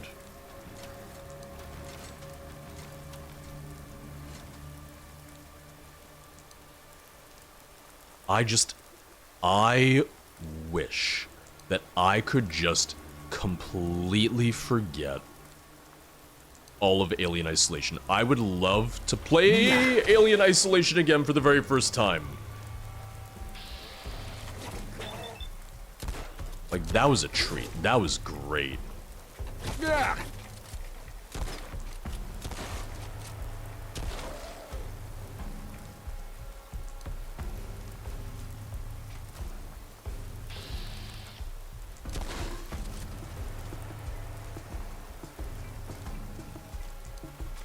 Oh god, I just remembered. You saying that, Rennis. I just remembered. Stalker 2 got pushed till November, didn't it?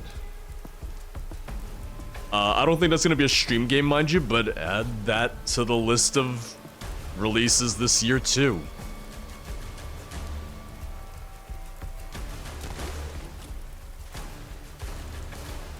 I'm looking forward to that. I'm really looking forward to that. I'm really looking forward to supporting the devs.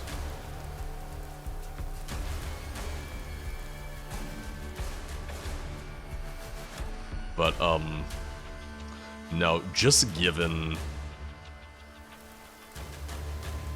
that once again we have Star Wars Outlaws, we have Dragon Age Veilguard, we have Assassin's Creed I'm not doing until next year.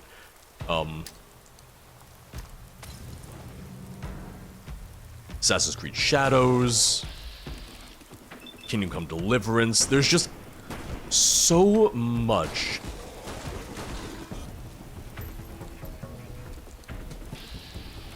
It is, Elise, it is.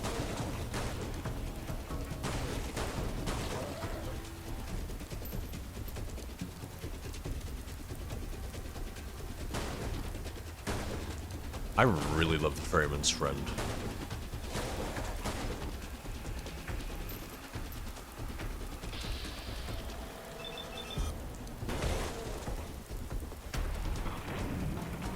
I gotta go to bed. I don't wanna.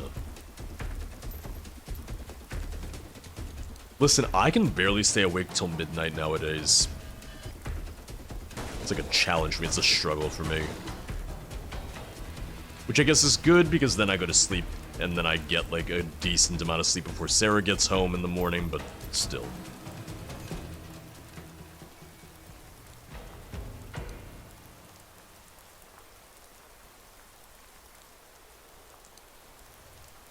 Hey, you're typing. That's more than I'd be able to manage on my own. Listen, we were out till 11 or so. Maybe it was 10:30 or so, but we were at Philip's house till like 10:30, 11 on Saturday, and I was like, God damn, that's late for me to be out and about socializing. It was a really nice time. We all had a really nice time.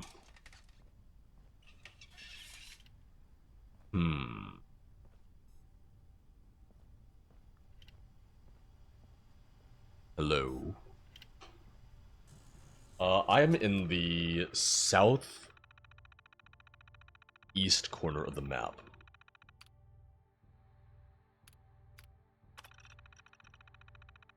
Follow these steps carefully. Locate and pull C1. Find... Okay, wait. C1, C3, power box on the control panel. Oh god, okay. Okay, nope, never mind, I'm gonna write this down.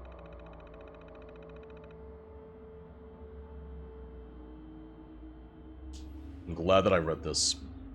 C1, C3, power box.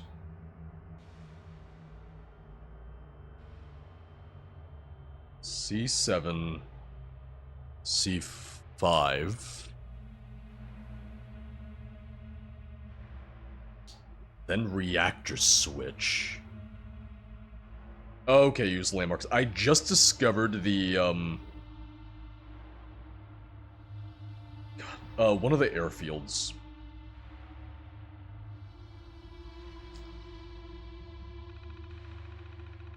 Activate Screening C6 and Observation C4. Identify Screening C6 and Observation C4 controls. Activate both to enable individual screening and observation. Yeah, I went into the RAF Chapel, which is the Royal Air Force Chapel. Oh god. Screening C6. Observation C4.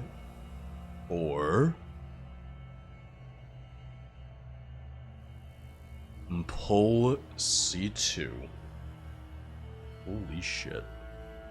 Then turn maintenance valve.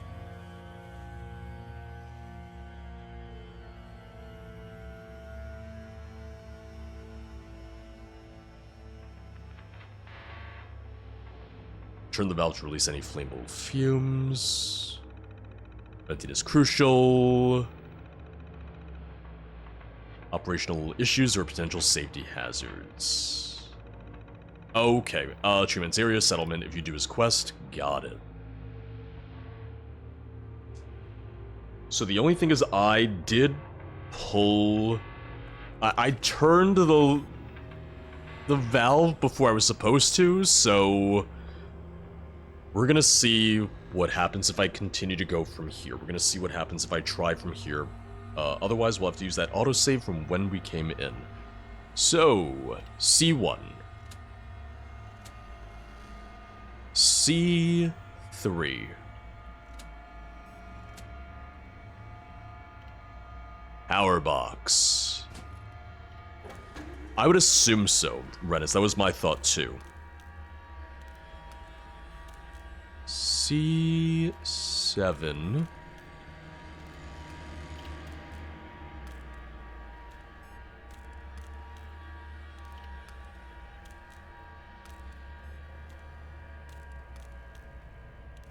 Wait.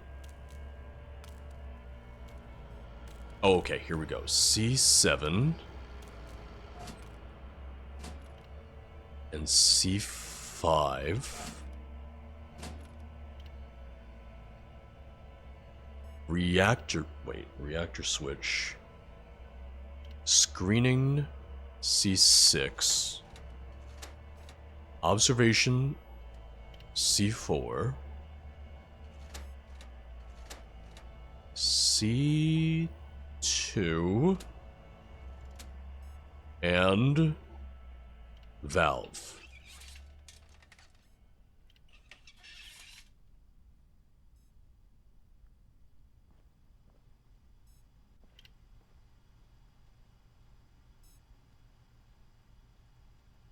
Hello.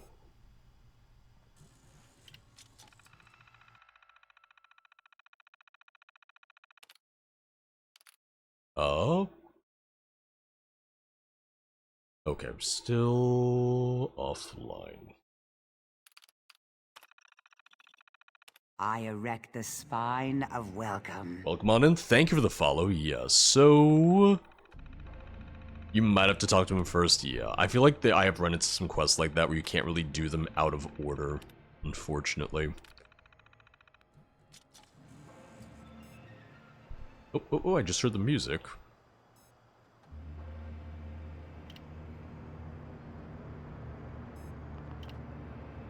Yeah, so we might not be able to do that. So the only thing is I am just gonna load the autosave from when we got in here just to be safe. Because you never know, sometimes doing these things out of order will break them. However, that was a good sign because we got the TV on. It's very close by, okay. Welcome on in. All follows are anonymous. That way, if you don't want your name on screen, if you don't want me to say your name out loud, if you just want to lurk, you always have that option. Otherwise, you're always free to chat. Allow me to hydrate real fast.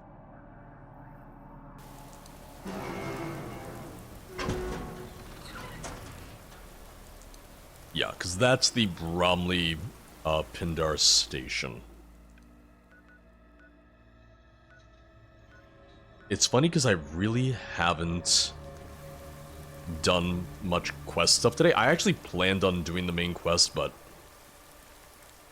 I really just enjoy the exploration, as I'm sure you've kind of noticed by now. I remember seeing something about an airport settlement too, so yeah.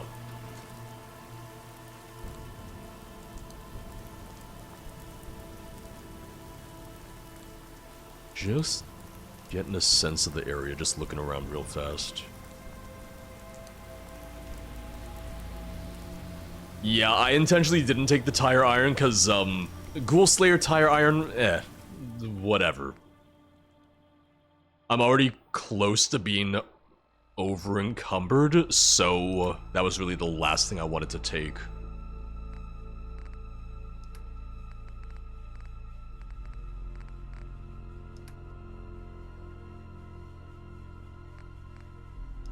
Now the one thing is, I have way too much steel.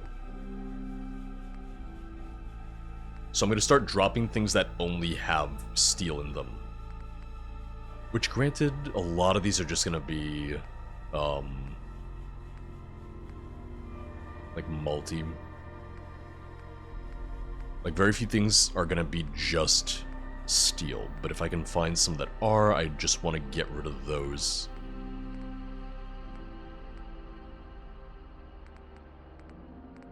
Which, if I go down to steel, it's just gonna be, there's gonna be a ton there, I bet. Yeah, well, I mean, for right now, I literally just have so much. I want to show you how much I have. Not as much, but in, what's it called? It would be like, oh, you have 200 steel right now. I'm like, that's unnecessary. Yeah, so, here, let me, this is not a guarantee that I'm gonna remember they're in here, but if I can just drop just the steel, like, that'll help out a little bit.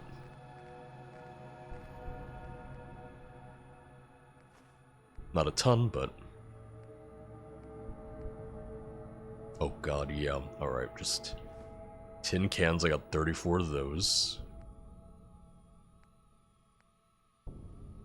Not as much wood as I would have thought.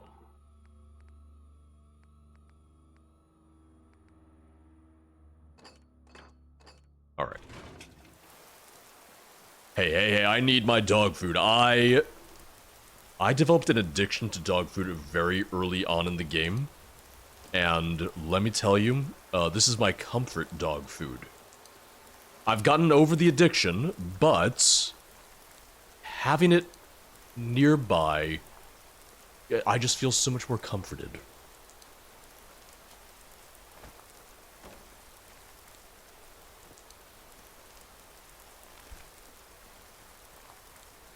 Yeah, so, let me find the Freeman. I know you said you're not great with directions. Do you know, like, around where he is? Is it gonna be this right over here? Because this looks promising. Yeah, so... here we go. London Workbench Settlement. Yes, so we're in the right spot. We're in the right area.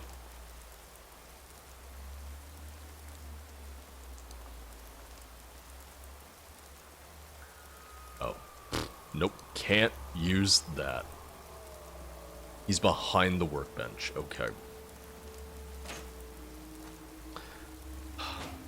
I really wish they had maybe, like, boarded up more of these doors. There's a lot of inaccessible doors in the mod, and I wish they had maybe blocked them off more.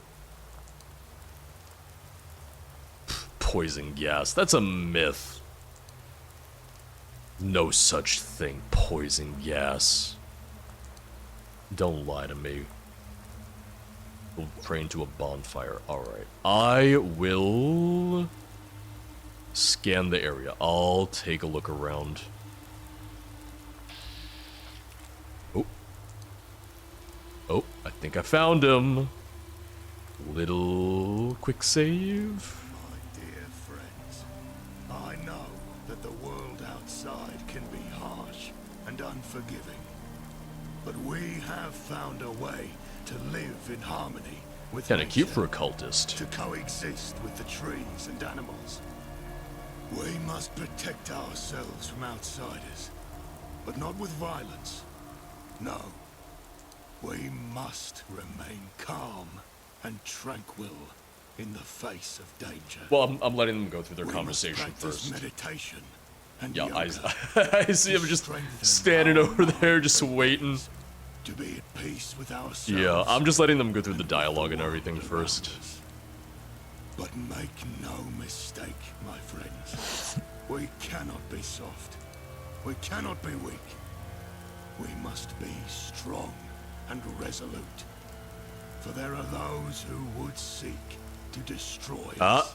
Would We must be would vigilant seek. and prepared to defend ourselves. I get it. But we must do so with a clear mind and a pure heart. Alright, We Harold. must not let fear and anger consume us, for that is not the way. We must be the example for All right, others Harold. to follow, to show them that there is a better way. Remember, my friends, we are all connected. We are all part of the same tree of life, and we must treat each other with respect and kindness. We must be the caretakers of this land, to protect it and preserve it for future generations. Together, we can create a Wonder how long world it goes where for. the trees and the animals thrive, where peace and tranquility reign. Let us be the change we wish to see in the world.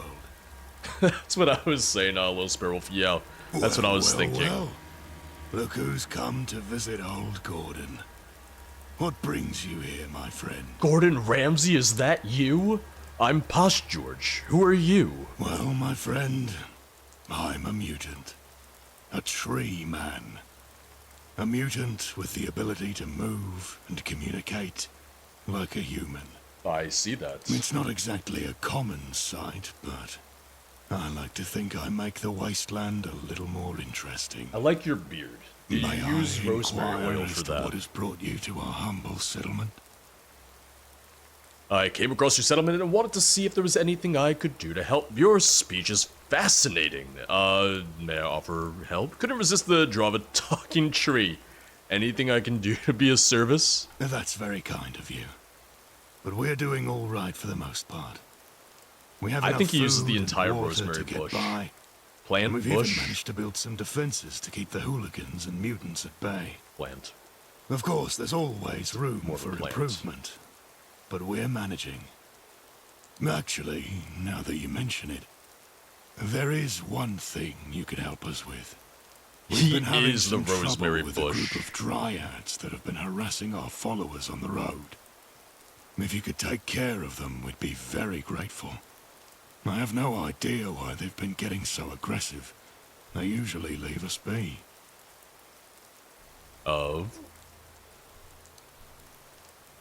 Well, I haven't gotten any lore about them yet, so what is a dryad? Dryads are people infected by bug plants. Those brown things. They release some form of toxic pollen particles that infect everyone and slowly turn them into dryads. They're just allergic It's to pollen. horrible, friend. The process is slow and painful. But once fully transformed, the dryads become one with the forest. A dryad has a deep connection with nature and the ability to control and manipulate plant life. So, Spriggans. Yeah. Not everyone infected by the bug plant becomes a dryad, though. Some simply die from the infection or become something else entirely. It's a strange and unpredictable process, but one that has been a part of the wasteland for as long as anyone can remember. Caused by that Gek explosion. Oh? Where the hell did you guys get a Gek? I feel like there should have been a follow-up of like, hey, what the hell is a Gek? I feel like we should have been able to ask that.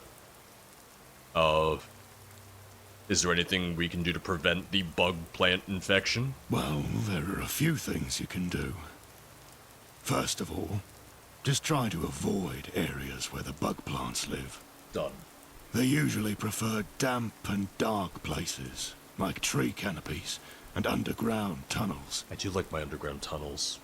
Secondly, wear a mask or cover your mouth and nose when you're in areas where the bug plants are active. That I can do.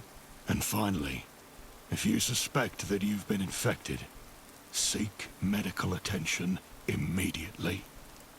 There may not be a cure, but there are treatments that can slow down the progression of the infection and give you more time. Okay, I don't know why we went back to this one. I wasn't expecting to meet a giant tree today. What's going on? What, you've never seen a walking, talking tree before?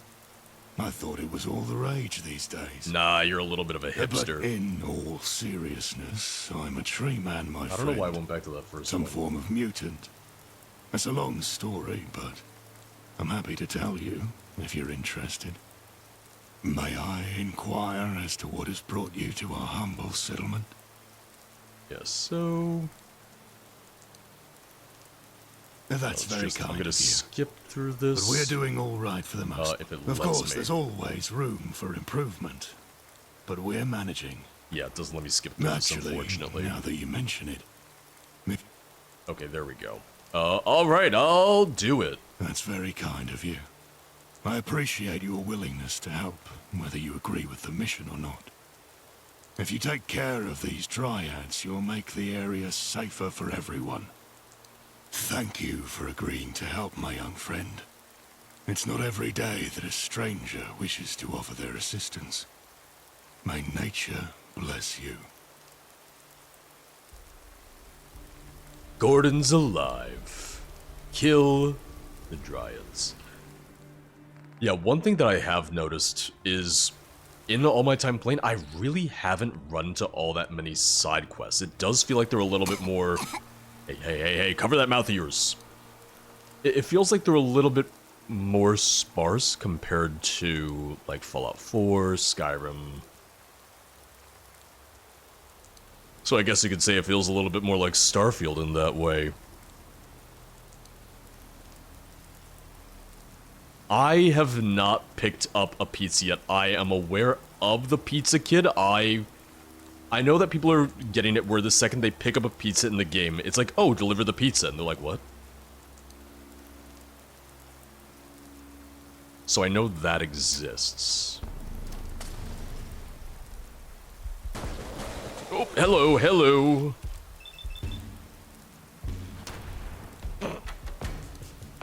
Great aim I have. Great aim. There you go. You got it. I'm gonna swap. Ooh, I really should have saved. More of my Molotovs. Yeah, I'm hearing good things about this quest in particular. Ooh, boop, boop, boop, boop. Enjoy. That's a lot of them. Okay. Whew. That was not as bad as I thought it was gonna be. Mutant Slayers. Okay. Because I think I might have just had a leather left leg before that. I did, yeah. So, swap to that. 6 and 11. I'll probably break that down. I've seen it a couple times. I've seen them say the Gehennas a couple times. I haven't encountered them. I haven't seen them, so I don't know what they are. So yeah, I'm not sure either. Yeah, this is literally the second settlement I've come across so far. London Bridge was the first, this is the second now. But I've even said, I like that there's less emphasis on settlements because I just felt like it took up way too much of Fallout 4's map. There being less settlements was not the issue to me.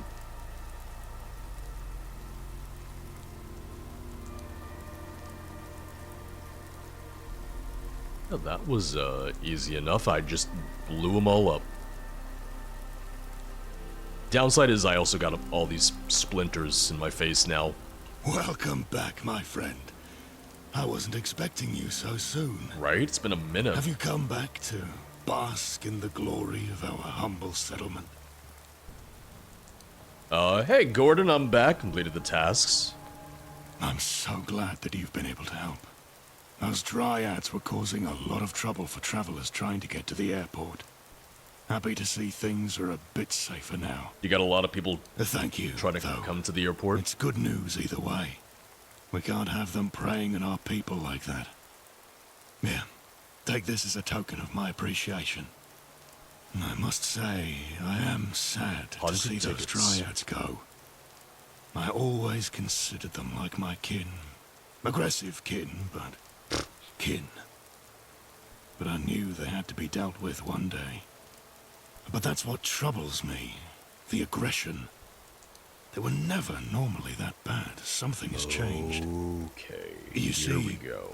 There is a laboratory below our settlement. There it is. Where I was mutated into this form.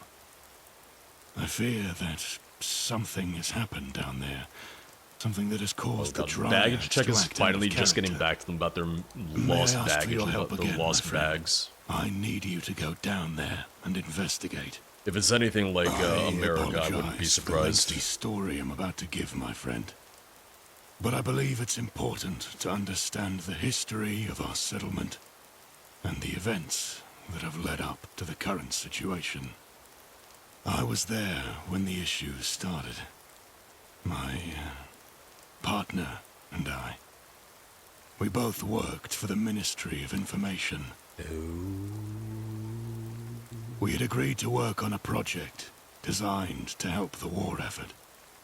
We had spent long hours in the lab with the sole goal of trying to reverse engineer a Garden of Eden creation kit that the government had found, confiscated from the Americans.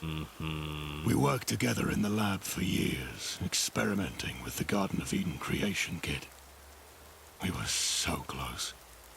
Not just as colleagues, but as partners, in every sense of the word. That stuff. But then, the unthinkable happened. The project went terribly wrong, and the kit exploded. I was turned into a tree, and my love, he didn't make it. Oh, the tree guy? That's I just the miss drugs him kicking in. You're fine. So much. Don't Every worry. day, I feel like a part of me is missing. But I know he would want me to carry on, to keep living, and to keep fighting for what we believed in. That's why I need your help to uncover the truth about what really happened in that lab. While I don't think that my partner's death and the explosion are what is causing the dryads to turn more hostile, something has clearly changed in their environment. And since I believe the lab is the cause of it, it's the most logical place to start. Well, I have my I'll do instructions whatever written down. it takes to find out, to get to the bottom of this, and find out what really happened. Yeah, I want him to go over it. So the Gek has kind of changed over the years. Like, the Gek is different depending on the game. Because I want to say, in Fallout 2, it had like a cold fusion reactor built into it, and you could use it to like start a whole settlement. Whereas in Fallout 3, I think they were like, oh yeah, it's some seed packets and manuals on how to survive in the apocalypse. So it varies game to game too. As for the timeline on Fallout London, yeah, a little bit more than 5 years, which it's a similar timeline to Enderal.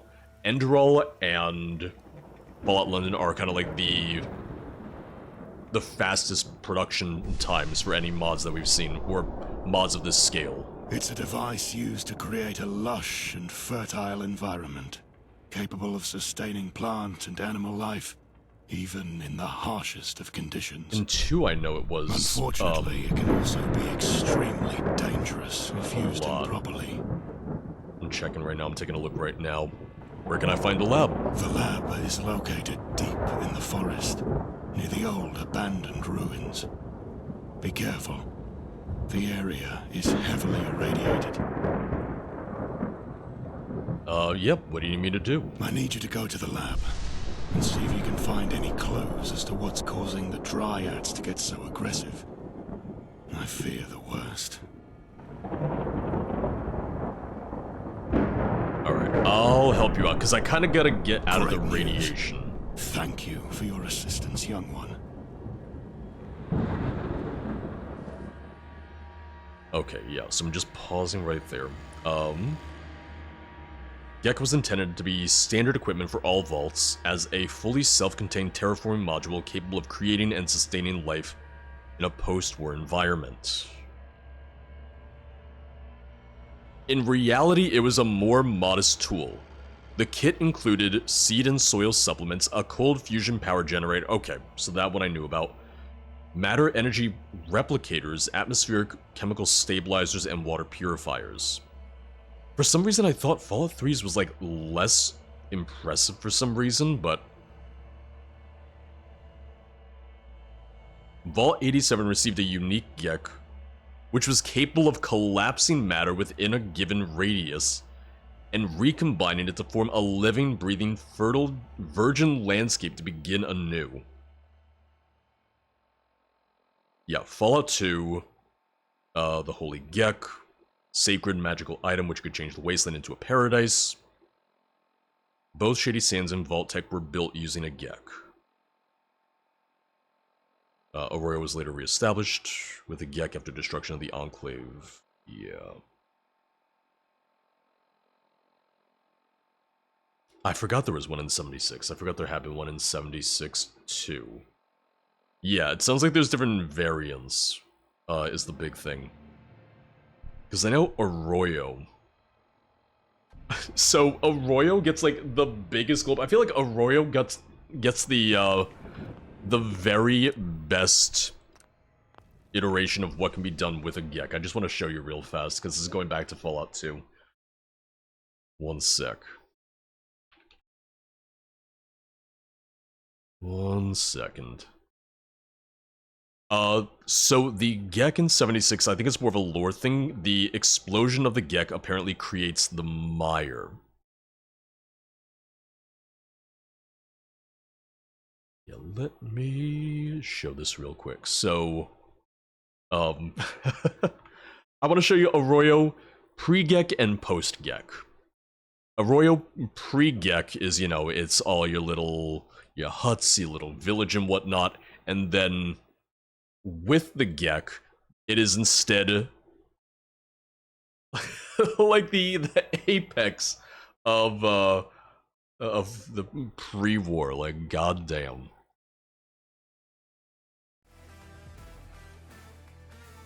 Yeah, I'm just taking a look real fast. One sec. Ah, God. The amount of ads on fandom, like, I get that you need to run the site, but it's just, they get obnoxious at a certain point.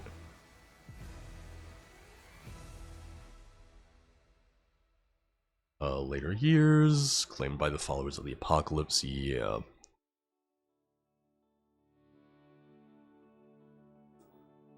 Yeah, refugees of Arroyo and Vault 13 resettled, building a new community with the aid of the Holy Garden of Eden creation kit. Yeah, and that's when it turns into the version that you see at the very end. Yeah, which it only shows that up top. It's like, man, if every vault had really gotten a Gek, wouldn't that have been nice? Wouldn't that have been great? But I also feel like that would have ruined a lot of the struggle in the Fallout universe as well.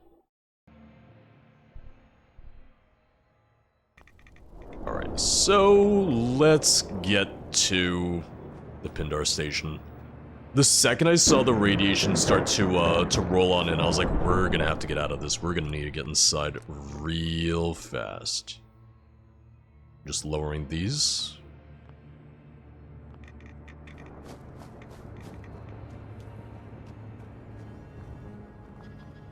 Vault-Tec is also in that kind of like weird middle ground of Vault-Tec is simultaneously incredibly fucked up, but they actually had some really good tech that can really benefit a lot of people.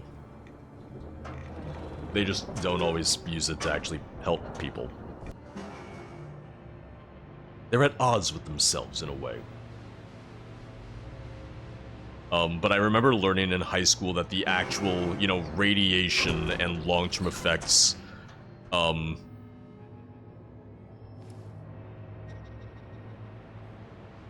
would have been a lot less severe in the real world than they were in Fallout. Like 200 years later, you wouldn't be dealing with the irradiated water and everything too.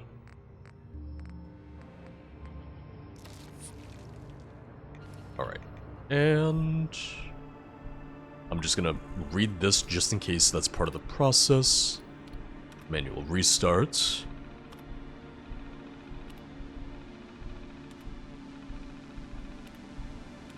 Alright. Now let's try this again. I do have my notes right here.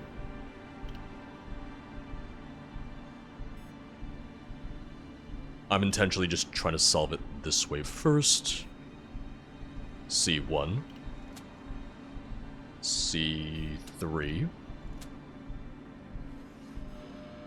Power box.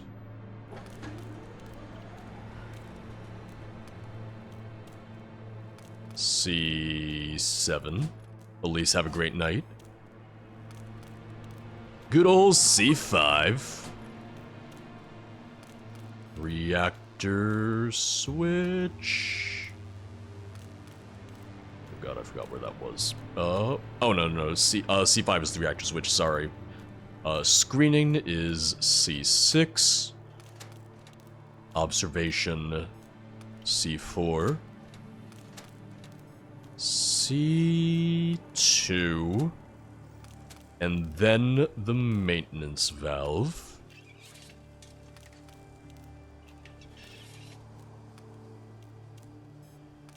Hello there.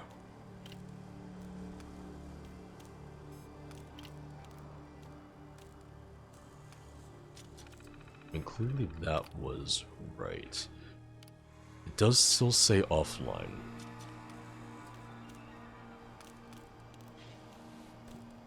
Commencing scan. Welcome back. Failed optional. Wait. Scanning complete. It said failed optional. Yeah, I'll let you know if I do want more specific help, but I'll be trying some things on my own. As it is, I just was looking before I wanted to try it. I was taking a look before I tried it. Yeah, it said failed. Failed optional, report back to Gordon. Did they want me to report back to him before going in and trying anything? Nope. Ugh.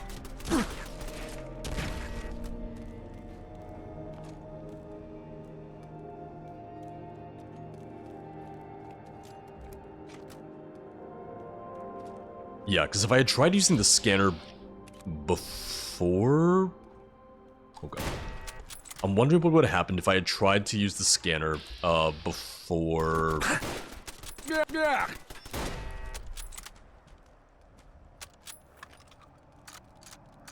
like, resetting the process. Oh, when you walk in, you just walk back out and tell them about that door? Okay.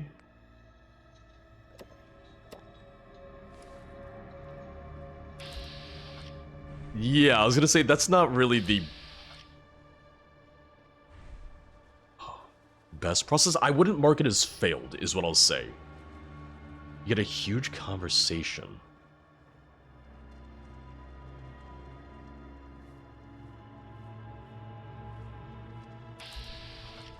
Okay. Oh god. Hello, hello. We're just gonna murder you.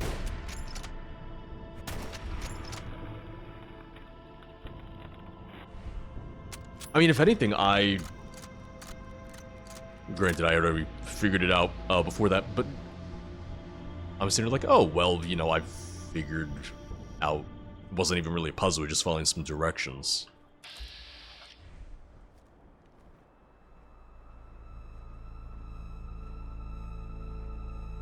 Yeah, going into the Angel Labs is going to be my equivalent of, you know, vaults from Fallout 3, Fallout 4, and that's the stuff that I really, really love. He could never figure out how to open it, and that's why he sends you. Well, I have bad news for him. There were very clear instructions. For someone who is supposed to be a scientist, that is a little embarrassing.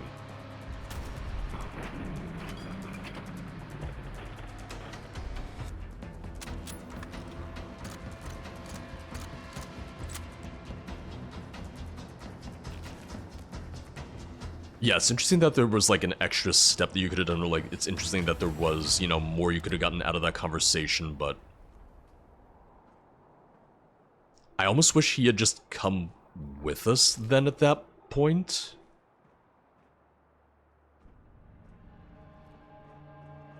Like, I almost wish he had joined us as like a temporary companion of like, oh, I've never made it past this door. Because I feel like that would have been a slightly better way to handle it, and then you wouldn't miss out on, like, the new conversation.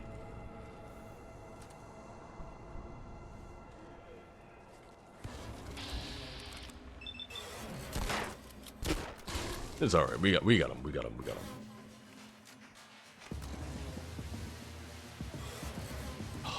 I love so many of the designs for this, like the angels and whatnot, the symbolism, and a lot of the design work was so well done.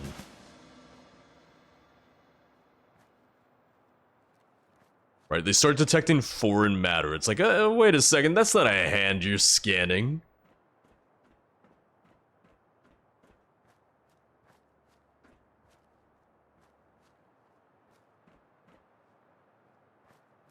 This would be a great time to stock up on, a lot of these materials, like a lot of the plants and everything. Oops, sorry, missed. It was warning shot, warning shot.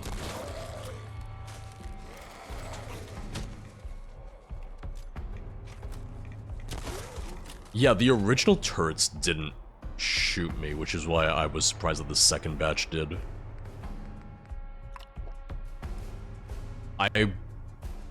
I guess it wouldn't make as much sense for Smythe to just be like sitting there observing at all times. I thought I was gonna get a message from Smythe just because of like the little thing coming on, little TV and everything coming on.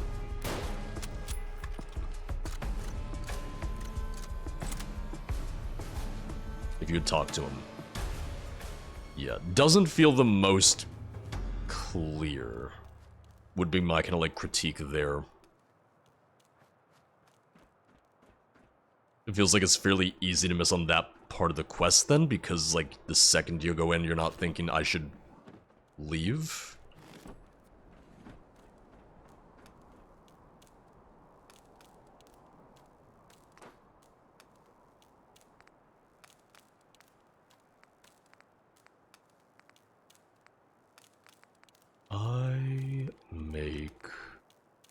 No, I don't have anything that I need. Oh, if I get more of the doctor's leaves, I can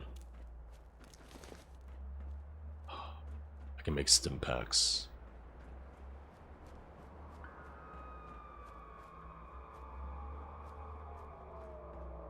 Because they were around this area that I saw a couple.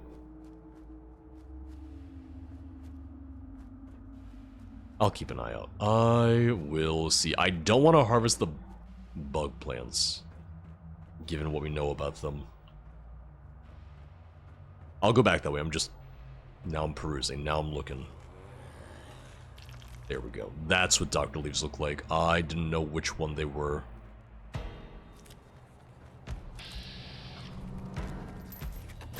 Oh, hey, I did not see you there. Little jumpy, little jumpy. They're all warning shots, it's fine. Gotta let them know who's boss.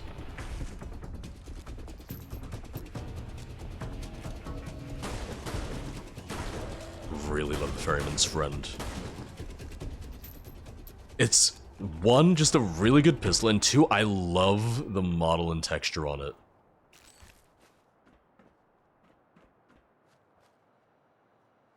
Ring ring, anybody home? I saw something for a split second. Okay, video phone terminal expert.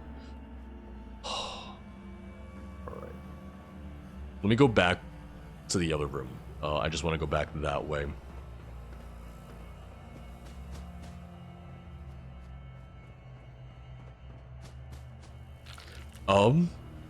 Because there's no death clause from what I've seen. Like, just in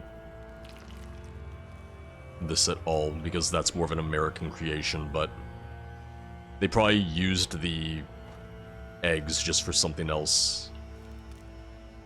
Yes, so there's no Thursday stream this week because, we have the contractors coming over to, do the next batch of the house repairs that we have going on, and they're coming around 3 to 6, so if they come at 3 and they're done by 4, I'll sneak in a stream, but odds are, it's just not gonna happen.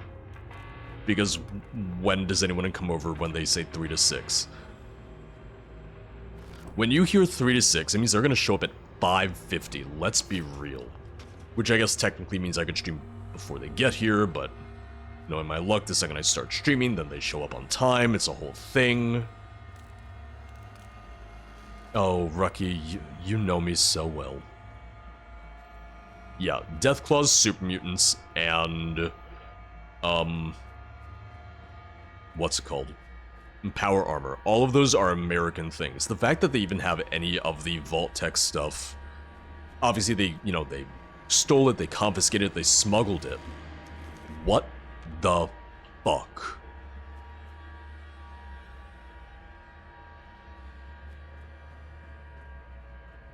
I do not like that. Nope. Nope. Nope. Nope. Right, I didn't need to sleep today.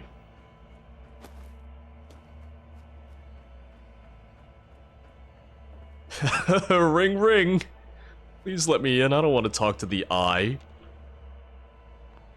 Yeah, I figured.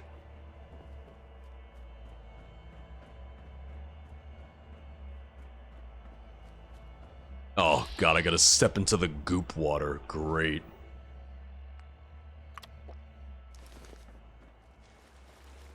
Oh, it's not irradiated. Well, I mean, that's what I get for trying to protect myself. I mean, I feel like that was still a good idea, just to be safe, but... Okay, yep, there's the rads, there's the rads. Oh, get up, get out, get out, get out, get out.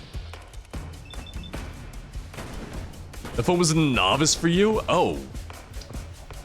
Well, that's a little rude of them.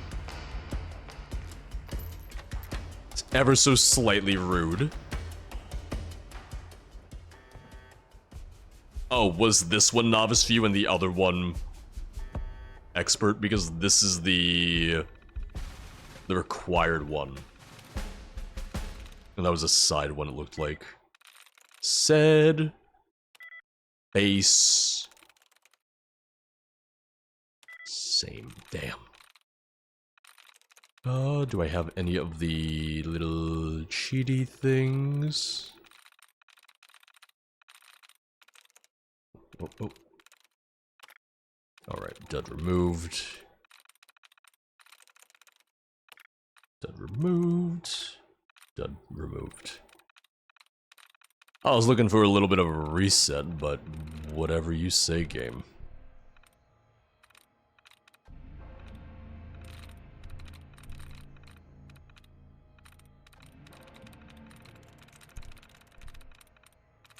I will just try that again.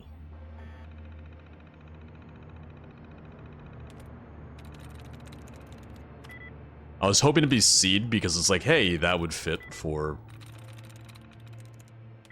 you know, the plant lab.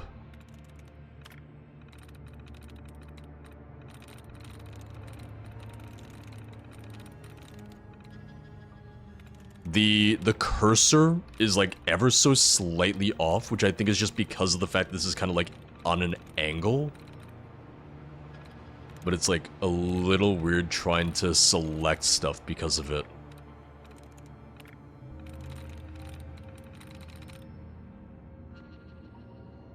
Seed case.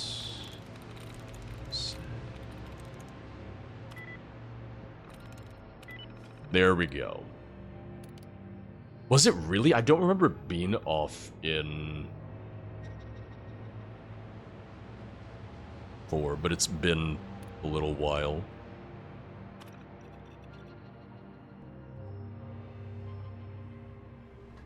I do wonder how that would work. I wonder how the video phone terminal would work. Right? Like, how am I using the numpad to pick all of this out? I'm with you on that.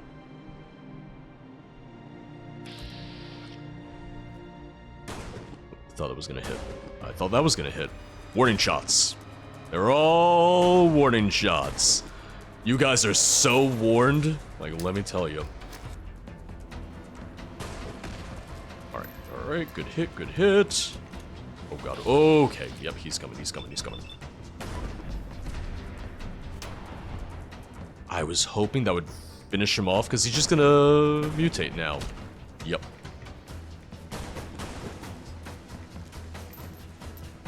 Oh, hello there. I'm sorry. I'm just gonna sneak past you real quick. Oh, he got some airtime on that. Yep, and there he goes. There he goes.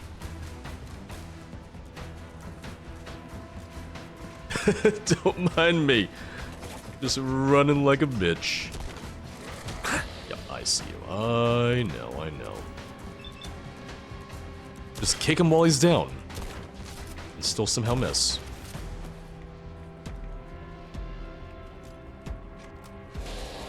I'm gonna go for the leg, actually. Or I could miss again. I was mainly just trying to cripple him.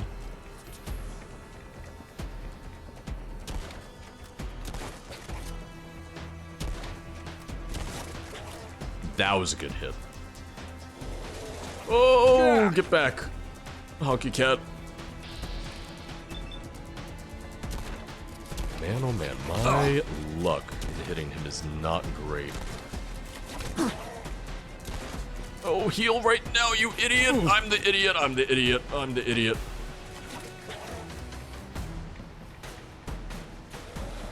And... Alright. I survived. Maybe not as barely as I thought it was gonna be, but he had nothing. Was really hoping he was gonna have a legendary, because legendary enemy. Let me eat. Can I use this on myself? I want to see.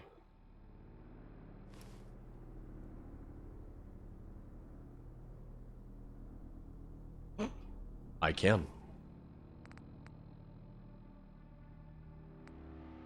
I am a robot.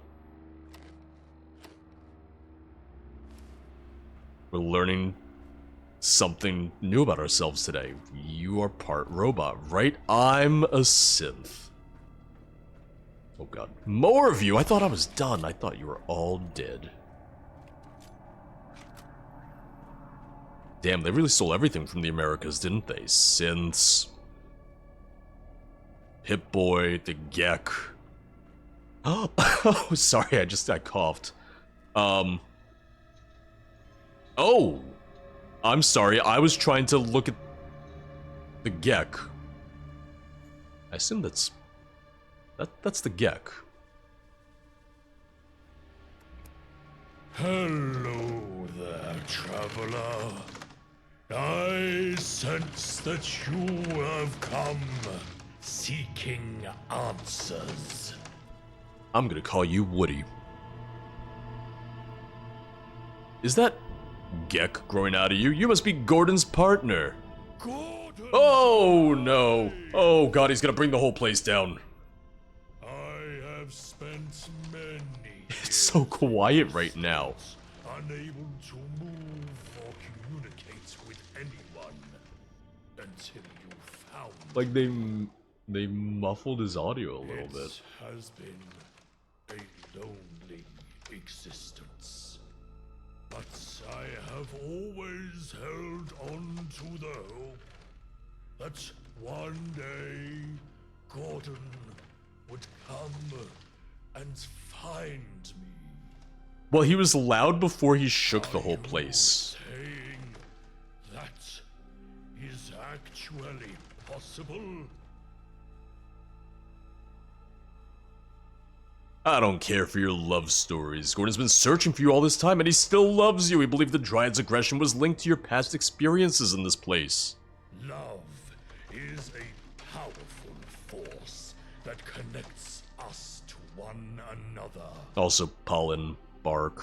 It is what gives our lives meaning and purpose. Without love, we would be lost, wandering aimlessly through this world. Love brings us joy, happiness, and fulfillment. It is the foundation of all human relationships. And it is what makes life worth living. The irony being that there's no romance for you in the mod. If Gordon seeks out the answer, Granted, this really doesn't strike me as a mod that needs a romance. Like, I'm fine without it. I feel like it can aid you. wasn't a necessity. A signal alarm came through the Pindar from another when a self-destruction alert was triggered. It caused the local security system here to go on high alert and interrupted the synapse between Fallout 4 has it, but I would also say that it wasn't like a strong part of Fallout 4. It was fine, but As you can see, I could have taken it or leave it for Fallout 4, and them not including it in London isn't a downside to me. There's way less emphasis on companions in London, which is why I think it also works. I am now one with the deck. It seems I've also become one with the Dryads. The fix to their agitation is so easy. Little Pip, I realize it wouldn't have been as fitting of a quest name, but given the tree people, given the love between the tree people, my first thought for the quest name is Wooden Heart, like the Elvis song. I realize that wouldn't make as much sense because Elvis, that's not a British reference, but that's where my mind went, you know? Oh, I turned off the alarm, everything should be fine now. You can relax, I've deactivated the alarm, there shouldn't be any more issues. Good. I can see why Gordon invested so much trust in you. It will be a long time before I can properly reconnect my synapse and aid in the restoration of peace with the Dryads. However, we are on the right path, and with patience and determination, we will achieve it. I like your attitude, Tree Man. I know that Gordon is out there somewhere, and I am grateful that you have found him. Please, Tell him that I love him, and that I will always be with him, even in this form. If Gordon is alive, I want to throw food into his mouth. It's so inviting. that he shares my fate. I understand now why he never came to look for me. Or I want to play like mini golf with him, you know? Like get the ball in his mouth. Now I know he exists. I can delay its power, so he may visit. Please, tell him this. Until we meet again, be safe and journey on. Yeah, they would have had to make a custom model for the Gek because Fallout 4 doesn't have a Gek. So that's kind of cool. We are all part of a greater whole, and our actions have consequences that ripple through the universe. You've been writing this stuff for a long time, haven't you? You've been writing this your entire time in here, I get it. And always strive to do what is right.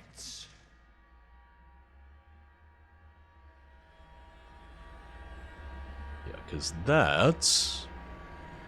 Yeah, that would have been new. That would have been custom because, once again, there's no Gek in Fallout 4. That's the thing, what else is he gonna do? He's just gonna sit here and become philosophical.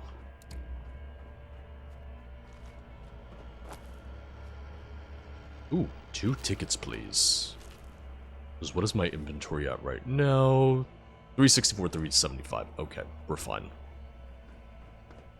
Let's get out of here, and I'm just gonna try and jump a little bit to try and stay out of the gross gamer bathwater. Well, let's go tell Gordon the good news, sorry. What, you think all tree people look alike? Well, I mean... kind of, you know?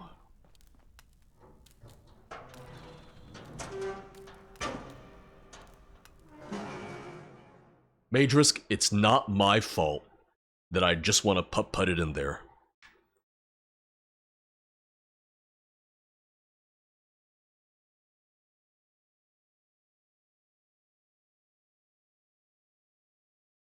Is there any... I mean, I guess I could always try a Molotov on him, but... it's not like I have a shish kebab or anything. It's not like I have anything similar to Fallout 3 where it's like, hey, let me just use this. I guess I could always get a flamer. Listen, Molotovs have been my go-to grenade type just because they've been a lot more common. I'm just gonna make a save before we talk.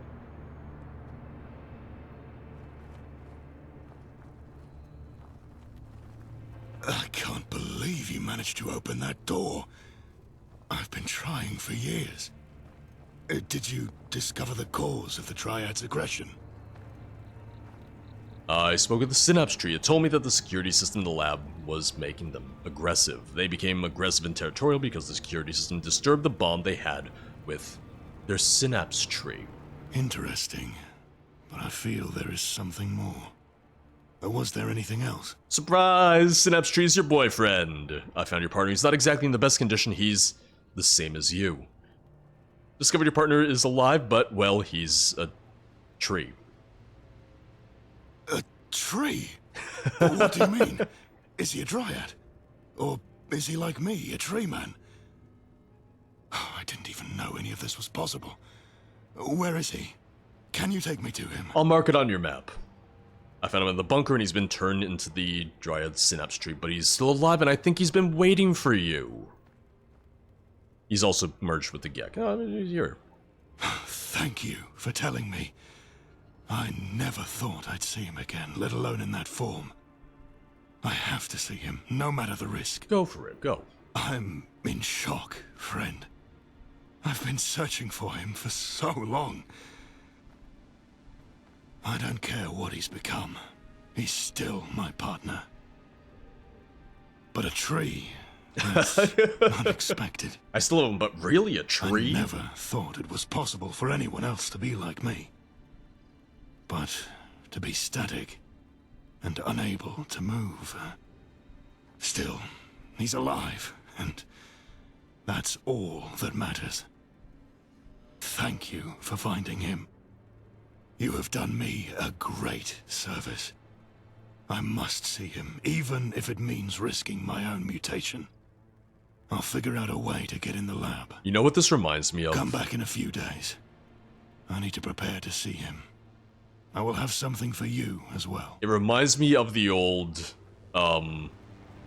would you still love me if I was a worm? But now it's, would you still love me if I was a tree?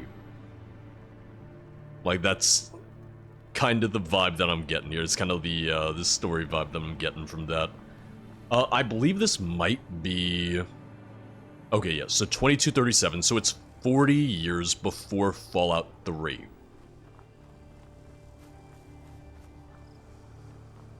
I always forget about the horses. Oh god, they freak me out. Yeah, so we gotta wait a few days, come back, and then we should have the settlement, which... Oh, it's owned. I was gonna use that.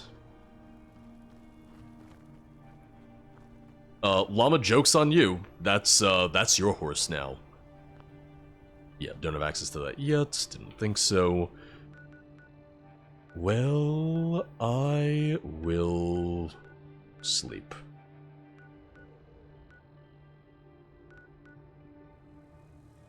Yeah, it's got like little arms coming out of it. It's kind of terrifying when you think about it. Alright, and let me just find somewhere to sleep. I'm trying to remember if they had beds somewhere in the airport. I think there were. Yeah, there's no horse riding or whatever the hell it is. Whatever the hell they named it. Essentially, it's kind of similar to, like, the Radstag in a way, yeah. There you go, just... They're kind of useless legs, they're just kind of bum legs there. But they're there. Spider horse.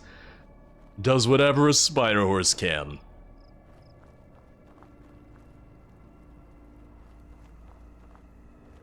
Yeah, I've really just kind of like branched out from this area and just trying to explore, and get a lot of that done. So sleep for a couple days, come back, see what he has to say. Which I haven't gotten into the airport proper yet. Thank you for the follow, welcome on in. All follows are anonymous. That way you can lurk, that way you can chat, but it's really just completely up to you.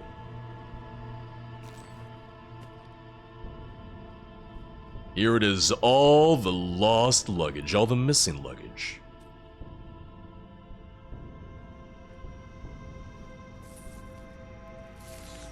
Oh, and little Roachy boy. I feel like that must be so annoying though. It's like, oh, you have these extra 4 legs, but they can't touch the ground. They're too short to touch the ground. I feel like I would be so annoyed. It's like, oh, they're just gonna get tired hanging there at a certain point. Oh, oh, oh.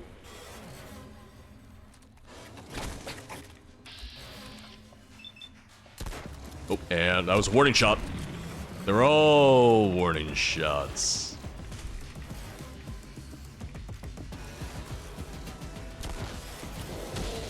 I can't speak for all the chat, but I'm doing pretty good myself. We are kind of getting close to the end of stream probably, because I usually go for around 5 hours and I gotta make dinner at some point. But I want to finish this quest if nothing else, so We're gonna wait the couple days that it takes for Gordon to be reunited with Tree Boyfriend. I'm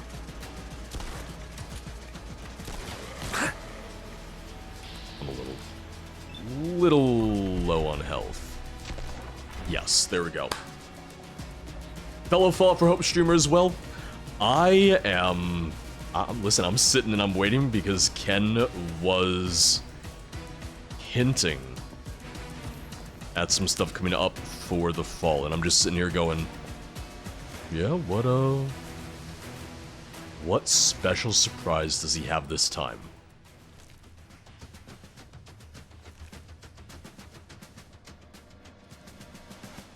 Because as it is, you know, every single year, Ken's got something else up his sleeve.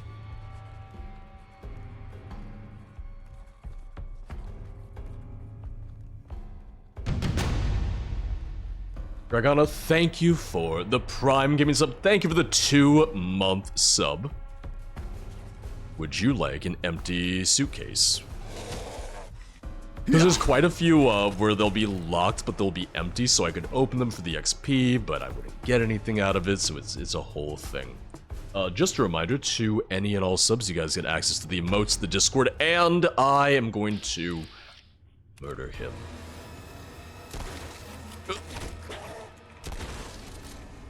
I had a feeling he was going to mutate there. Good shot, good shot. Not as good of a shot. There you go. Yeah, I gotta, figure out what exactly I'm doing for this fall, for this winter, in terms of charity stuff, if I'll be able to do more charity stuff. Because so far this year we did Wes Johnson's Voice of Palooza. We raised, I want to say, $2,000 for the Alzheimer's Association. With Wes Johnson, with a few other people. And that's always a fun time. That's always a really good time.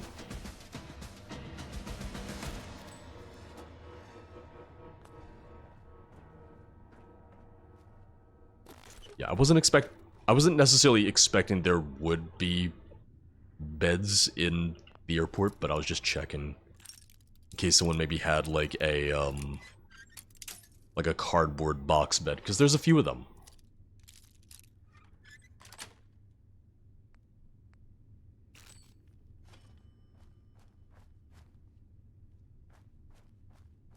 Okay, and that just looped back around. I think that's just about everything then. I was kind of waiting for the metal detector to go off. I was kind of waiting for that to just start yelling at me.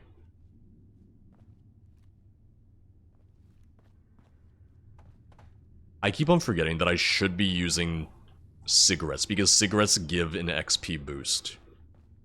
Knowing me in this, though, I'd get addicted after the first one.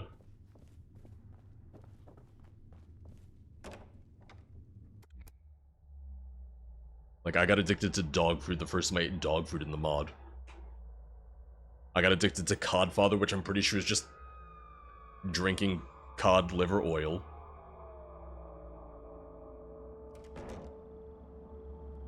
Alright, so yeah, I just need a bed. I don't think there was one in the chapel, but I'm just gonna check to be safe. I'll do another quick look through there.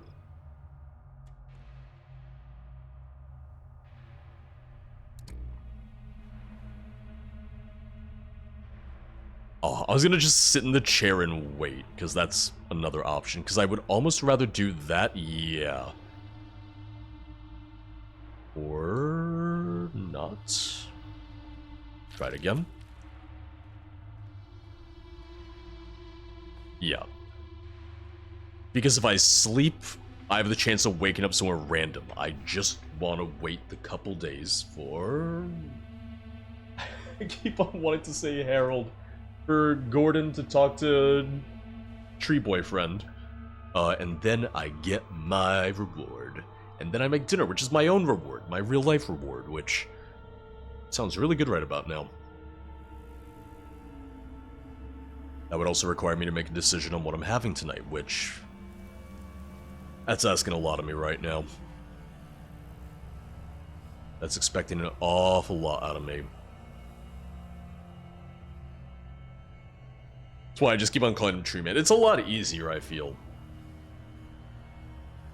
Which, it's interesting because he only refers to himself as Gordon, but then his character is named Gordo. So I'm wondering if that was intentional, or if that was like a bug, or what. Bug isn't like a typo. Because when I see Gordo, I think Gordon Ramsay.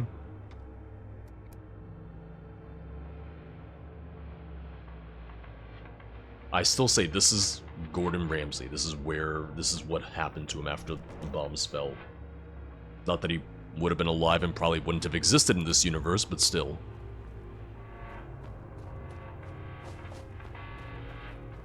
Thank you for helping me solve the cause of the Dryad crisis. And obviously, thank you for helping me find Oh, my do you have partner. fireflies in your beard? I am forever grateful for your help. As a token of my appreciation, I would like to offer you a reward. His leaves were not sparkling Something like that before. very close to my heart. Guess you could say he's Since glowing. you have proven yourself to be a valuable asset, and I believe you can help us in many ways, sandwich. I would like to invite you to stay with us and become a head druid. All the other druids We are could just use someone grumbling with right your now. It's like, skills to help us run He's the been here settlement. 2 days and he's Before you speak, head just druid. know that you have shown great loyalty and dedication to our cause, and I believe you would make an I believe I excellent saw addition the to our one group. at We will be here whenever you wish to visit. what's it called? At St. And don't Paul's. forget, you will always be welcome here, even if you don't decide I did to see the stay. one chef at St. Paul's. I did notice that one at But least. the workbench is now forever yours to work with. Well, they told me the same thing in Attention, London Bridge, and that was everyone. wrong. I have an important announcement to make. As you all know, we have been searching for my partner for a very long time. Thanks to the efforts of our friend here, we have found him. But this discovery changes things. I need to spend more time with him and cannot focus on running the settlement alone anymore. But fear not, I have found a solution. Our friend has proven themselves to be a capable and trustworthy individual, and I have asked them to help me run the settlement as a head druid alongside me. They will have the same authority as I do, and I ask that you all look up to them as you do me. You're all my I peasants understand now. that this may be a big change for some of you, but I assure you that this is for the betterment of our community. And with their help, I am confident that we can continue to thrive and grow as a settlement. If a single one of you Thank you all for your says that attention. another settlement needs my And help, please I'm welcome killing you. the new head druid. They Gather don't around, care. everyone. They're It's time for our so daily prayer. busy praying Let to the us all bonfire. join hands and come together in harmony. They don't give a shit. They're not worried about my Mother Nature. coronation. We thank you for the blessings you have bestowed upon us. We thank you for the air we breathe, the water we drink, and the The earth Lorax, beneath he our speaks feet. for the trees, We governor. pray that you continue to guide us on our path and give us the strength and wisdom to live in harmony with you and all living creatures. Yeah, Blackbird, yeah. Thank you all for joining me in prayer. Let us continue to work together to protect and preserve our beloved wilderness. I felt like the outpost, oh god. Puncturing flower power staff. The cries of flower power echo through the land. We shall not wilt. Let 1,000 flowers bloom from the corpse of our enemies. God damn. I'm gonna zoom out on this real quick. God damn. Yeah, I'm over encumbered. But the thing I was gonna say is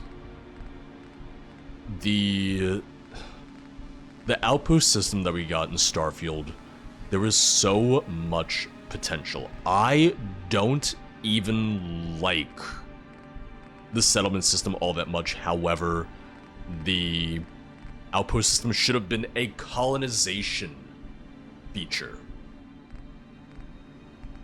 It should have been our way of starting colonies on these different planets. And it feels like such a missed opportunity that we couldn't, that we didn't. And I'm still annoyed by that.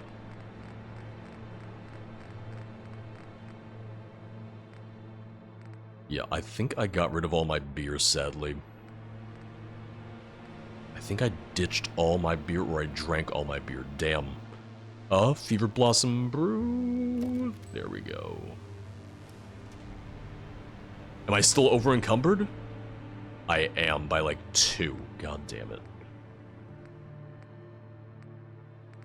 It's fine. We'll be fine. I also could just drop the weapon and drag it on over. You know what? I'm gonna do that.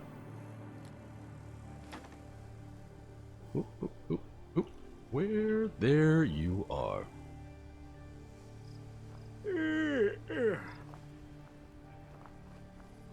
I hope it comes in the future. I hope they do add that functionality in the future, because I feel like that was really what would have made the very most sense for the outpost system.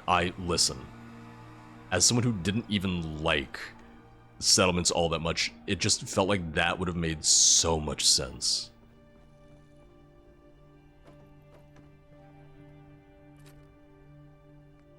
Alright, so let's put away some junk. Ooh, 25 poison resist. That's pretty good, actually. So I'm gonna probably keep that.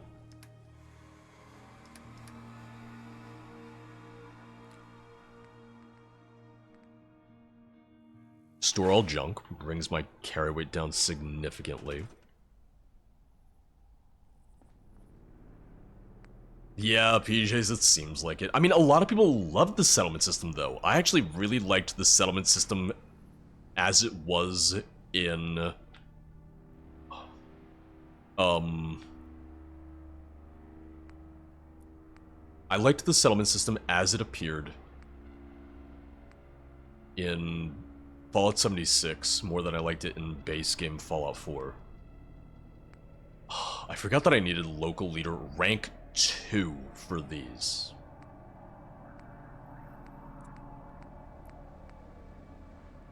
I feel like that's a little bit much just because of the fact that with there being so much less emphasis on settlements, I feel like you get so much less out of those perks. Like, given that there's way less with settlements here, it's like,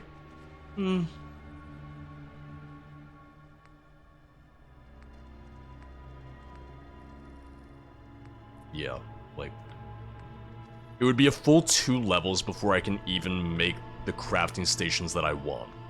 Assuming that I put both levels into that specifically, which I don't know that I am. I don't know that I will. Let me take a look through it. Let me see. Rifleman might be a good one. Life Giver 2, Chem Resistant Long Haul. Come to think of it, can I even take Local Leader? No, I can't even take Local Leader 1 at all because I'm Charisma 5. Rennis, it's literally just the workbench, and once again, there's way less crafting stations throughout the world in general.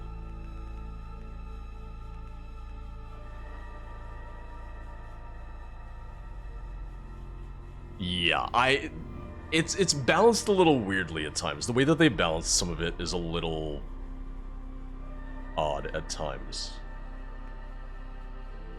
I am gonna put it not into charisma, but I'm instead gonna put it into endurance, just because I do need more endurance, so.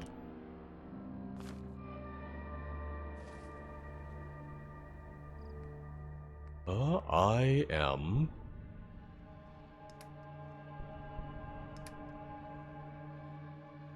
gonna take all. I'm going to put away a power staff. I'm gonna put away the... well, I'm gonna hold on to that, actually. That's all I needed to put away for right now. That's fine. Wait, no, that's not gonna work, because then I'm not gonna be able to carry other stuff, because I'm gonna be over-encumbered anyway. So... let me... left leg...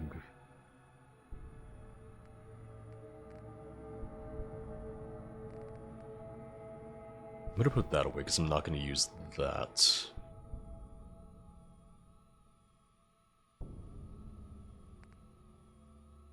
Yeah. 376, if I can get it down to 375.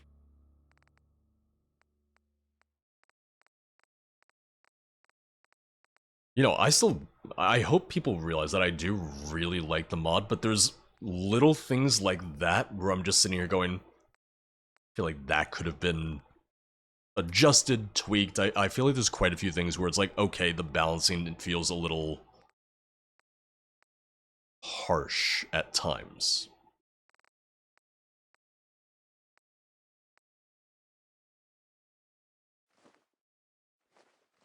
I feel like you needed to give a little bit more reason to make people invest in local leader, with there being way less settlements and way less emphasis on them.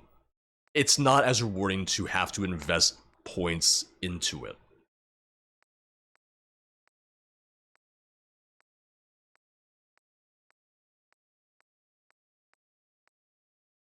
Alright, and 369, 3 out of 5.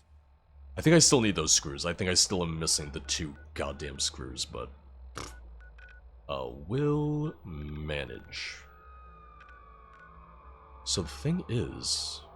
okay, yep, it shows the airport itself as the settlement. Perfect. I was just checking on that. I was just checking to see...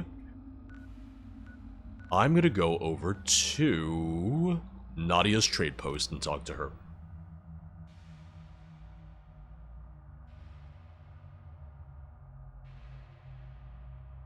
It's the thing of I didn't expect them to fix... I realized it was still limited time, but they did have the extra couple months, due to the delay after the next-gen patch. They've essentially said that the mod itself was done since December, and since then it's been more so patches, bug fixes, stuff like that, so something like a little bit of a look at the balancing I think could have been really nice.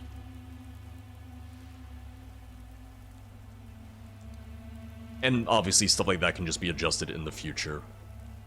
My muff, what can I help you find? Let's see what you got. Take a look. She could have screws.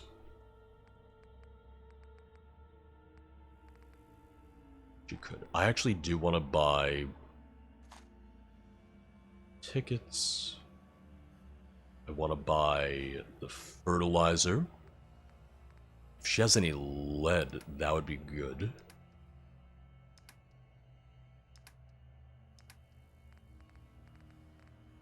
I realize I might get myself over encumbered. We'll manage. We'll be fine. I'm just gonna scroll back up to the top and kind of look through these. That does have lead. I can't afford to carry that. Yeah, I can't afford to carry the 10-pound weight, unfortunately, because that was one of my first thoughts too.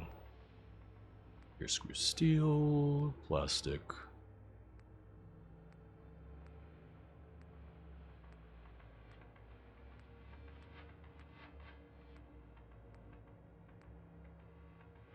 Steel and spring, glass and rubber. Glass. You tell me there's no screws in a goddamn microscope?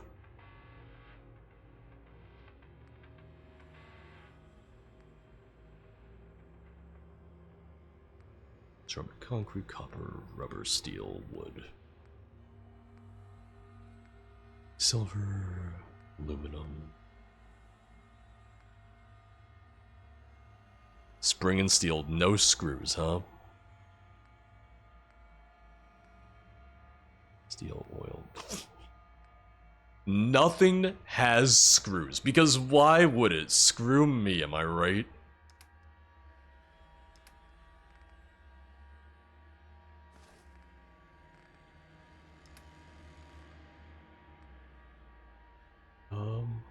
Yeah. Till next time. Am I over encumbered? I am not.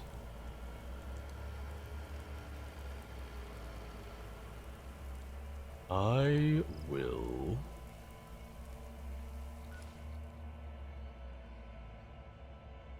I was gonna say adhesive, and it was either screws or springs. But I remember, yeah, there were certain ones that were just a pain in the ass.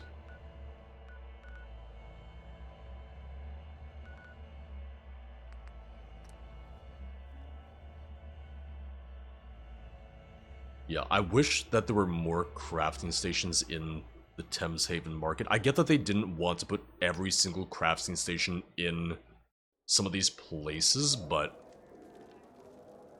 I feel like there would have very much been a benefit to having maybe like a little bit more of centralized crafting hubs. Welcome, friend. Glad to see you. Like, I think that could have gone a long way. I think that would have been very beneficial. Thames Haven. You are my pride and joy. 9mm 303. I want to do... Yeah, I'm going to do 303 and 9mm. 32 round, 5mm round, 45 round. Okay.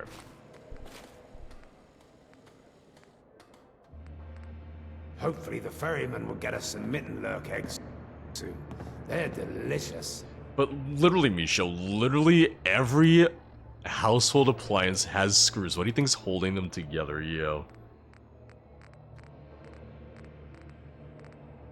Yeah, desk fan does have screws, yeah. It's a little bit... Well, it's not the heaviest. I just gotta grab a couple more. Uh-oh. So I think I know where I can get one, too. Get a couple, too. And then I should be good. You know, one of the next things I am going to want to get is I am going to want the perk to get the more rare materials from breaking stuff down. That's going to really help out.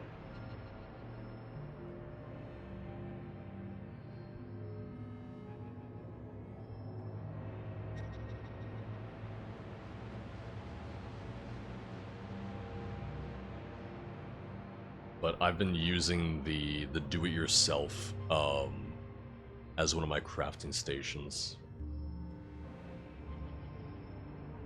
Yeah, 76 had a great iteration of that. 76 just let you scrap everything, and my god, that was the best. Listen, I've played so much more 76 than 4 in recent years that the fact that they never updated that in Fallout 4, the fact that it's just not in Fallout 4, it's like, god damn. Such a pain. You're not supposed to move back in here. It's on. Still is the best, right? Well, the cells do reset after a while, it seems, because I've had things like lock, yeah, I've had doors and everything relock after a while.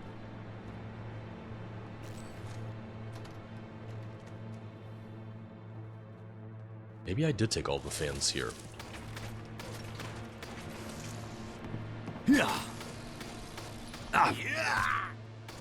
Listen, it's so funny though, going from 76 to 4, and you go like, what do you mean I can't just break down all the scrap?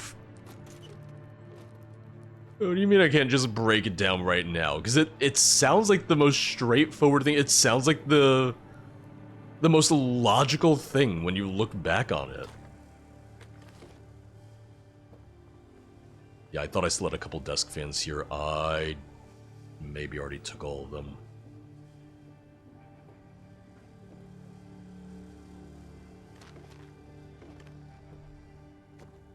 Damn, the hooligans didn't bring new fans with them when they moved in. Really, really rude of them.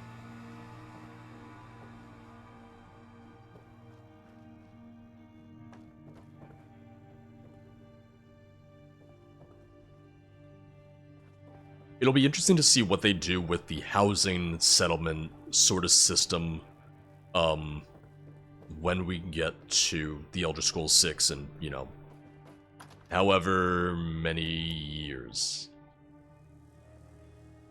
Yeah, right now I'm just doing screws, because I'm just worried about my carry weight again. I'm probably gonna throw some more things in storage, because I have a lot of fertilizer now. For a long time, I just didn't have any fertilizer at all, and now I'm sitting on 20, and I'm missing more lead than I am fertilizer.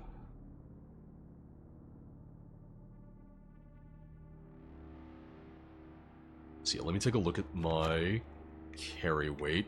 We did find Churchill. Churchill, he doesn't go back home. You tell him to go home and he just stays there. So now he's at London Bridge. Now he just lives at the London Bridge settlement. But I'm just leaving him there for now.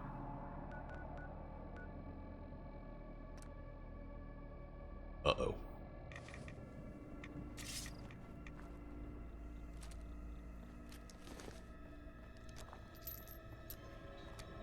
I just want to get out of the rain. I would like to get out of this. Yeah, alright. Still near some enemies.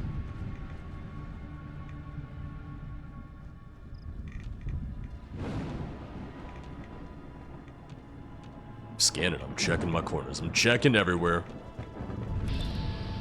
I don't want to shoot Nadia, I will say that.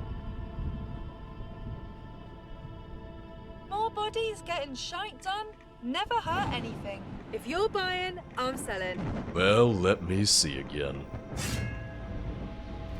Abyssi, welcome on in. Thank you for the raid. How's your stream? What were you up to today? Hope you're doing well. Hope you had a great time. We are a little irradiated, let me tell you, but I've been told that's fairly normal in this world. I don't know if we have any mods, because I think they might have all quit in protest yet again. I can't blame them, I can't fault them, but, you know, it happens. It's the way of the world. They're trying to unionize. Till next time. Scarlet, thank you for not unionizing. It really helps me out, because, you think I can afford union rates for you guys? No. It's like every time I get one of those emails of like, hey, do you want to hire me as an editor? I'm like, first off, I didn't ask. If I was looking for an editor, I would say something, but where do you think I'm getting editor money from? Come on. Think of you, you get what you pay for, and I'd be paying jack shit with an editor because it's a lot of money. Fallout's good. For anyone that might be joining in and might not be aware, we are playing the Fallout London mod, which, if you're in the modding scene, if you follow the modding stuff at all, there's a good chance you've heard of it, because right now it's just kind of like, it's the big thing. It's a mod that essentially recreates London within Fallout 4 as a new world space, practically as though it were a new game in a way. If you ever heard of Enderal for Skyrim, it's very similar to that. Yeah, I'm just getting a little turned around, so just give me 1 second to get my bearings again, because I'm a little turned around.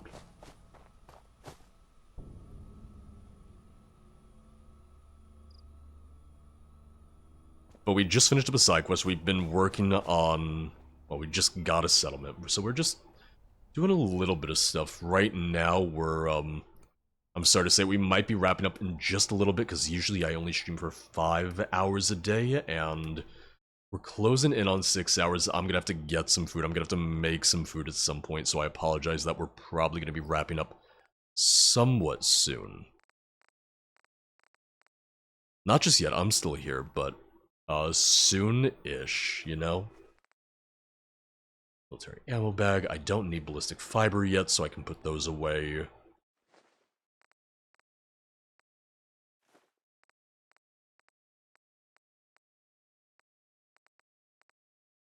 Spring steel.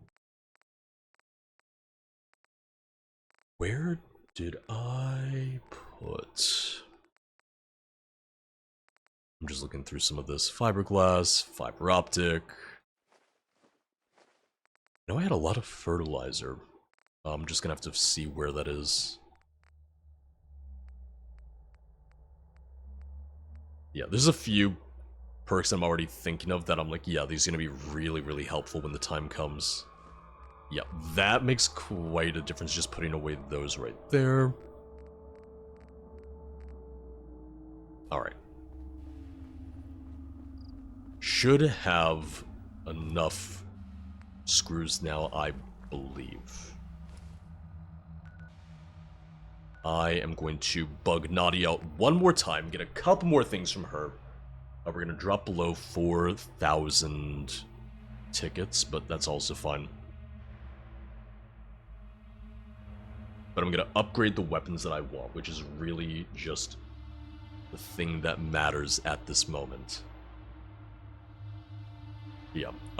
Does anyone here know off the top of your head what the level requirement for local leader 2 is? Because I know I need charisma 6 to get local leader 1. But is there a higher level requirement for 2? Because if that's the case, then yeah, it's going to be a while before... Take a look. I can even make all the crafting stations. I feel like the crafting station shouldn't be that hard to get. I don't know if that's just me. I don't know if I'm just being like a impatient gamer, like, I want it now, but I'm just sitting here just like... If you want to make it so that you have to work harder to get the crafting stations, you have to make more of the crafting stations readily available outside of the settlement system.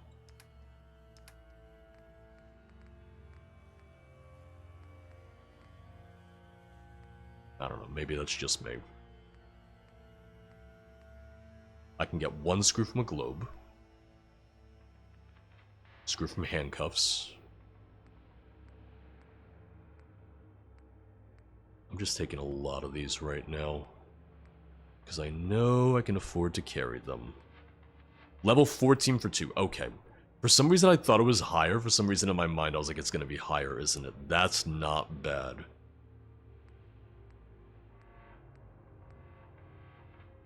I'm just gonna buy the Wonder Glue.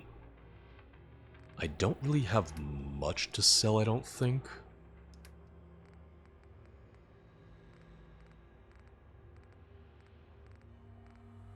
Okay, I can sell my pre-war money to make sure I get a little bit of that. Alright. So yeah, in 3 levels, if I only put perk Till points next time. towards local leader, I can get to the point where I'll be able to just make the crafting stations. Okay. It's a little bit of an investment. A little bit. But I'm also going to unmark that other settlement because I'm not going to need that for now. I will keep in mind where that was so I can do that later. Yeah, so just another reminder, because I know someone asked a little earlier. There will not be a stream on Thursday, or at least right now it doesn't look like it. The reason for that being that we have the contractors coming over on Thursday to do some repairs. I mentioned on Twitter, I mentioned in the Discord. Unfortunately, we just have some stuff with the house that needs to be redone, fixed, all the boring shit in the world. And they're coming on Thursday, 3 p.m. to 6 p.m. Which means they could show up at 3 p.m., they could show up at 6 p.m. So I'm kind of at their mercy. Just gonna take a look through here. Yeah, it's gonna be worth it once I get it, and I know it's gonna be worth it once I get it, but right now, thinking to myself, oh, the next 3 levels are gonna be just for this. I'm just sitting here like... If you type !Discord in chat, that will give you the instructions for how to join. It's, there's no link to it, it's the automated integration. You need to connect your Twitch and Discord accounts, and after that you'll be able to join. It'll show under your connected servers. So if you already have those connected, then you're probably set already, and it'll show there. They had to do some work in the basement, but no, we're not getting the basement finished since it's a rental, so we weren't like, oh, we need to get this done. If the landlord wants to finish it, then by all means, but wasn't our immediate concern. I believe they did finally make it doable on mobile. It used to be terrible on mobile. I think they made it a little better, but I could be mistaken. Alright, and that's fine. That's fine. So I wanted to do the burst powerful receiver.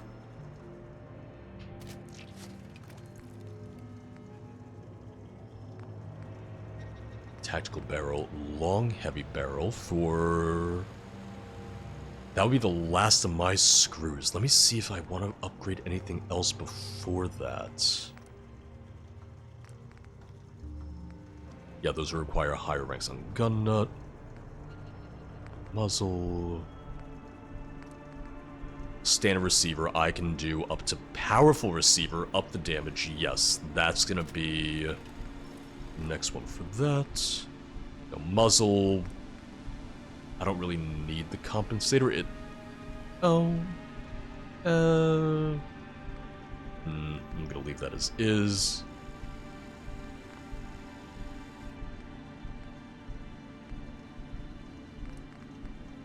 Yeah, and that might be it for now. Yeah, I think that kind of used all of that up. Yep, need more adhesive, need more screws. Out of screws yet again. That's fine. Alright, not bad. That is more or less what I wanted to accomplish. That's more or less what I was hoping to get out of that. Just gonna take a little bit more junk. This carry weight is 352, so I'm gonna over-encumber myself soon enough. The settings are on Discord. If you go to Discord and you look at the integrations, it's either integrations or connections from your kind of like account settings. It'll show to you the ability to connect your Discord, your Twitch, YouTube, all these different accounts. Yeah, so even though there won't be a stream on Thursday, I will be here Saturday and Sunday. Saturday, we're most likely going to be doing ESO, and then Sunday we'd hop back into more Fallout London. I haven't streamed any ESO in a little bit now, and I need you to do me a favor and not mention that to the ZeniMax Online team.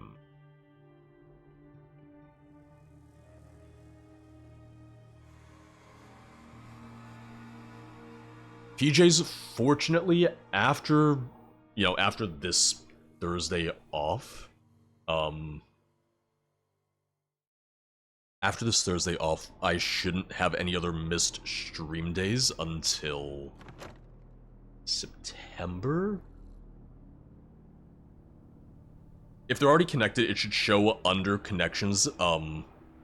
It's like Discord connections, And then under Twitch, it should show available channels to join, available servers to join. Just checking my calendar real fast. I'm going to give you guys some dates as to when I'm here and when I'm not. Thank you, Scarlet. Yeah, so no stream this Thursday, but I should be here every stream the rest of the month. And then next month, the only day that I should be missing at all would be the first Thursday of the month, because I'm out of town from Wednesday to Friday, but we're only gonna miss the Thursday stream during that, so, you know. Goody goody. October, we have one day off for a friend's wedding. November, I don't know if we're doing anything at all for Thanksgiving. Probably not, because Thanksgiving is literally the worst weekend to travel in America. Unless it's been dethroned, but I don't believe it has been. I think it still is the worst. PJs would be able to confirm or deny that. Who's there? It has been, yep. It has been. It is no longer the worst day. For several years. Okay. Dare I ask, what is... Is it Labor Day? No, it can't be Labor Day. Labor Day is not the worst. It's annoying, but it's certainly not the worst.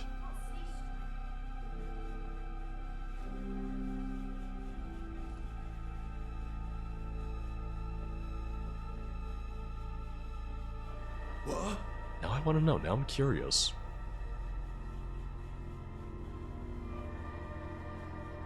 My parents don't even know where they're going to be for Thanksgiving this year anyway, so we don't know. Oh, because it's right before 4th of July. So that's the date that people are traveling. Because they're traveling leading up to the 4th. They're traveling leading into the 4th. That'll do it. That would absolutely do it.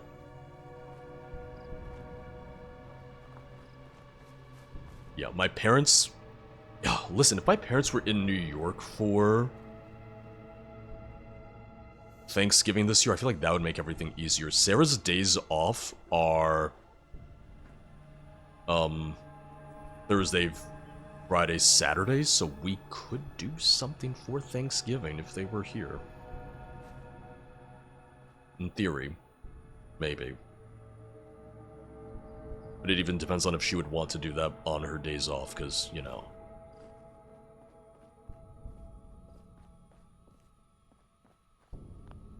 Oh, strength of 7. Let me in there. I could squeeze through that. Look at me. I'm a thin young lad, you know. Oh god, Memorial Day. That would be bad, too. Strength 4, I'm not going to be able to raise that. Nope. Sorry. Oh.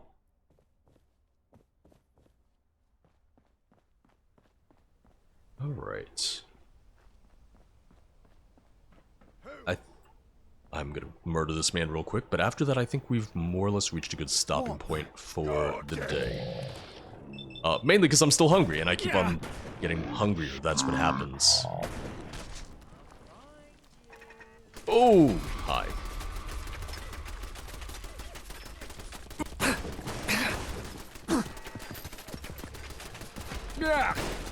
I thought that was gonna finish it off. I thought that one shot was all I would need. It was not. Listen, I want to get back to the original, zone, because there was like a strength locked door there, and I want to get back and I want to go through some of that stuff. Yeah, they're up there.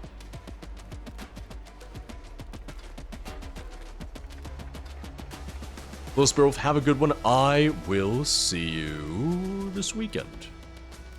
Hopefully. Can't use it while I'm in combat. Well, I can't get out of combat. Oh, Well, I could take out the turret, though.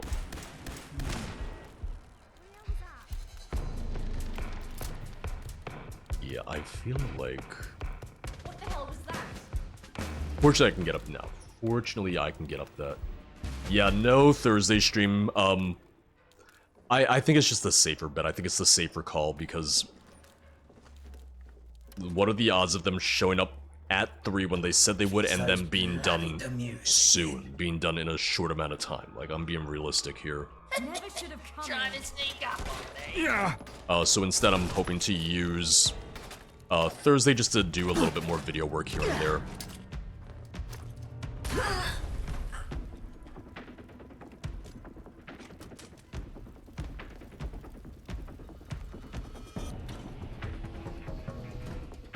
Oh, I heard another turret. You're still alive? Christ. Oh, well, not if you throw Molotovs at me, I won't be. Ammo bench. I literally just put away all of my... I literally just deposited all of my goddamn fertilizer.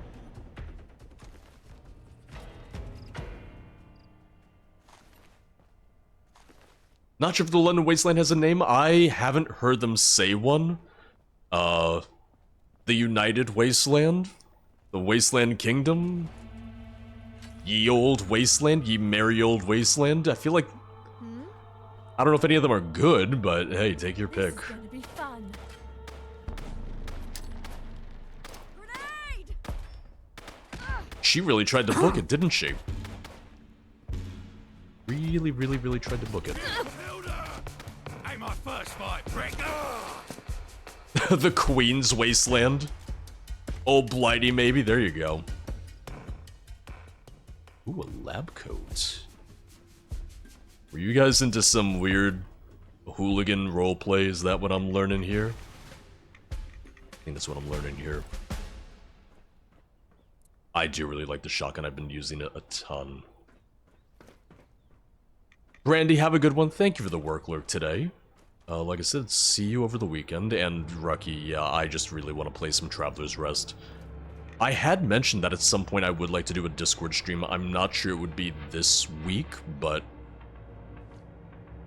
it's something I've talked about. I've talked about how it might be interesting to do that for like an editing stream or something like that, where it's just like, hey, you want to see what it's like for me to edit the videos and all that.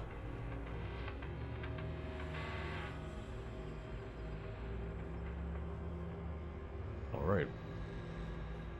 There's quite a few instances in which named NPCs pertaining to quests are just out and about, and you can't interact with them, and they're just kind of there. Like, I kind of wish they hadn't spawned them in until their quests started, because I've seen some people lock themselves out of quests by accidentally killing people.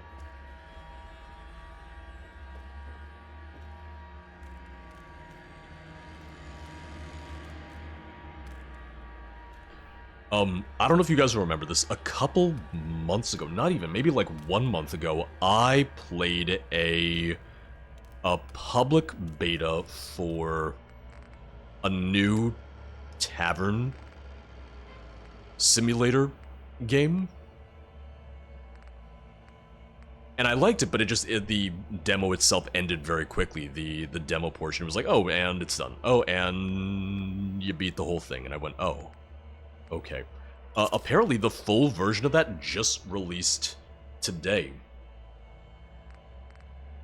So, that's something. I think they offered me a code, so I'd have to look into that.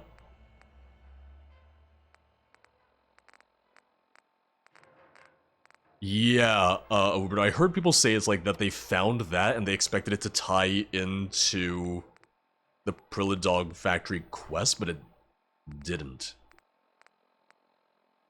So there's kind of some, like, weird, missed opportunities at times, I feel.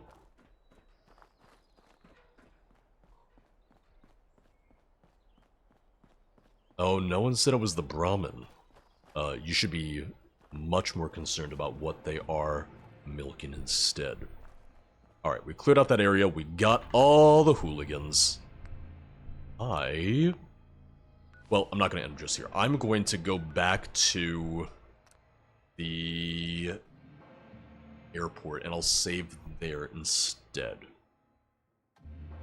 Went a little longer than I wanted to, but I also said that I did want to try and stream a little bit more, a couple extra hours here and there, just because I have missed some days this month, unfortunately. Alright. Save once more. We have clocked officially over 24 hours in the mod now, over a full day in Fallout London now, and really, I'm still just getting started, because honestly, I have not made much progress at all in the main quest. Hiccup, sorry about that. Who knows, maybe I'll continue that on Sunday when we stream more Fallout London, but we shall see. Sorry, I had an email about someone saying that they broke their own NDA or something, and it just threw me off because I mentioned it before. There was a whole thing earlier today where Valve's new game, Valve's new MOBA, they've been testing it, they've been inviting a ton of people to it, and there was essentially a less official NDA for it. Not a legal NDA, but more of a handshake agreement of, hey, don't tell people about this, and a couple studios just flat out said, or a couple reviewers and sites just flat out said, we're not gonna do that. You asked us not to do this very nicely, very politely, but we're gonna burn a bridge with Valve. That's a choice. That's a really stupid choice. If you make a handshake agreement with Valve, you might want to honor that. You might want to just say, like, hey, I would rather not piss off Gabe Newell. You know? That's just what I'm thinking. At least that's what I would think. It doesn't seem worth it. It doesn't seem like it'd be worth it to, you know, piss off all of Valve, all of Steam, just to drop this news a little early. If anything, I saw a lot of people in the games industry, like devs, community managers, say that stuff like this ruins the relationship between press and devs as well. No legal consequences, however, Valve might very much just decide, hey, we don't want to work with this journalist, with this publication anymore, because of the fact that they just wouldn't honor this. So, you know, they're not going to go to court over it, but Valve can just say, okay, they're on a blacklist. Okay, I'm just not going to bother working with them because it's not worth it because we don't trust them now. So we'll see. Alright. We are going to raid. We have a few friends who are on right now. I feel like space. We are gonna raid our friend, Madigan, who is live now with No Man's Sky. He's been playing it a ton ever since the new update. He's one of several friends I've been playing it a lot ever since the latest update. It's been a lot of fun to watch. A lot of my friends get back into it. I want to get back into it myself at some point. I just haven't had the time yet, sadly. But drop a follow, say howdy, say hey, and I will see you later this week. I will see you this Saturday, 12 p.m. Eastern, most likely with some ESO because I haven't streamed it in weeks now. That is a secret. Don't tell anyone I said that at all. But I miss it, and I got a lot to do. So I'll see you then. Coffee, water, ESO. It'll be a lovely day. Take care of yourself. Eat something tasty. I know I will. When I decide on what that's going to be, which is going to drag out dinner even more. Thank you for the subs, the resubs, for hanging out, for chatting, and joining me as we continue our Fallout London experience. We have a video coming out on Thursday. We have the next part of Skyrim, the Bard's College expansion, coming out on Thursday. If you've been enjoying that, that is still going strong. It's gonna be a long one. This is gonna be a nice, long series, and I'm very happy about that. Like I said, say hi to Maddie. I'll see you guys soon. Have a great rest of your day, evening, morning, depending on where you are. Bye-bye.